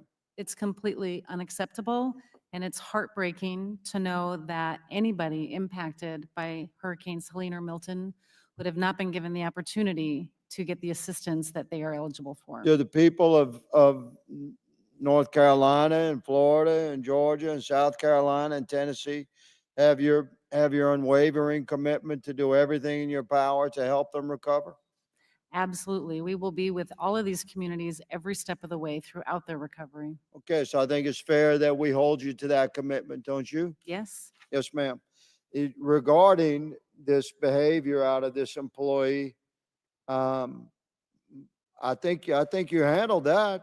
I mean, you discovered the behavior on one day, you confirmed the behavior the next day, and you fired your employee the following day. And then you initiated an investigation to look for what, if there's anything deeper, like some cultural existence that you aren't aware of this type of behavior. Is that what your investigation is seeking? We're doing additional investigations to be certain where the direction came from. If and you we find more of that, will more people get fired? If we find any additional evidence that there was discrimination against a Thank political you. party. Quickly, you had questioned how she came to that. Could you address for us, please, what she meant when she said avoidance first and then de-escalation, and that she mentioned avoidance several times in her statement? What is that within FEMA? Our teams go into the field and go into communities door to door and talk to people, and we provide them safety training. It's a reactive training if they feel threatened or harassed in any way, that first they need to avoid that harassing situation, and if needed. But have you ever instructed any of your people to, like, presume there's going to be conflict and therefore avoid a particular type of citizen? This training is all about reacting to perceived threats. Never has it been directed to be proactive to avoid a situation. Mr. Chairman, thank you for this hearing. My time has expired. I yield. Gentleman Thank you, yield. ma'am. Chair recognizes Mr. Langworthy from New York. Thank you very much, Mr. Chairman. Administrator Criswell, the reports of this FEMA employee directing volunteers to bypass properties of Trump supporters is an absolutely disgusting affront to the mission of FEMA and the trust of the American people in all of their federal government. FEMA exists to serve all Americans at times in their darkest hours and their times of crisis. And this has got to be delivered without bias or favoritism or despite any level of discrimination. Yet here we are discussing allegations that there was political discrimination tainting FEMA's response. I mean, I really appreciate you being as forthright as you've been today. But after Hurricanes Helene and Milton, countless Americans lost their homes, their businesses, and their livelihoods. Their worlds were turned upside down, and FEMA should have been the lifeline. It should be a beacon of hope for any community that has been ravaged by disaster.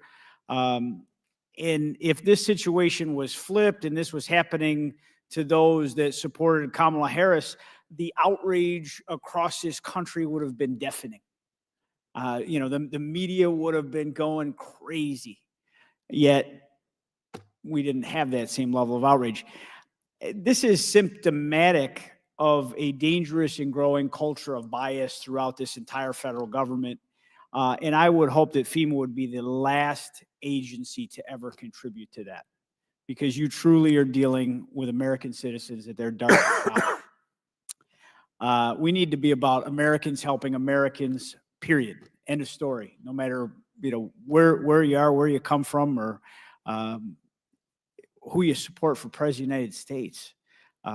When disaster response has been corrupted by political bias and gamesmanship, the American public's faith in this federal government gets broken permanently.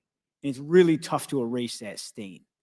So I take you at face value that you're a person of action. You want to fix this, but what bothers me is how this employee got to this moment.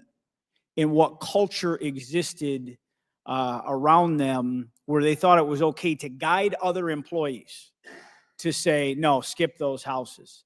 I mean, are you aware of any of your employees that felt that Trump supporters were dangerous to approach their homes? I mean, what was in your initial portions of your investigation here leading to the termination of this employee? I mean, what was it that, you know, she expressed as to why we would avoid these Trump households?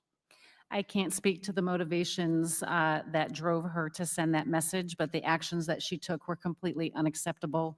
We have initiated ongoing investigations, and if we find any further evidence that this is broader than this incident, then we will take appropriate action. I mean, since you've been at FEMA, has political affiliation ever been classified by FEMA or any other federal agency, to your knowledge, as a dangerous community trend? Never. Okay. Did your employees and volunteers go to properties with any signage or flags or memorabilia supporting Kamala Harris or any other of the Democratic candidates running for office across the country? Other than the information that I have from this one incident, we have gone to tens of thousands of homes across all 6 states impacted. So yes or no, are you aware of any directive from supervisors at FEMA to avoid properties with any Democratic or Republican signage for that matter? I have given no evidence, and I am not aware at this time. Okay. I think that this investigation is really important, that you're on, and I'm really going to be looking for a keen interest to the final product. You know, as you finish that product, any timeline is when that investigation might conclude? We have reached out to the Inspector General to conduct the investigation. I can't speak to what their timeline will be. I think it's really important to restore faith for all Americans in many parts of the federal government, but FEMA in particular. So I really look forward to hearing, you know, from you more in the future. In my remaining time, I'd like to quickly revisit a letter that I sent earlier this year urging FEMA to update its methodology for snowstorm-related reimbursements. In its response, FEMA stated that it's working with NOAA on potential updates. And as winter approaches, lake effect snow season in Buffalo, New York is coming. It's crucial that to my constituents in Western New York that we know that FEMA is taking proactive steps to ensure the most current standards guide federal assistance decisions. Can you give an update on any progress FEMA and NOAA have made in their efforts to modernize its methodology? I know following the historic snow season that we've had last year and previous years, our teams have been working on that, but I would have to get back to you specifically as to where that's at. Okay, we look forward to following up. Thank you very much, Director, and I yield back, Mr. Chairman. Thank you, gentlemen. And I assume the Inspector General is watching this hearing. This committee has jurisdiction over the Inspectors General. I can't encourage the Inspector General enough not to take this investigation seriously and report back to the ranking member, myself, as soon as possible. Chair now recognizes Mr. McCormick from Georgia. Thank you, Mr. Chair. Thank you for allowing me to be part of this very important discussion. I appreciate all the first responders across the nation who have done their very best, including those people who are part of FEMA, to help those people most in need, especially during these dire times. I think we really owe it to the people to be accountable for where the money goes and who are helping. And I think that's what this is really about. One of the interesting things came across when we were reviewing your budget. Can you tell me what your annual budget is for disaster relief out of FEMA? In this continuing resolution, we were given just over $20 billion for fiscal year 25. So it's not $38.2 billion, it's 20 billion, is that what you said? Out of my overall budget, just over 20 billion is for disaster relief. Okay, specifically. And according to your September report that you submitted, what percentage of that went towards COVID? I don't have the report in front of me, sir, but the COVID reimbursements are part of the disaster relief fund reimbursements to communities that had impacts. So I'd have to get back to you on this. According to your report in September, 40% of your budget went towards COVID relief. I just want to, that's not talked about very much. Now, I'm an ER doc. I got my MBA. I was actually serving on the front lines of the COVID pandemic during the entire pandemic. Can you tell me when the pandemic was no longer a pandemic? according to the President of the United States? We closed the incident period in May of last year. Okay. And yet we spent 40% of our budget from this year's budget on COVID relief instead of hurricanes and other things. Is that correct? Again, I don't have the numbers in front of me. According to but your those are report- major disaster declarations that were Okay. eligible for reimbursement. According to your report, I'm going to inform, you can prove me wrong by submitting your papers later on, but according to your report submitted just 2 months ago, we spent 40%. I want that number to sink in.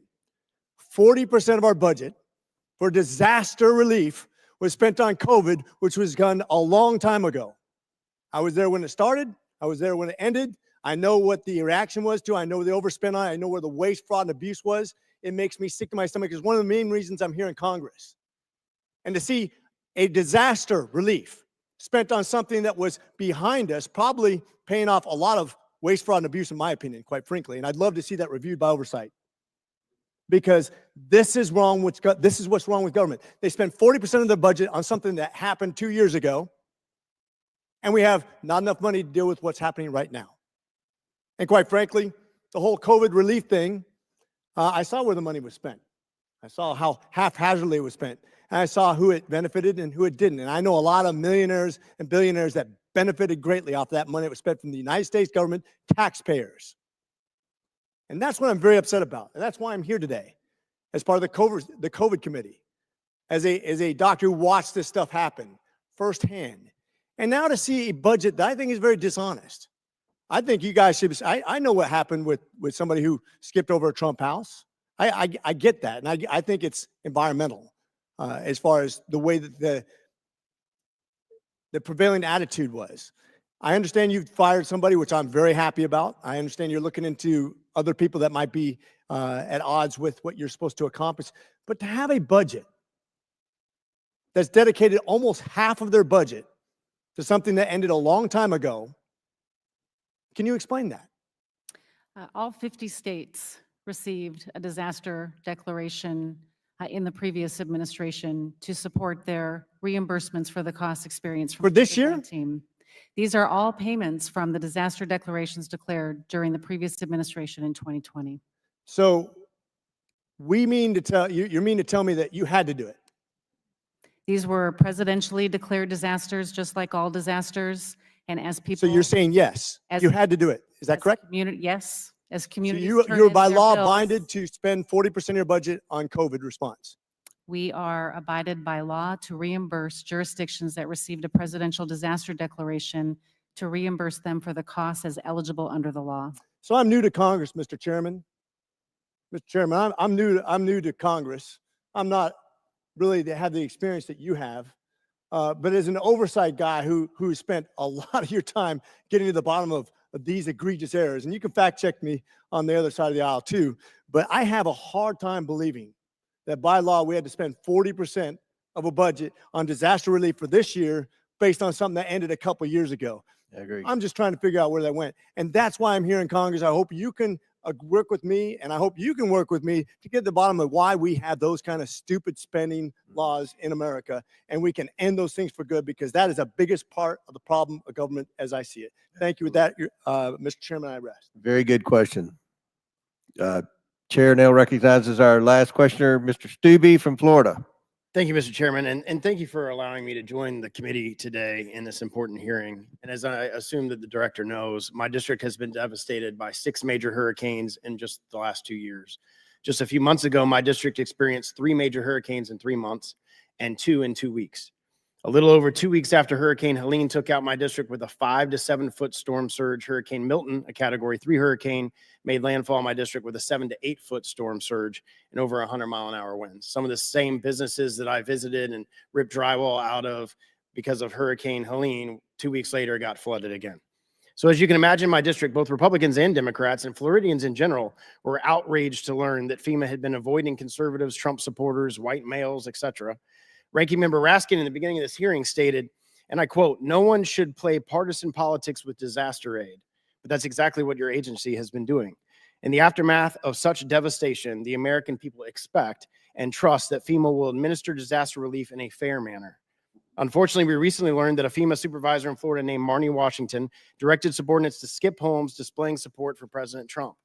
Despite your testimony, this now former employee claims this was a widespread practice under a policy she termed avoidance. No matter who initiated this avoidance policy, it was a malicious act that resulted from a corrupt culture within FEMA. Administrator Criswell, I wrote you a letter on November 15th in which I asked for information related to this incident. Mr. Chairman, I ask unanimous consent to enter the letter into the record. Without objection, so ordered. Although I asked for my answers by November 25th, perhaps you have enough information to at least answer one of my questions, and I've heard some of your answers are related to this. So I've heard, well, let me just ask it as I asked it in the letter. Is it agency policy for FEMA canvassers to practice avoidance in certain circumstances? We provide safety training to our staff as they are going out into communities door to door. And part of that safety training includes how to avoid or de-escalate potentially harassing situations in reaction.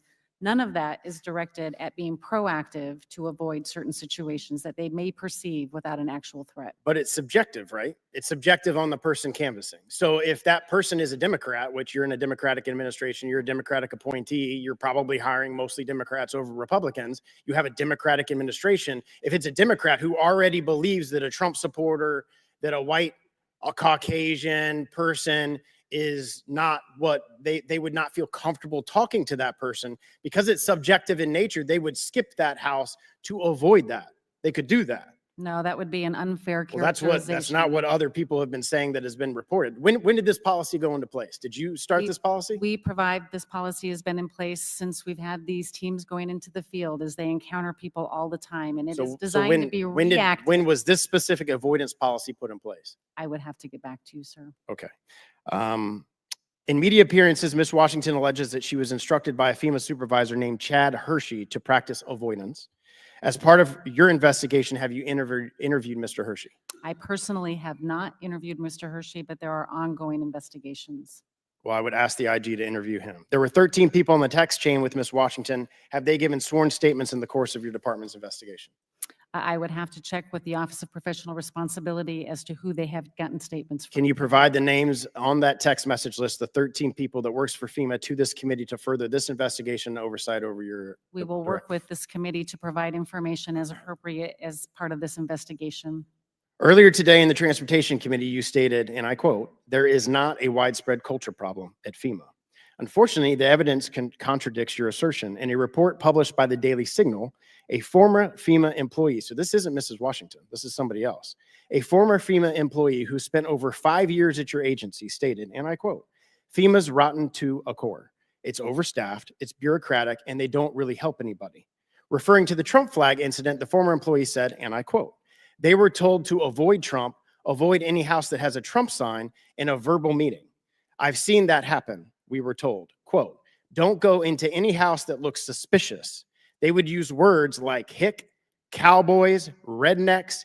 You can change that over to Trump supporters and MAGA.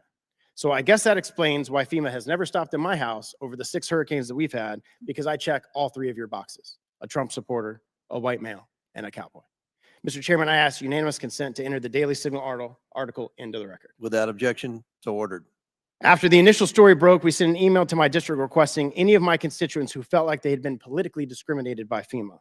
And just since last week, we've had over 35 people who live and reside in my district, who are citizens in my district, who have given us specific instances, factual instances, where they were either overlooked or specifically discriminated against because of their political affiliation.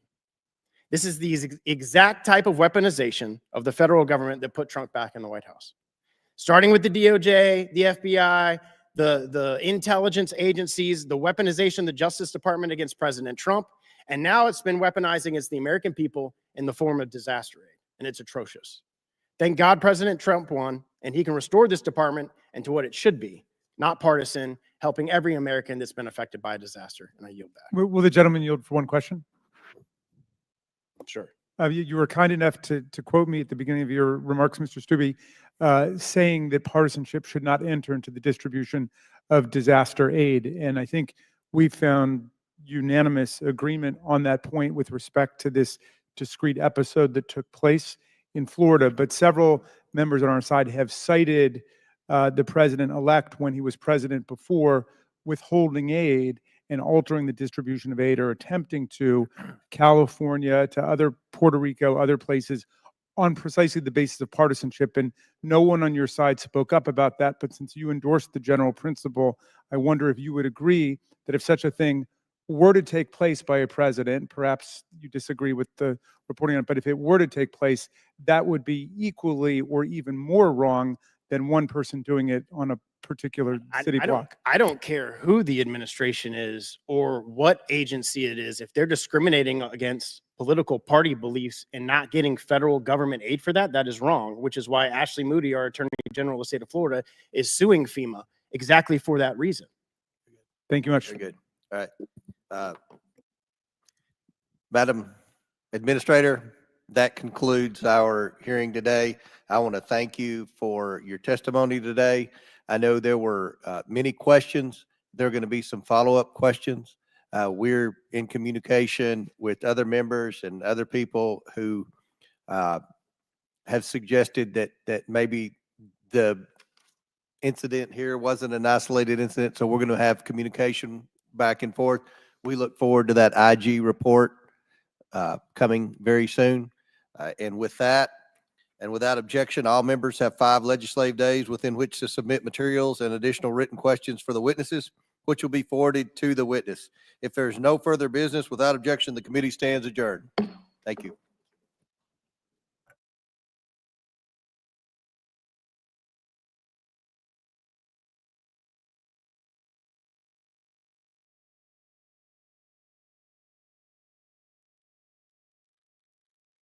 Wow. I don't think this is the final hearing. I think we'll have many more. Yep.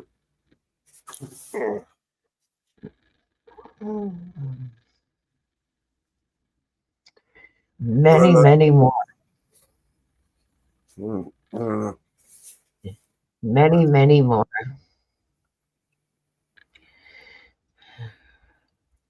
Don't worry, Trump's going to save us. And I agree. I agree with the one. FEMA needs to be revamped. And FEMA is part of Homeland. And in order to revamp FEMA, they got to revamp Homeland. And you can't sit around a table with 30 people saying, oh, we got to do it this way, this way, this way. And 30 people saying it's got to be done this way, and nothing's going to be accomplished. So,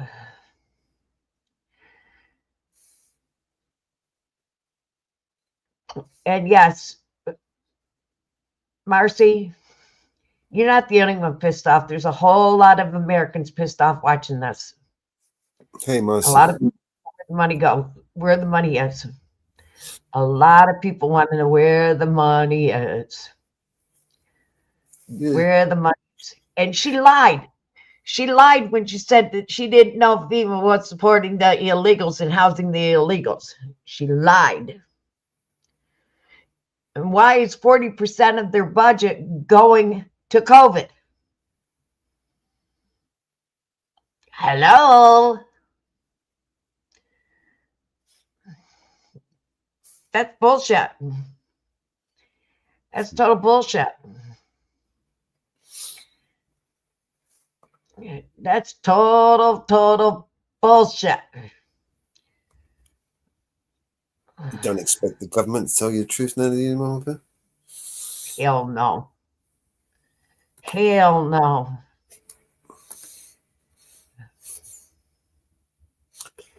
Total corruption. Total corruption.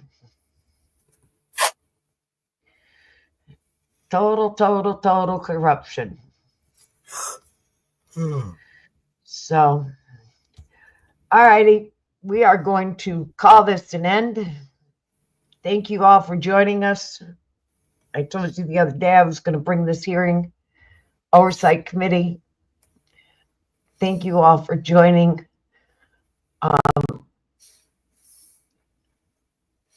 We have been on for 4.5 hours.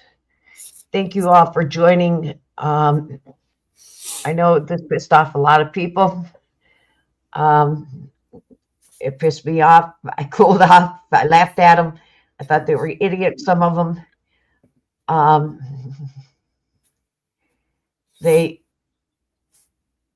answers, I don't think we got very many answers except for it's under investigation. It's under investigation. Same thing we hear at every hearing. So, all righty, everybody have a good evening, good afternoon, good morning, whichever it is, wherever you are. I have to look to see which the next hearing is.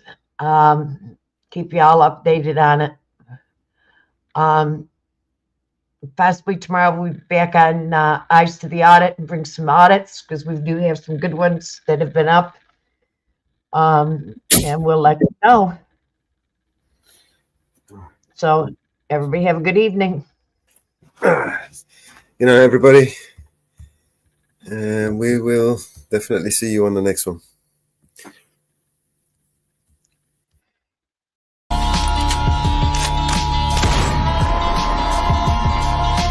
This is your emergency broadcast system. All civil unrest has gone global. All Capitol buildings and cities are under siege by the United States government to quell the domestic terrorist threat.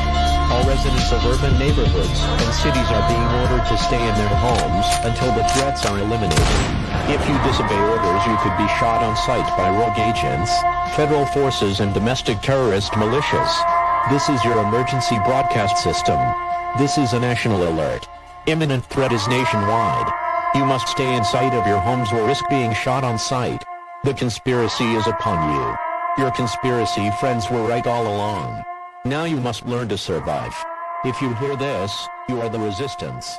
This is your emergency broadcast system. End of broadcast.